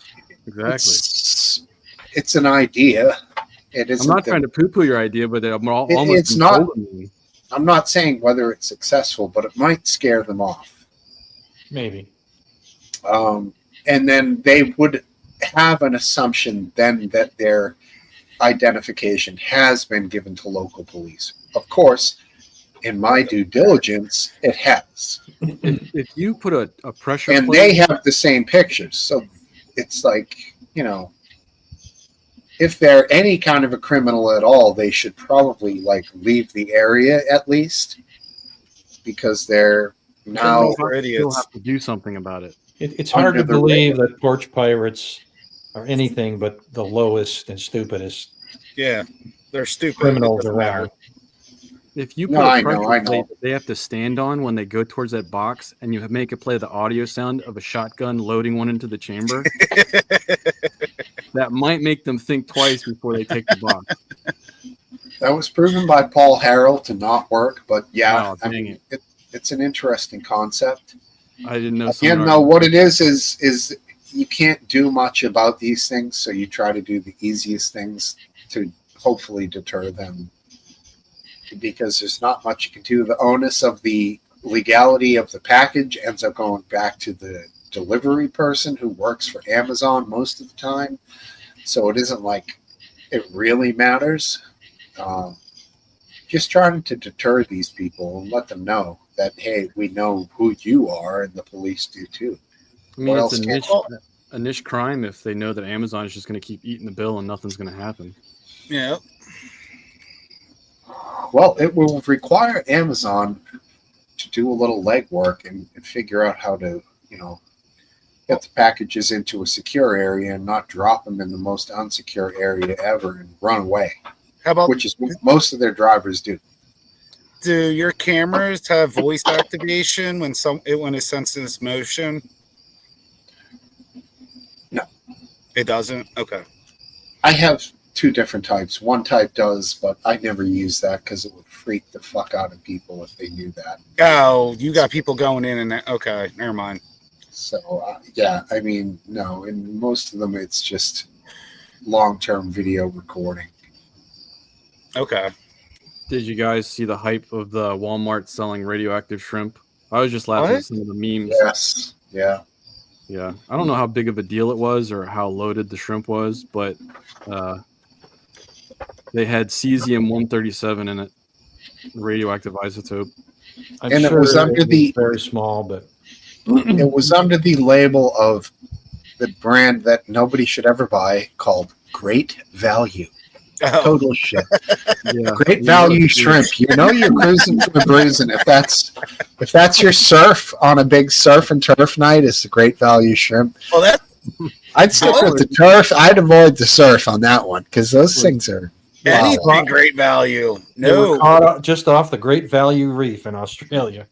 I was making burgers with my girl today, and my wife hands me the cheese, and I put the cheese on square cheese. Motherfucker doesn't melt, and I'm like, "Is this Great Value?" And she's like, "Yeah." I'm like, "Don't get this shit no more. It doesn't even melt. So what the hell's in it?" That's the Great Value to it, right. And Last Dance, it was the reef off of Fukushima where they were actually caught. That's what I was going to ask: was it caught off of Japan? You have to wonder, right? I mean, hell, it was a nuclear meltdown caused from a tidal wave where a lot of radiation went to the ocean. Where did they catch the shrimp? How did they get the cesium-135? That's why you don't eat fish. Don't eat anything from the ocean. Japan said it's perfectly safe. That's why they dumped all the reservoirs back into the ocean, and everything's okay now. That was over 1 million gallons, dude. I was watching that because they had them all like in these giant storage tanks on the ground, and I think they thought the storage tanks were going to start failing, so they just emptied them all back into the Pacific. No, I'm pretty sure they said that it's green lighted, that it's all ready to go back in. It's all okay now. And so people are like, okay. Give like one scientist with like a bachelor's degree and a few meters and to test it. Just don't put batteries in the meter. This bitch is right on zero. This water's perfectly fine. It's not like you need some, nuclear, PhD scientists to tell that this water's unsafe. It should be a fairly easy thing to diagnose. But same thing happened here in Massachusetts at the Pilgrim Nuclear Power Plant. They had over 1 million gallons here, and they were like, well, it's okay to release in Cape Cod Bay. It's totally fine. Everyone in Cape Cod Bay and, Boston Harbor, because it's not far apart, and all places in between and north were like, no, let's dispose of this water properly. This company. What does that mean? Where's it going to go? Put it in the city tap water. No, a containment for water of that size isn't that implausible. It would cost money. The half-life of cesium-137 is approximately 30 years. Oh, I thought you were gonna say 30 million or something. No, Still not good because you usually don't keep shrimp in the freezer for 30 years. But that'll keep. That's a long time. Although we've got some bordering on like 6 years where I was like, shrimp tonight? Oh no! I don't know. Let it go, man. Let it go. That's like Get the shrimp out, and they're all fucking frosted over. It's like an ice shrimp. You're like, oh, this looks good. Yeah, let's have shrimp scampi. It's freezer burn. Don't have to cook it. Gross. Yeah. What do you guys think about Kanye West's making his meme coin and then pump and dumping it? In my personal opinion, anybody that bought the coin is a moron. No, So it's not there's any no celebrity coin you don't buy because it's a pump and dump deal. Every last one was right. I don't even do Bitcoin or any of that stuff, but it sounds like that's everybody that does Bitcoin is the only legitimate one. it. Or I call everything Bitcoin, what crypto is it called? Crypto. Yeah. I don't do the crypto game. I believe Last Dance comment, besides maybe like Ripple and Ethereum, but all of the experiences I've seen with these meme coins is that they pump and dump every last one of them. So for people girl, yeah, even Trump's coin and Melania's Trump's coin. The streamers, that Logan Paul guy, he did it twice. That guy's got a lot of it's money. kind of a game where like if you can pump into it, you can make money, but you got to be able to pump and dump faster than the other guy. Pump and dump. What is? Keep reusing that. It's the Pump and concept dump, pump and of- dump, baby. You pump it up and then you dump it. basically. That was a term for something completely different back in the day. Completely different. It was a term for stock scams. It was. I always used to hear it as a quick dumpster. sexual encounter. A guy with a woman. All right, I pump and dump. A certain dumpster, I think. I forget what the first word of. It's exactly. It's just the incels now are having sex with crypto instead of women. Oh God, good Lord. Anyway, I just thought I'd share that. I thought that was interesting that people got scammed out of $3 billion or something. Is there a game that they can gain actually money off these? Roblox. I don't know. No, Roblox. They're going under too now. They're finally. I hope so. Dude, I mean, there's Special a lot of Predators there's a lot are of on that time to go one? through that game. Oh, There's- what the there's- hell happened with that? What? It's used as a platform not only for grooming children, like the virtual reality realm games are being picked on now for, but people are also using it to launder money, and they're also using it to scam people out of their money. So it's just this it looks like you look at the game like this is the dumbest platform game I've ever seen, but it's had popularity for a very long time, and people are using it in very shady ways. So I'm glad. I hope it bombs out, but I'm not expecting that to happen. The grooming part is really concerning. I think China just banned Roblox, and another country just banned them. Okay, well, we'll see how that trends out. Yeah, Is this Roblox? He's asking. I don't know. You guys answer him. Yes, Roblox. Is it Roblox or Roblox? Well, we all said Roblox. Because it would be robot. Nobody calls it a Rob bot. So if it's based on robot, it would be There might Roblox. be a hyphen. There might be a hyphen in it, actually. No, I don't think so. No. Nope. Are you guys going to stick around? I'm going to go take a urination break and grab beer. Yeah. I have two more things to talk about, and then I'm gonna probably head out. Two whole more things? I will answer the two, and then I'll probably head out with you. All right. Well, so let's Final run. Can you fill this with your best vegan recipe? Last dance for I don't know. Pudding. No. Thank you. Pudding. I'll be back. That uses bone marrow. You can't use pudding. Or that's Jello. My bad.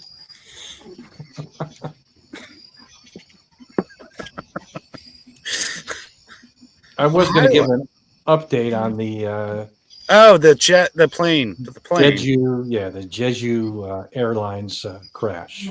Is that the one that landed and skid off the air and hit the hill? Hit the hill or something? Yeah. It hit the antenna array for the ILS antennas, and that array was built on with like a concrete structure was used to hold the antenna, and it was a pretty heavy concrete structure, and the plane hit it at like 150 knots and just disintegrated and blew up. So originally I saw there was no even reverse jet reverse or whatever they're called, the Thrust reverser. Yeah. That wasn't even employed, or it wasn't. Nothing was deployed. None of the things that are normally used to land the airplane. Okay. That includes the landing gear is the most important. No, there were no landing gear. Oh. Deployed. There were no flaps or slats deployed. There were no brakes as far as anybody could. Well, there were no landing gear, so you no can't- landing gear, no brake. There were no thrust reversers. There was just nothing. It was So just- were they going to do not a touch and go, but whatever you call it, you're going to land, but you're going to go back go up? around? Yeah, they go did around. go around. That was their mistake. Okay. But it's not clear that it's still not clear that anything they did was the wrong thing to do by the book. It just didn't work out. But one thing they apparently have noticed that they haven't officially reported yet is that the pilots seem to have shut down the better working engine. Both engines were suffered bird strikes, but What are we talking about here? The Jeju Air crash. When was this? It was in 9 months ago. It's like 10 months ago? Memory hold that one. 10 months ago. 10 months ago. Oh, the one that went up and then crashed right almost immediately after. No, not that one. No, not that one. This was the one in Korea where they were landing and they went through like a gigantic cloud of birds, and they got a bird went into the engine, and they came around and landed on their belly, slid into the concrete abutment. Oh, yes. Got great video of the disaster. Yeah, that concrete abutment actually did more damage than any other thing you could imagine. Why didn't they just make it a flat field? Well, eventually the runway ends and something is beyond the runway that's not a runway. So that was bad, but behind the concrete abutment was a big fence, which would have torn apart the plane. I don't know if you can't get much worse than a concrete abutment, but Dude, that thing ripped the belly out of that and seemed to cause the most damage. yeah. I mean, it was poor planning because maybe slightly beyond that was some sort of a community, right? Yeah, probably. But anyway, They have that. it looks like they shut down the best engine. It might not have been working well, but whatever it was, they shut it down, and that sort of doomed them because there was no power after that. None of all the electrical power went out, which didn't allow for any hydraulic pumps, and that was it. So they couldn't lower the gear, they couldn't lower the flaps and the slats, couldn't do anything. Screwed. Yep. Are you sure? All right, what were we going to talk about before I left? All right, so here's different topics. The first one, so Ghislaine Maxwell, the DOJ has released their full audio for interview and the transcript of it. I haven't fully looked into it, but people are saying how she said Trump never has done anything inappropriate that she's ever seen during his time at the events or the island or whatever. And I just thought that was like so poetic. I almost feel like she said nobody was there. Please don't kill me. Yeah, I really don't think you can put too much faith in that. Well, I don't think much. There's not much noise for the amount of noise that happens for release the Epstein client list. Her DOJ release of information, there's not much noise. There's a little bit of noise, a blip that's going to disappear in a day. Yep. So I think people are kind of just looking at it like, yeah, right, bitch. Well, I mean, I'm not. When was this the transcript or whatever the hell you want to call it, was that recently or is that like when people were the court? Yesterday, I think. No, but she wrote that or they made that yesterday, or was this from? No, they had an interview with her and they released the interview yesterday. Okay. Who interviewed her? I didn't really understand that. It was an assistant prosecutor, somebody in the Justice Department. Shall I look it up? No, I mean, it just, why ask only about Trump? No, there was I don't know if that's what happened. Well, that's the Is only that part what I happened? saw released was the little, That's 4 the or one that's 5. making noise. So this wasn't the interview before her court. No, it was just recent, man. No, it was recent. She's been getting some sweetheart deal that she should not be getting for, about how she's in prison. You think that- she's getting or she is getting? I understand that she is getting it, and she already has it.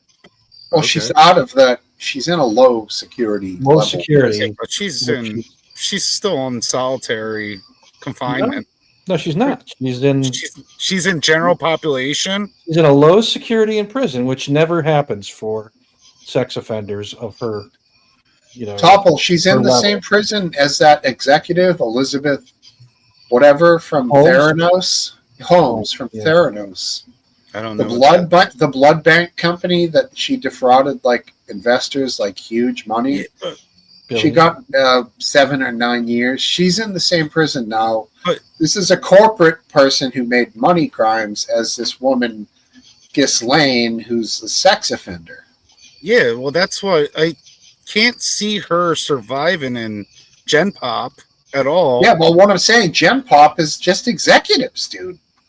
This is a women's prison. Well, it doesn't matter. Women kill women in prisons. Oh, actually, it's not that I type of don't prison. know that for sure, so I can't say that. So There's a lot of like people who've done fraud and shit here, more financial crimes, not violent offenders, generally speaking, in this Gen Pop of this prison now that she's moved to.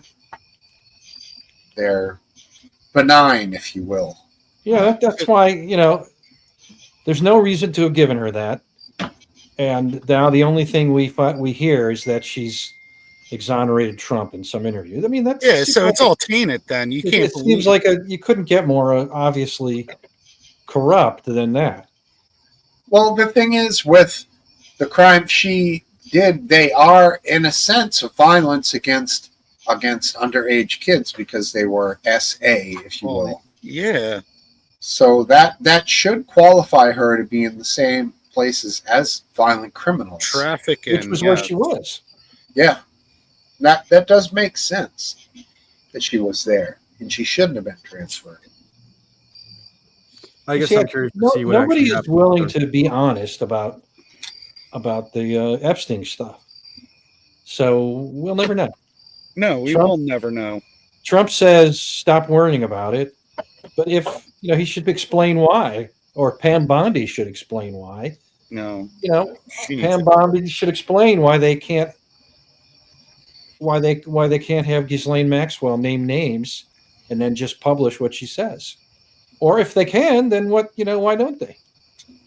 Yeah, and also, why would Ghislaine Maxwell do anything other than produce information that would be self-serving? If she's already had her incarceration reduced to this essentially cush prison, why not keep it going? Yeah, no, Trump did nothing. Yeah, I never saw anything. Clinton, got what nothing. you wanted. Never anything with Clinton. Makes it tainted. And what'd you ask about Jeffrey himself? Oh yeah, he definitely did not kill himself. That's what she said. So I saw that. she seems to be filling in the narratives that would be wanted from the side that she might be hoping for commutation, or even more surprising would be a pardon. I think a I don't commutation. think it's going to happen. I mean, if it happens that she's let go, no, Trump has just taken himself out. I agree. He won't. I think he saw enough backlash of people saying, why was she even moved? To realize, okay, she doesn't get out early. He might have realized in hindsight that Are you speaking of a pardon? No, the move from the prison to the other easy prison. No, he might have noticed a backlash from that, and he might be saying, "All right, maybe we don't do anything more here." Oh, okay, so nothing about a pardon is on the table, right? Well, why would he have done that in the first place? What's that? Oh, keep her quiet. To move her to keep her quiet.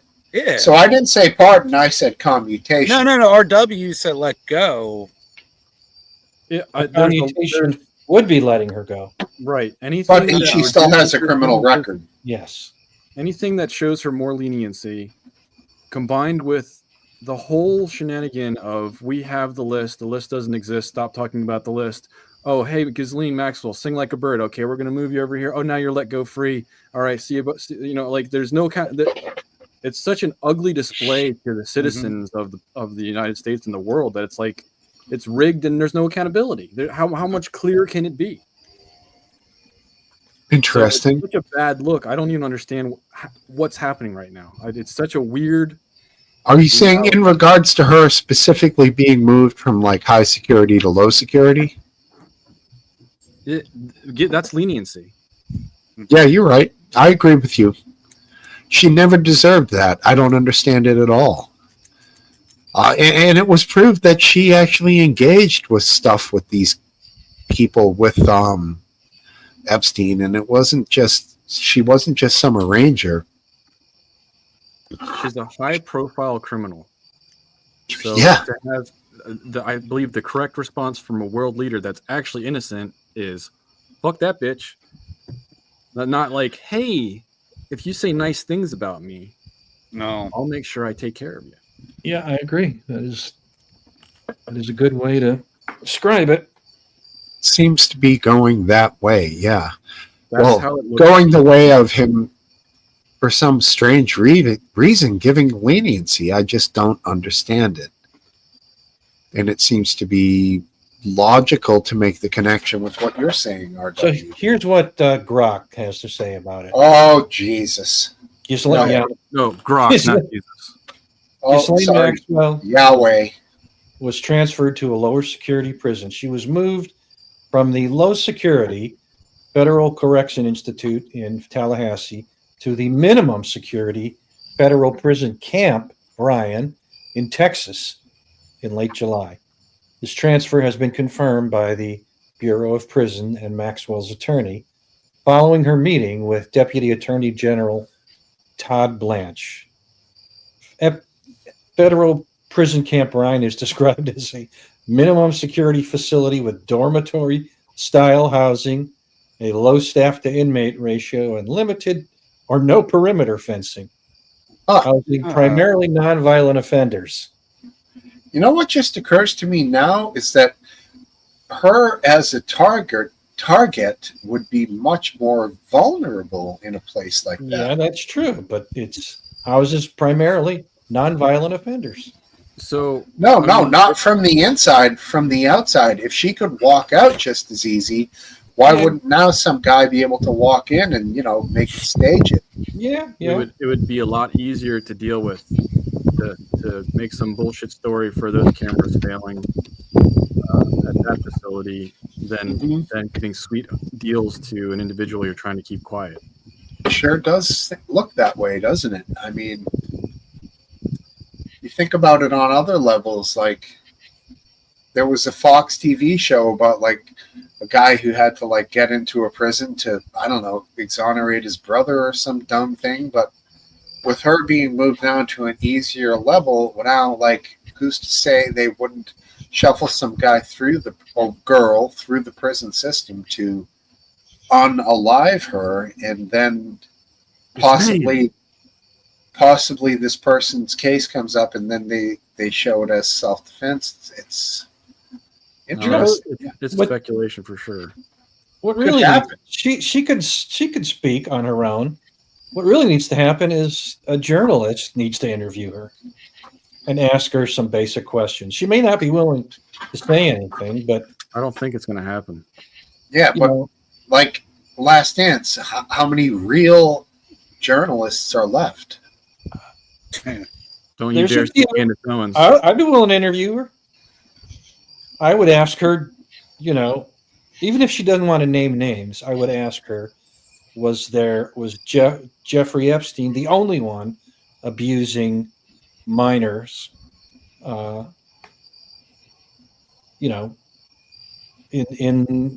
this scheme, his operation?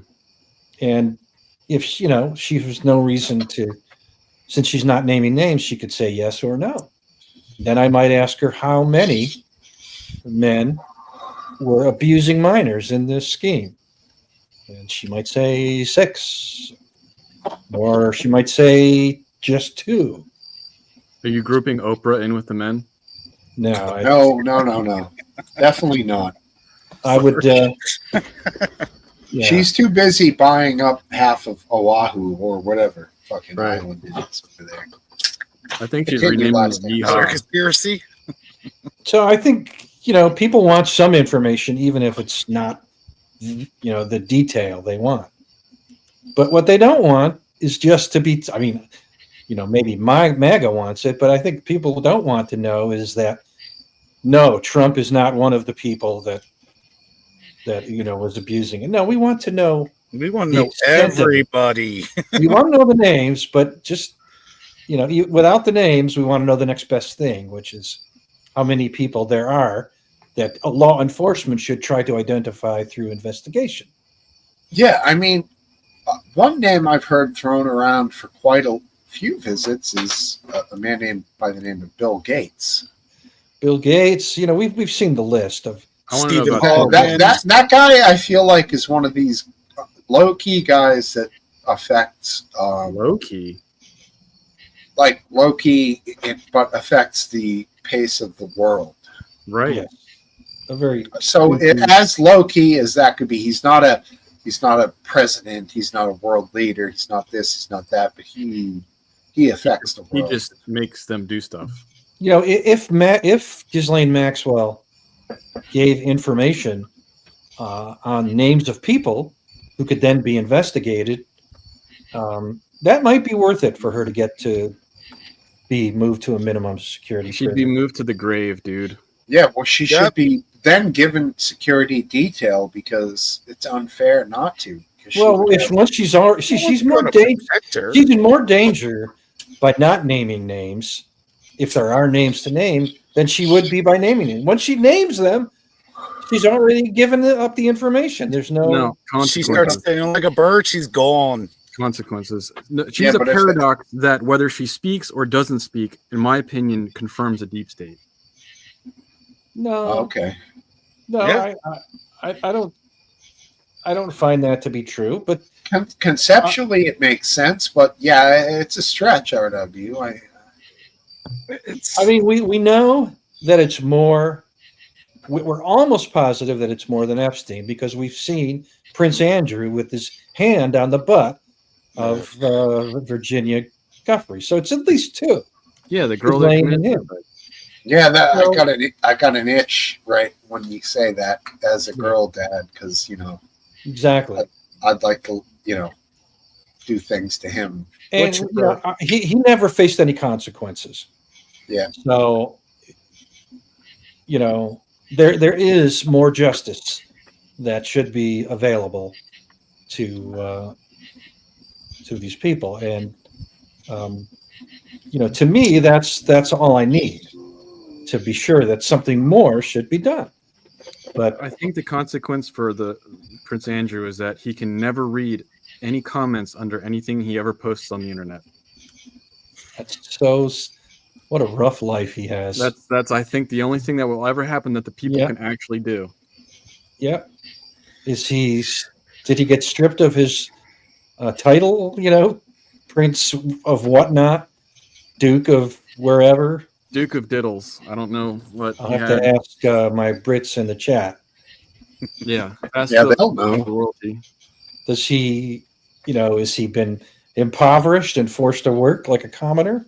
Who's going to hire that? Who's going to hire that sicko? I mean, yeah, exactly. I would hope. Yeah. I mean, when it comes to the royals, I'm sure he has opportunity still, just because of the family bloodline wealth and all that. But when it comes to any worldly opportunity, I would hope that those corporations are like, I don't want anything to do with your name under my corporation. Yeah, I mean, I can't see it. I just can't see it. You're right, 100%. What is like Jaguar going to hire him, and then they bring out some fucking awesome new car, and then like somebody realizes, oh, wait a second, he works for you? I don't want this fucking thing. Well, It now looks Jaguar sweet. might hire him. They're one of the stupid companies that. That's what I mean. Like, Well, if they did, it'd be like, throwing him out the window as he's driving the Jaguar. well, it's like if their bottom line is to sell cars, then hiring him might hinder that. I don't know, Farms. I just can't see it. Because a lot of higher end people are like going to be conservative, that are going to throw down 250,000 for a Jag or 500K. They Is don't that want what a to- Jag costs? Oh, my Yeah, goodness. 250 to 500 is fair. Good lord. You start throwing in some of the specialties up in there, you could go way higher. Carbon fiber body, carbon fiber rims, you know, Novatec exhaust. You put it way up. These things are, and they're not even hypercars. They're, for that money, it's called still. It's just a supercar. Name. Yeah, hypercar is even better. There's Well, go ahead. you know, Trump's behavior in this has been most suspicious. Hell yeah, dude. I think Trump's losing it a little, man. I gotta say, what did you? Anybody happen to watch the time he was talking with Putin? Not Putin, with Zelensky when they were seated together in the White House, just talking to the press, and Trump went on all these weird tangents. Okay, don't you got to be kidding? Well, Trump has always gone on he weird always tangents. did that. When you Well, say it's always, getting worse. He when you has say this always, guy doesn't that mean there. He was in his young 30s and stuff. It can't be worse. It It can't be was always, worse though. because Zelensky is there for a summit of peace and he's talking about like all the weirdest fucking things ever, man. Trump is. That's Are not you saying though that his tangents have been ever since he's been young on the TV screen? I don't know about that, but ever since he was president in 2016 or even running. Okay. Yeah, So Ron. he's always had his old man talking points. That's always who he's ever been. Not just old man talking points, but going on tangents, then going on a tangent within his tangent, then going off on that tangent. I couldn't bear to listen to him. It was torture. He goes on tangential tangents. Right. Wildest thing. I mean, yeah, I get it. To me, I just always saw him as a person that was very egotistical and had his talking points that he would hammer. And it doesn't matter what the conversation is; he would just go to these specific talking points. He talks stray away a lot. He talks the way I read Wikipedia. I see a link, and I go to that link, and I never finish studying the page I wanted to study because I say, "Oh, that looks interesting." The Irish blah blah blah Civil War. That's funny. I do the same damn thing. And can you look at close 325 tabs? Yes, I do. So the other two things that I have. I thought we already did one. I had two. I had three, but I didn't know if the third one anyone care. We'll just do that one quick. That's the Texas GOP. They redrew their map. I don't care. And yeah, their potential to gain 5 congressional seats. They're doing everything. It's a political game that the Democrats done so many times. It just doesn't matter. Right. Both parties are drawing maps so that there's no representation for the other side. I think it's absolutely criminal. It doesn't mean they'll get away with it. They'll be sued. Courts will look at it. They may throw the maps out. Okay, well, we'll see what happens. There's a hype now that Al Green and Crockett are going to lose their seats. Maybe I don't for a think so. moment. I can see Crockett losing her seat. They're so iconic. Like in politics, to me, the point is to be the biggest asshole that gets talked about, and you're going to get reelected. No. Prove me wrong. Please, dear God, prove me wrong. I can't. Bobbitt almost lost her seat, but she's still in. The other asshole from Florida, he just dropped. Well, he won, but He dropped out when. Wait a minute, that doesn't narrow it down. I don't know which person you're God referring. damn. All right, I got a little. The one that Matt- Trump was going to make the AG. Matt Gates. Yeah, that prick. Oh, Gates, yeah. Okay. I got a little Trump and Zelensky lined up for us if we want to delve into that. I don't think Trump looked good at all when he was talking to Zelensky. Yes, it looked good. And I think we all look pretty good.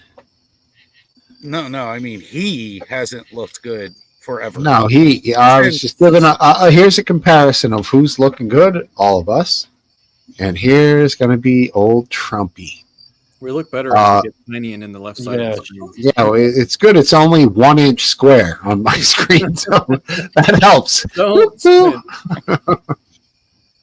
All right. I mean, he's old, getting older. Yeah. So we need something young in office. That was weird. He'll be in if he didn't drop out. we have a good vice president, so we're in good shape. Tushy. We need Tushy. All right, here we go. And we're going to get it ended. It was, I've done 6 wars. I've ended 6 wars, and I thought this maybe would be the easiest one. He did wars? It's he ended. Oh, a lot of reasons for it, and they'll be talking about it for a long time. But they'll be talking about the others. Look, India. Let's look right here. What's up with the bags under his eyes? He looks like he's having an allergic reaction. He doesn't look healthy, man. He's His having an skin allergic looks. reaction to not sleeping ever. I think maybe he's been bitten by a wasp. I just think he doesn't look himself. I think he looks he's not exhausted. as orange. He's not very orange. No, he's got rid of the orange. His hair tone is just blonde now.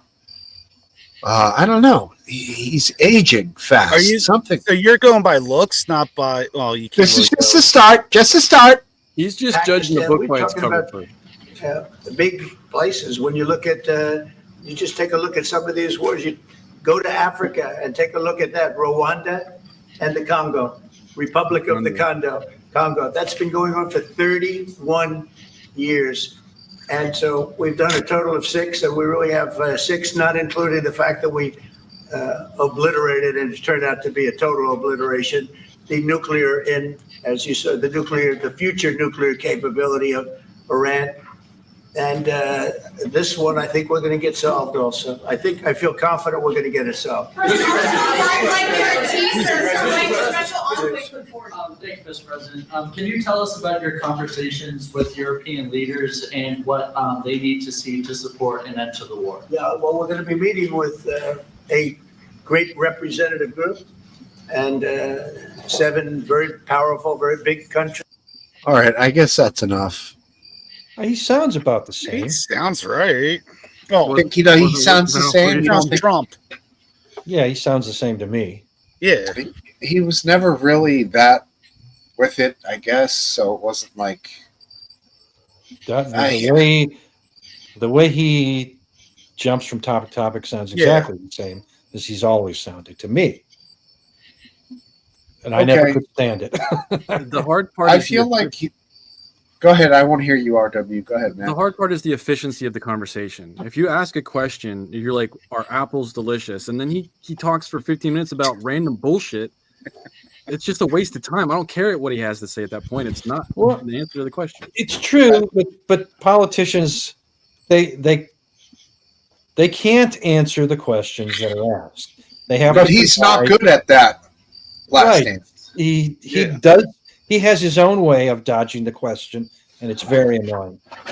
Like RW says, it's the most inefficient way of providing a non-answer. Yeah, it's funny. I'd rather hear him say nothing, but he goes on this long thing where he tries to not answer it, but sometimes he actually answers it. He's just at least he's not a great politician. At least it's coherent though, right? You might not want to hear what he's saying, but he's saying like coherent things. Let's Instead get this of guy talking on about here. corn pop and shit. You're like, Yeah, because corn pop. that was a whole different type of experience. That was I'm more saying just a it's better. crazy old man. Oh, Canada. What up, dog? Not much. What's going on, gentlemen? Hey, Not so much. just- This we're is probably nothing both against hungry. Scum, but I gotta go.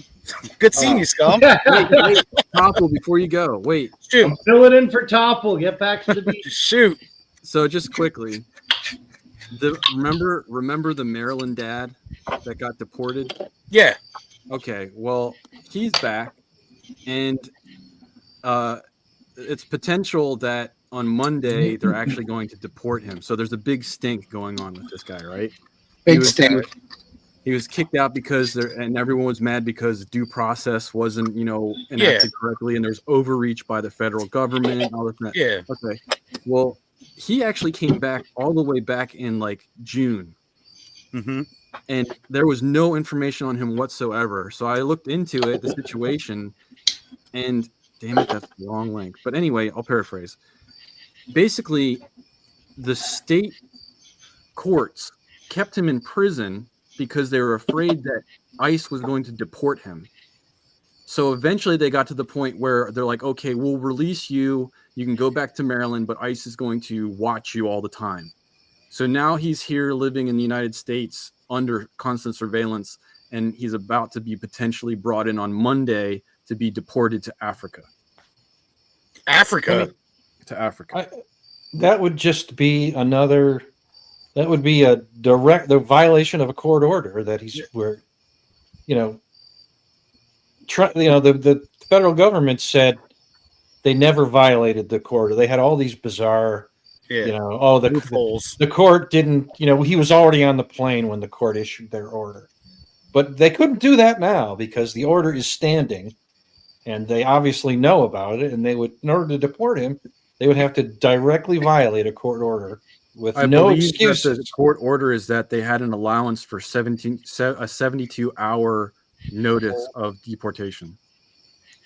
But why Africa? What? I'm not sure who else is going to take him. Well, and if they send him back to El Salvador, the outcry is going to be through the roof because they're going to kill him there. It's like that song by Toto. They take the immigrants down in Africa. I don't know. What? That song might play on Scum's feed later tonight. Time out, Steve. What the fuck? I didn't see anything about that. Where did you see that though? Because I thought Twitter machine would be going crazy about that. Well, that's something that's just surfaced in the last 24 hours. Oh, okay. So if you look into it, you can backtrack it and see all the judicial movement on this dude. That wasn't in mainstream media, to my understanding, because it wasn't on my radar. Because I would think like CNN would have a ball day with this kind of shit. So, and there's no narrative on him being a part of MS-13 or anything anymore. So my speculation that is, yes, he was part of MS-13, and they don't want to talk about that anymore. I thought it was stupid the whole time that they were doing what they were doing, having this guy on a pedestal. It was like, what is wrong with you guys? This is why people can't stand you guys no more. You put people like him, George Floyd, and all them. It's like, pick another person. What do you mean by them, Topple? As in CNN and MSNBC. Jeez, I'm leaving. All right. Well, you guys have a great weekend. I will talk to you guys. Are you doing a show next weekend? Me? Yeah, Labor Day weekend.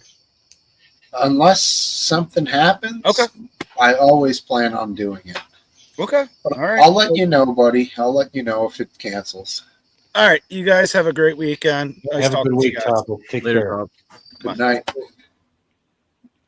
All right, my tangent's over. Wow, I got nothing. look at all the birds and squeaky fucking bugs are gone now that he had in the trees there.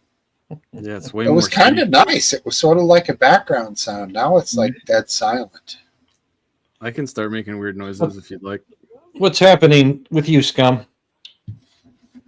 Not much. Super busy with work. Crazy last couple of weeks. Nothing really too crazy exciting other than that. No, you did a stream last night because I saw the notification. I did. Yes, I hadn't done one for a couple days, and I did one last night. And It was a solo stream for a while, There's man. scum something. I popped There on will one of be yours scum. earlier There this will be week. scum, yeah. like that movie, There Will Be Blood. If you ever Yeah. seen that? Yeah. Daniel I Day-Lewis. love your titles. They're just so much fun.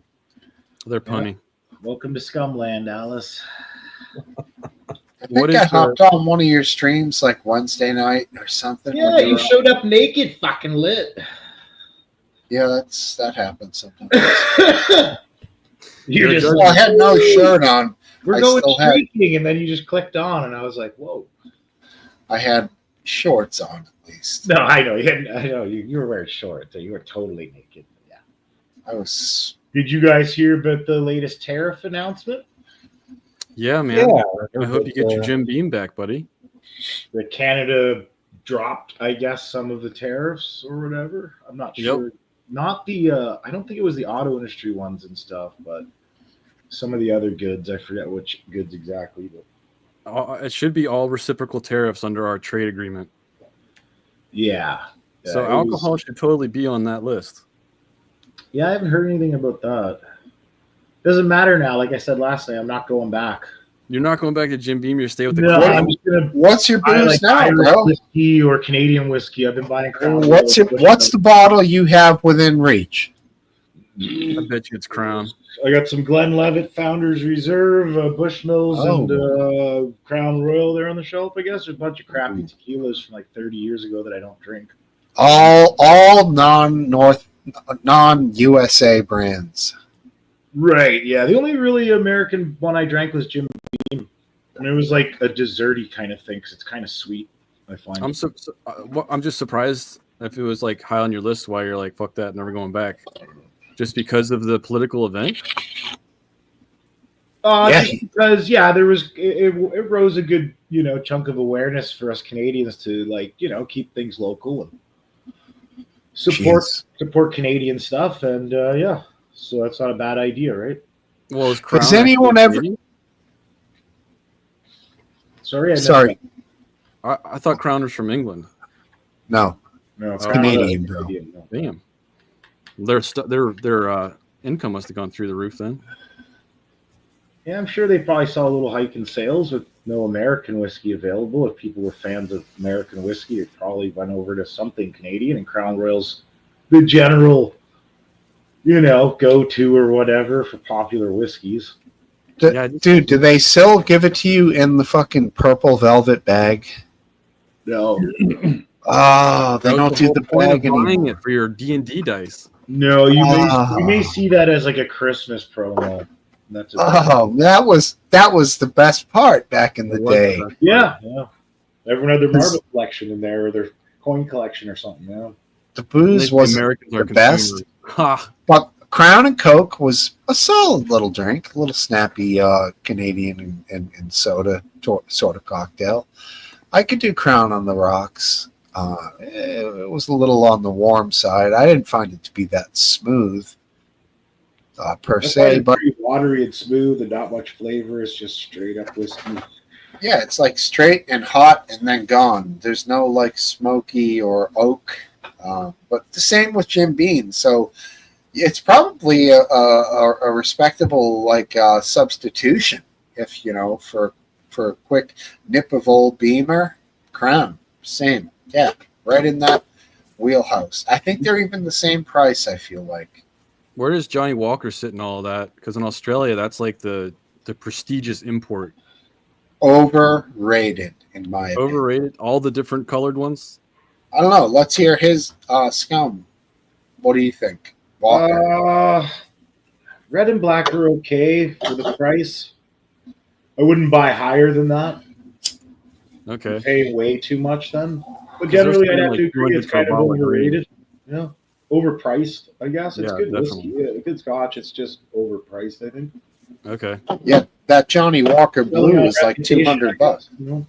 Is it blue or green, or is they both an option? There's a whole bunch. There's platinum. There's gold. There's blue. There's green. I've had green. I bought that. It was $105 for a fifth. I think that's the most expensive one I bought.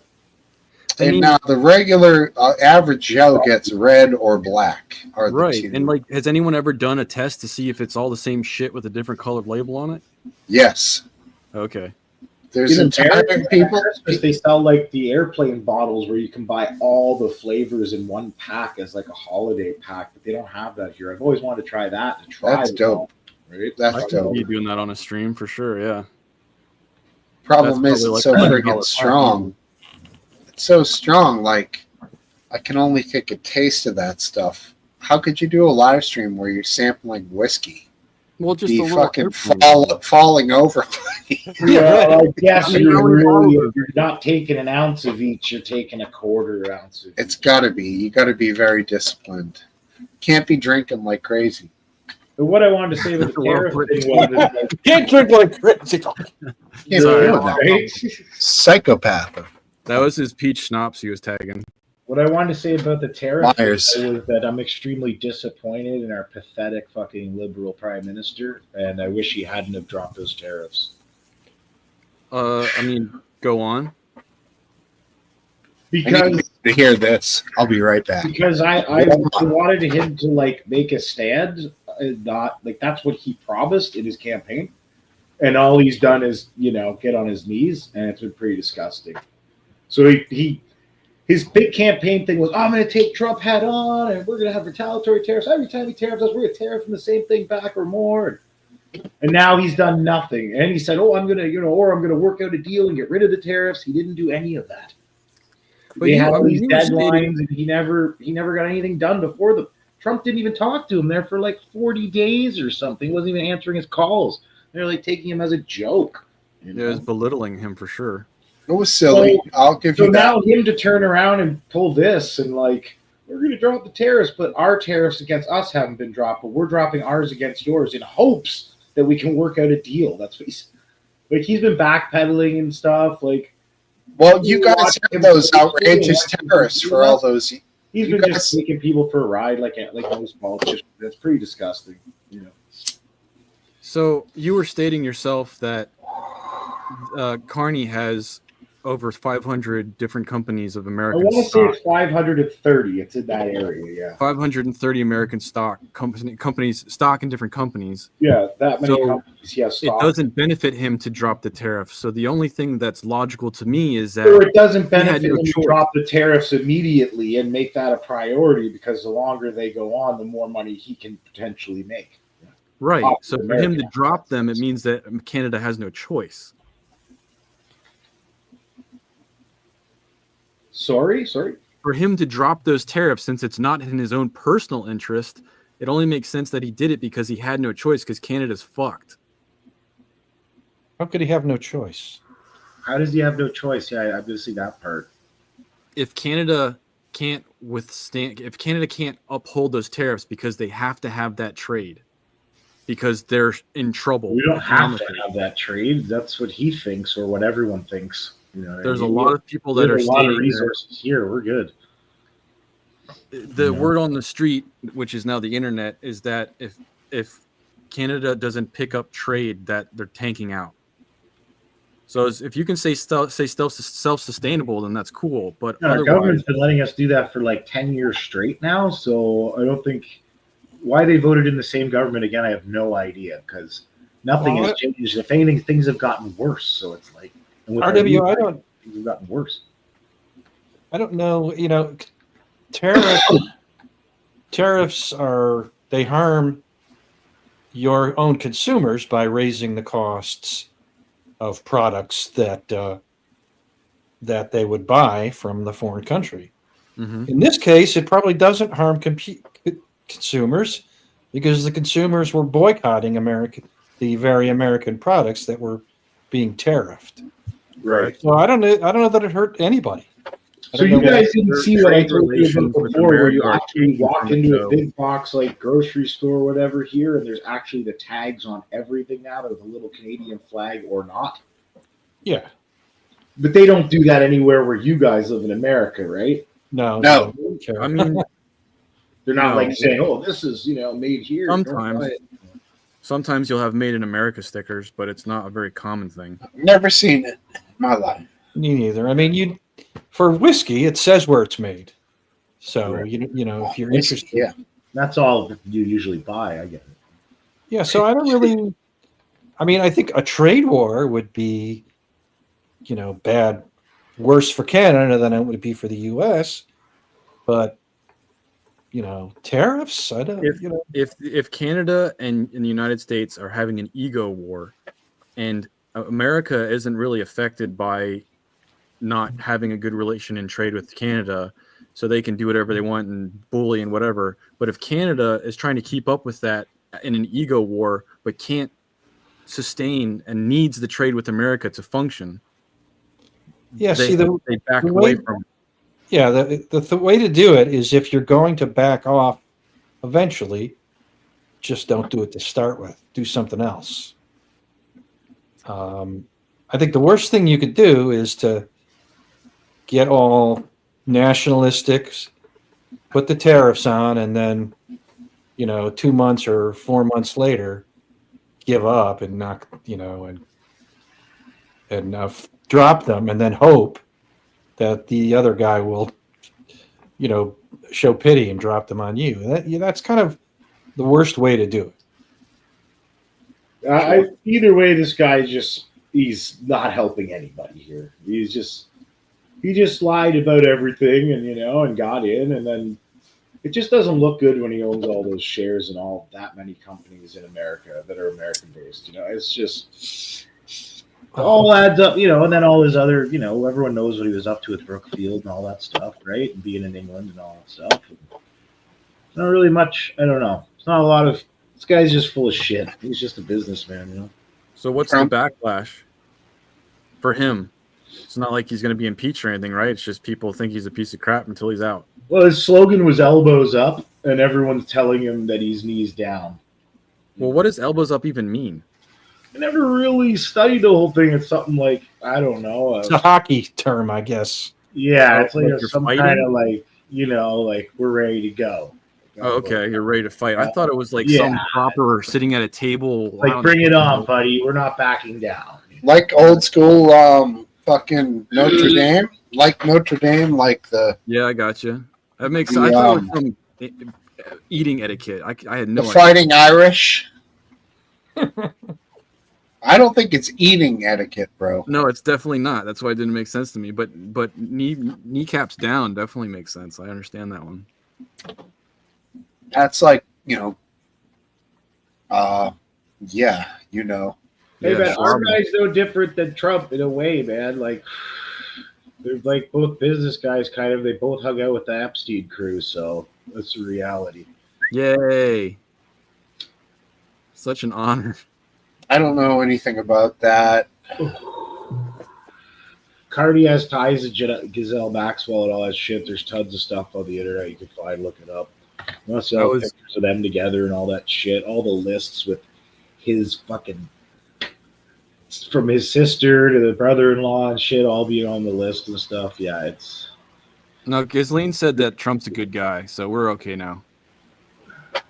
Yeah, Ghislaine. He's a fucking What do we got here? Oh, that's funny. I was just in a back and forth a little bit with a right cup of tea. Exactly. Do a lot of Canadians think that America has a superiority complex?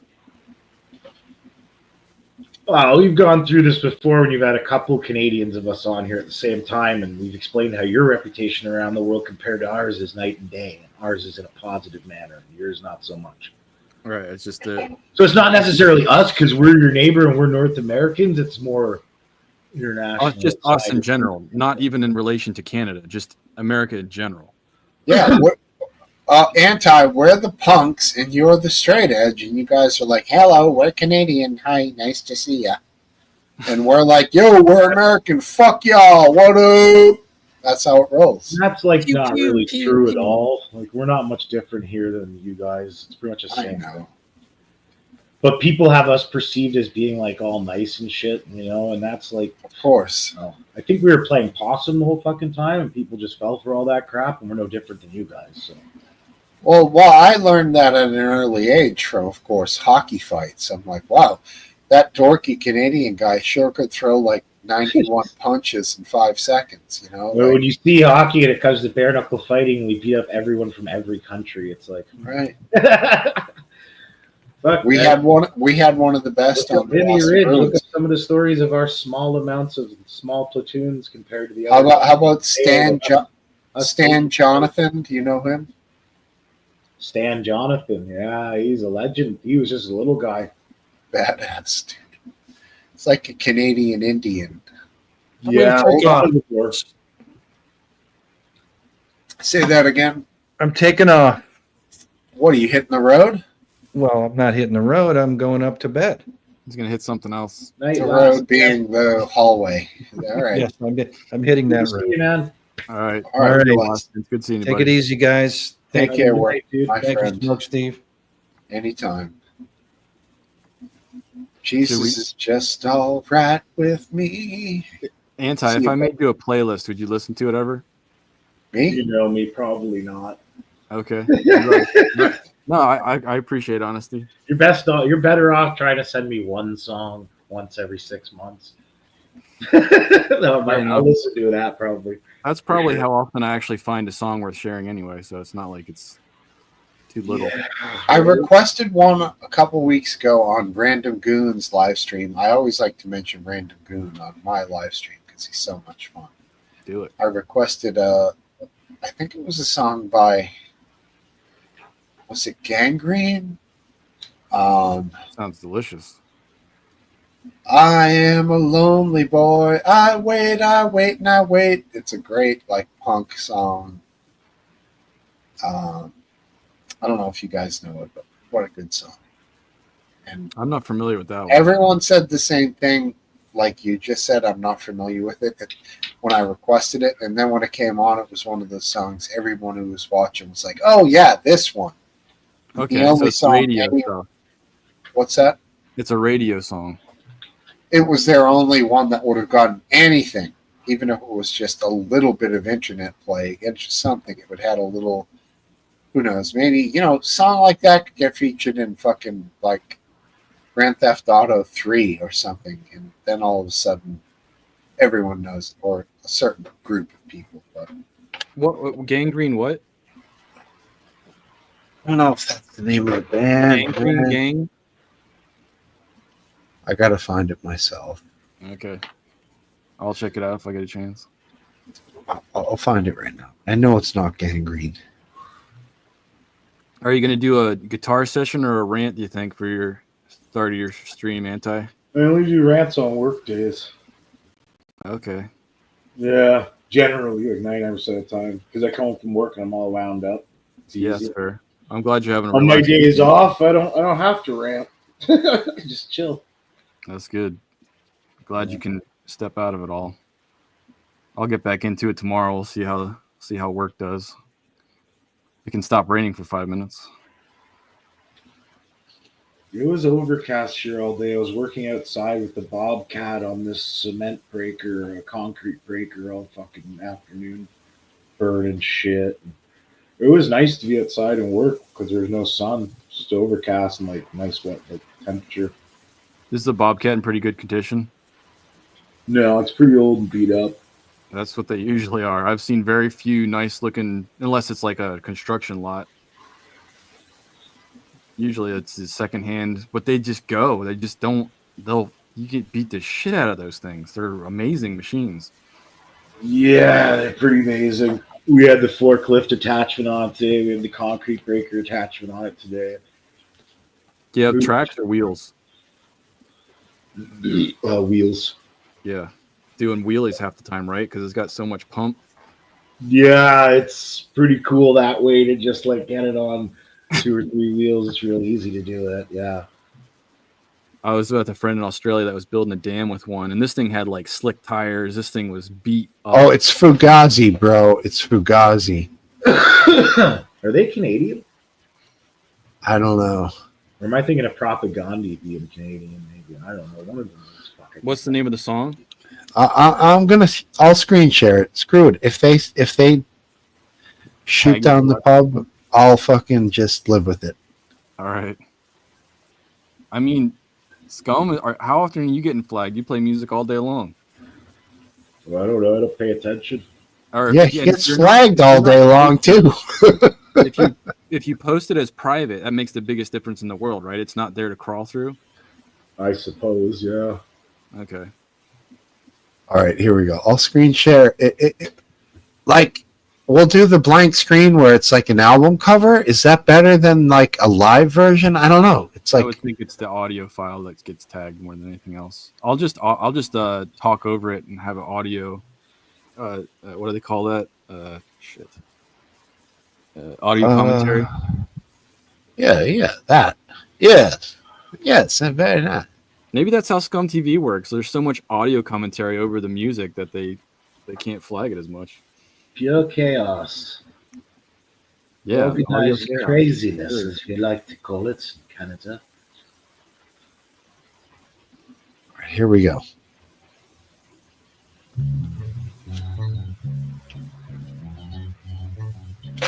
Might need to up the volume on the speaker symbol.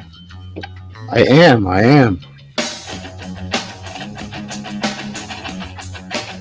It's grungy.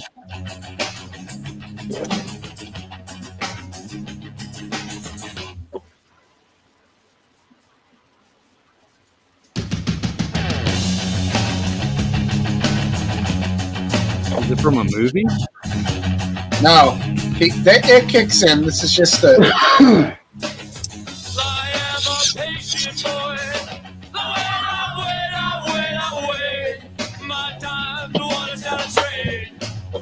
It definitely sounds UK.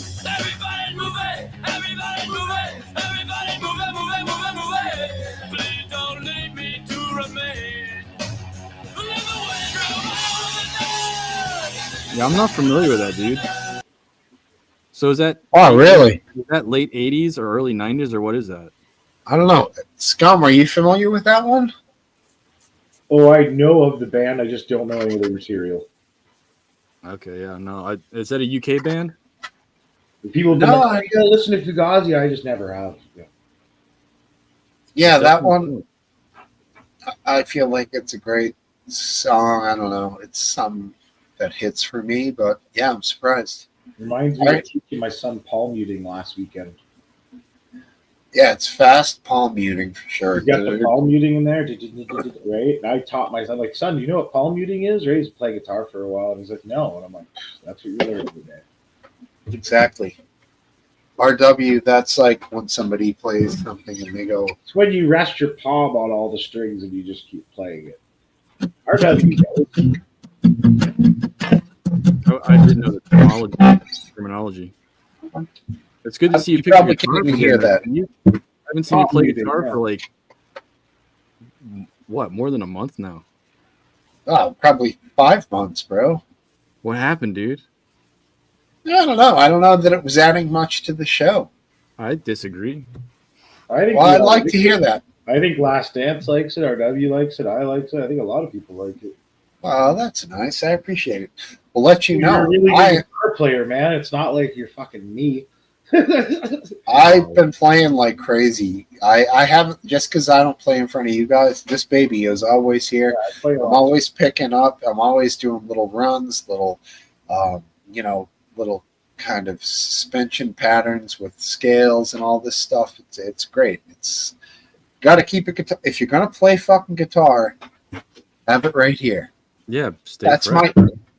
Yeah, I mean these people who are like, "Yo, I got this Martin D30," and then they're like go in their closet and it's got like a humidifier in the case. They take it out. They act like you're looking at the holy fucking grail, and like God Almighty, I ain't playing that thing because that isn't like the way to hold the guitar and handle the guitar. Yeah, it's a beautiful instrument. It's $5,000, but yeah, let's play that shit. That's what it's about, That's just how 100%, dude. I like when I have my stuff. Once I had kids, I put all my stuff away because they were so destructive. They're starting to get to the age now where I can start to have it out. So hopefully by having it out, it'll be like there and I can grab it and get back into it. But I definitely miss music. So I had a great moment today. Sarita came out. I was trying to figure out a song by the guy that did Silverchair. He did another with another guy called The Dissociatives or something. And I was trying to figure out the melody on the piano, and she came out of the bedroom because I was getting it wrong. And so it frustrated her so much that she sat down with me and we figured it out together on the piano. And I just looked at her. I was like, this is one of the best moments that we've had together in a while, sitting here and farting around with an instrument together. It's not Very like we have a nice. bad relationship, but I just love creating music so much. I share that because it's like she's not perfect, so she doesn't want to look weak or whatever playing music. Yeah, keep it up. Keep it up. You guys figured out like the logical next chord, which was probably what you're trying to figure out. And it's, if you keep working at music, then figuring out those chords and writing those chords and linking things together becomes easier through the passage chords, of that's time. combining more than one note. We're not, that's down the road. We're going, Chord is Funny a game chord. for Your 15-year-old son's like, here, Dad, take the bass and play this riff, and he shows you it, and then you're stoned because you went out to the garage earlier and said I'm going for a cigarette, but really you smoked a gotta bowl work on the car, right? And then he's like, yeah, and then you're like fucking up and you feel like a loser because he's 15 and you're fucking 45. Yeah. Dude, That happened to me last weekend, man. We were recording music and my son's like writing music now and he's like trying to show me. He's like, I want to play the piano and the electric guitar. This is what I need you to do on bass. And I'm playing it on this new bass he bought and I'm like, I'm like, he showed me like the couple parts, and I'm like, okay, this part's easy, but those parts are. I'm not gonna remember this. Yeah. Oh, you got bass homework to do, bro. You're the bass player now. You gotta start. You gotta run through some big scales where you like spread your fingers out like way over that giant fucking fretboard and try to get some training in. Yeah, You're the I'm gonna like Flea from Red Hot Chili Peppers and really get at it. Yeah, I mean, bass is easy to play if it's simple. Bass is hard to play when it's complex. It's a funny. But for me, it's hard to slow the mind down and accept that bass is meant to be simple. Yeah, you want to play bass in a 90s grunge band, it's going to be easy unless you're in Primus. Yeah, but for example, the band Duran Duran, the bass player was insane. The bass line for the song Rio is mind-blowingly fast and beautiful. So it was like time periods, like you're saying, grunge in the 90s. The bass accented the low note on the guitar chord, so it was like a mirror instrument of the guitar. But then you add in the Chili Peppers, where Flea would add in a lot of his own notes, Mm-hmm. So it's definitely some variation there for sure. I mean, I appreciate complexity, but for me, like I always learned drums and I try to learn guitar, and like you're thinking complex and broad, but it's okay to just play simple. And I never did well at bass because I always thought that it wasn't enough. I feel like it was too boring. It wasn't worthwhile. Anything to add to that, Anti? Not really. Like I just taught myself how to play guitar by like taking acid in the 90s for like 5 years straight. And I didn't really know anything. It's a hell of a way to do it. It's like I just sat down and just hammered out until I grinded it out, trial and errored everything. And I still probably everything I do, like I'm afraid to watch an instructional video these days. I was thinking of how you actually are supposed to hold a pick conventionally because I've never actually known how. I play with my hands most of the time, but even when I use a pick, I don't really. I might not even be holding it right. I don't know. Right. Yeah. You should work on this technique here, where you have the pick, and you hit the note and use your. Sound canceling is making it so we don't hear it. Well, there's a technique I use where it's like a hybrid pick, where I use the pick and I use my pinky to hit sometimes like a double octave note. If I hit a G on the 12 on the G string, then I might hit the 15th fret on the high E string like a second after to add that tone of the higher octave G. Like But hammering? no, you're pressing on it with your other pinky, and then you're using your pinky here to pluck it, so it Okay. really gets a twang to it. So you don't have to move your pick finger because you're going to be usually doing other like runs, so your pick finger stays the same. But it would be like when you're trying to add a slight tonal addition to your finishing G note on the 12th fret of the G string, which would be obviously, as you know, RW being a guitar player and anti, 12th fret is always one octave higher than the open string.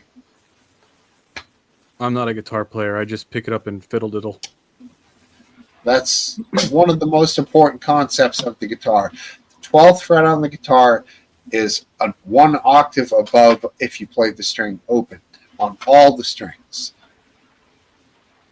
So you know, I can don't know what that means, right? You could put a capo across the 12th fret, and then you can play all the same chords up yonder, way up that there. In fact, you can basically do it without the capo, but you got to be careful if you don't want to mud out with other strings. But this might be getting too. I think you understand. That's like saying that it half steps all the strings, right? You're by putting the capo on the 12, you're basically having you're stepping the octave higher. Yeah, you're taking the nut, which is down here, right in front of the tuning keys, and you're grinding that sucker up to the 12th fret, and you're now creating a mini guitar, right, with only between like 8 and 12 frets, depending on if you're using a strummer or a shredder. And but it's that's where people play the harmonics, right, on the 12.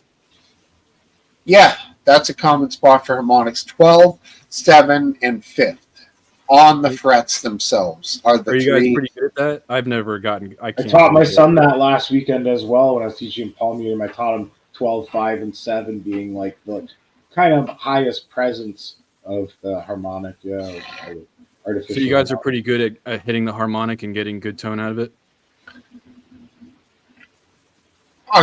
Well, those are easy spots to do it. Honestly. Yeah, I mean, I don't know if you do anti, but I don't incorporate a lot of that into my playing as much as maybe just tuning a guitar. Right. Usually you hit that and you have an ear for tuning it by ear. You can hear quicker, right? You'll hear it. You'll hear it more like refined, like defined, tuned. Yeah. Yeah.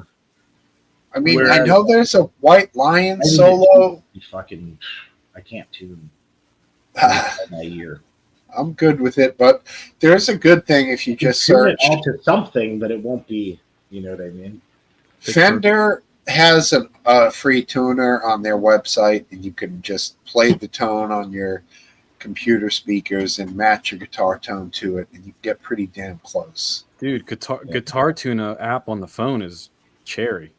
You just use your smartphone in front of your computer and your guitar. You play a string or your banjo strings, and it matches the pitch perfectly and locks it, and then you're done. Yeah, I've used that program. Program was great. That was a great app. Yeah. I don't know how that will be different than what I'm doing. Well, you're saying it's putting a sound through your speakers and you're matching it. What I'm saying is, Of course, that's how we've done it the whole time I've ever played the instrument for. We're going on 35 years. But how's your app better? So your app is picking up your string with the mic, and it shows you exactly where it is on the line. And as you tune it, it drags it when you're in perfect pitch. It perfectly locks it, so you can see exactly where you are in or out on each string, and then it locks it. It just uses the mic on your phone to grab the pitch and help you lock it into perfect. I like it. It's free. Like No, it's a cool free app, man, for your phone. I'll check it out. Hey, if you have a minute, RW, shoot it over to me if you ever have a minute. Yeah. You don't have to do it now. I see you rushing. I'll forget. You know me. He's like grabbing his mouse. He's like, I'm going to do it now. Like, I'm a good co-host. I got this. You don't have to, buddy. I got you, man. It's Pinky. G spot and E spot. That's funny, couple.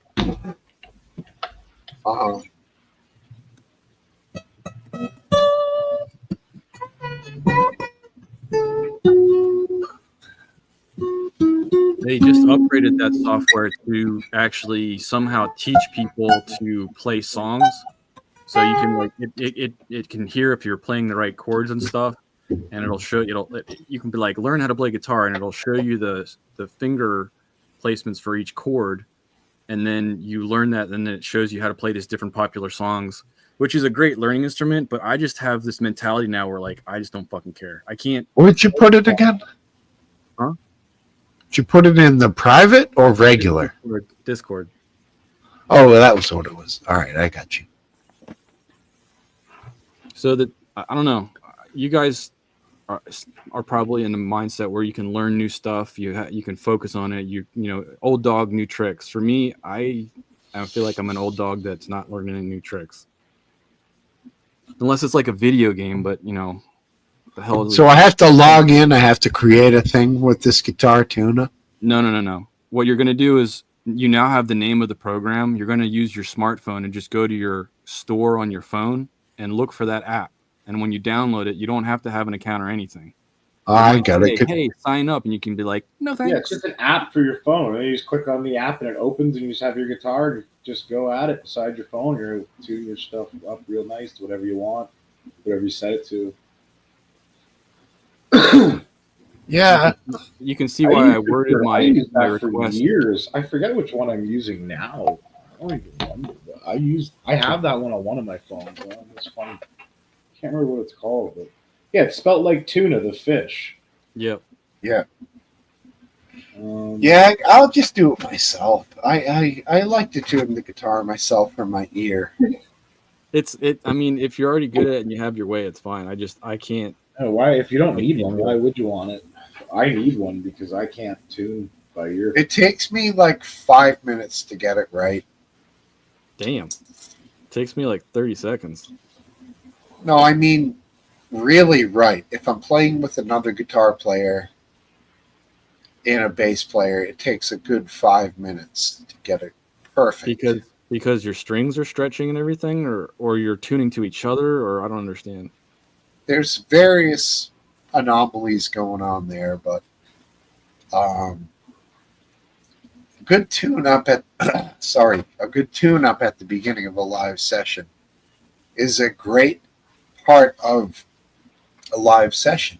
It's just what it is. I enjoy listening to it. Like when a symphony orchestra is warming up, I love that shit. Yeah, exactly.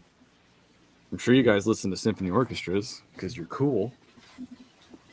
I know the instrument I have to warm up for the most is drums. I'm not good to like play for 15 or 20 minutes. Like you don't do it often and you feel rusty, or yeah, like even when I was a drummer in a band like 5 years ago, I like took me 20 minutes at practice once a week there to start to get going. Like you're sluggish at first, or or something. I don't know. Like not doing your stretches before you're running. I don't know.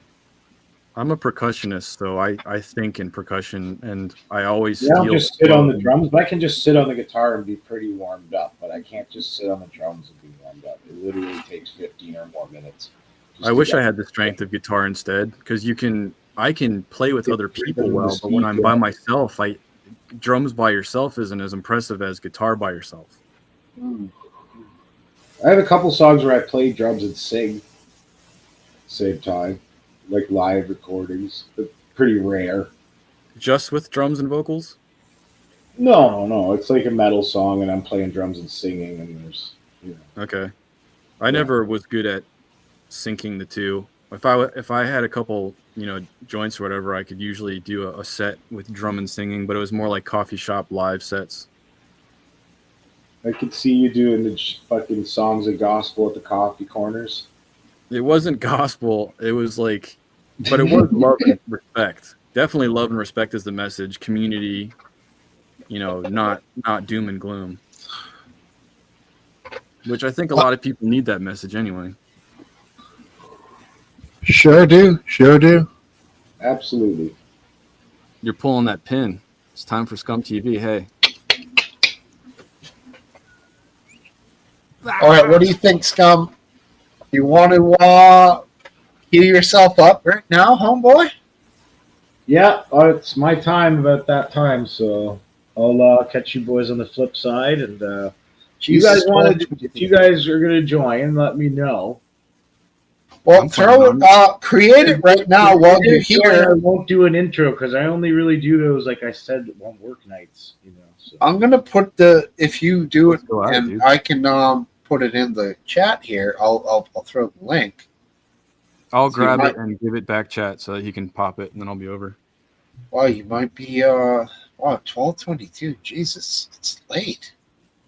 Good Lord. All right, let's do You're this. so responsible, Steve. You sleep and stuff. Meh. Yeah, be an adult, man. Anyways, guys, I'll see you over there. I'm going to start it up, all right? All right, start it up. Thanks for having me, as always. Thank you, man. All right, start. Yeah, buddy. Love you, man. Peace. Good show, dude. Good session. For us, 5 hours almost, man. Yeah, it was funny for like 5 seconds earlier. I was like thinking, all right, don't end it, Scum, till you start yours. Then I'm like, wait a second. I end this one. He has nothing to do with it. Wait, abandoned ship. Right, exactly. Hold on. Keep this one going, Scum. Don't end it, and then start yours. And I'm like, oh, wait a second. I'm actually running this one. Okay, yeah. Woo! You're still driving the ship. I'm on it. I am more sober than the captain of the Valdez who drove it into, I don't know what he did in Alaska. Wait. What was the one that cockeyed in the Suez Canal or whatever it was that backed up ship ports for like months over in the Middle East? Okay, that's what I'm thinking. That was an oopsie. I'm talking Valdez, Alaska, but it's all good. All right, what do we got next? Did you find him yet? Private chat, you got the link. You have to be the one to post that into main. I do. What am privileges. What am I, some kind of person who runs a stream? Once in a while. All right, copy link. Let's rock this. Here we go, everybody. Posting the link like a real pro over here. Copy paste. It's a paste. Send it. Boom. Did I do a thing? Did I do it? You did it, bro. So proud of you. Oh, I did a thing. I did a thing. All right. Chat, I'm backing out. I appreciate all of your input myself personally. I enjoy reading it. Dawn and Cup of Tea still going strong. Farms, you're probably still passing out on your couch at the moment, but I will see you guys next week, if not at the Scum session. So, all right. You got it, man. See you later, RW. All right, everybody else who's here. Let's roll on over to Scum TV. Got that link over in the chat.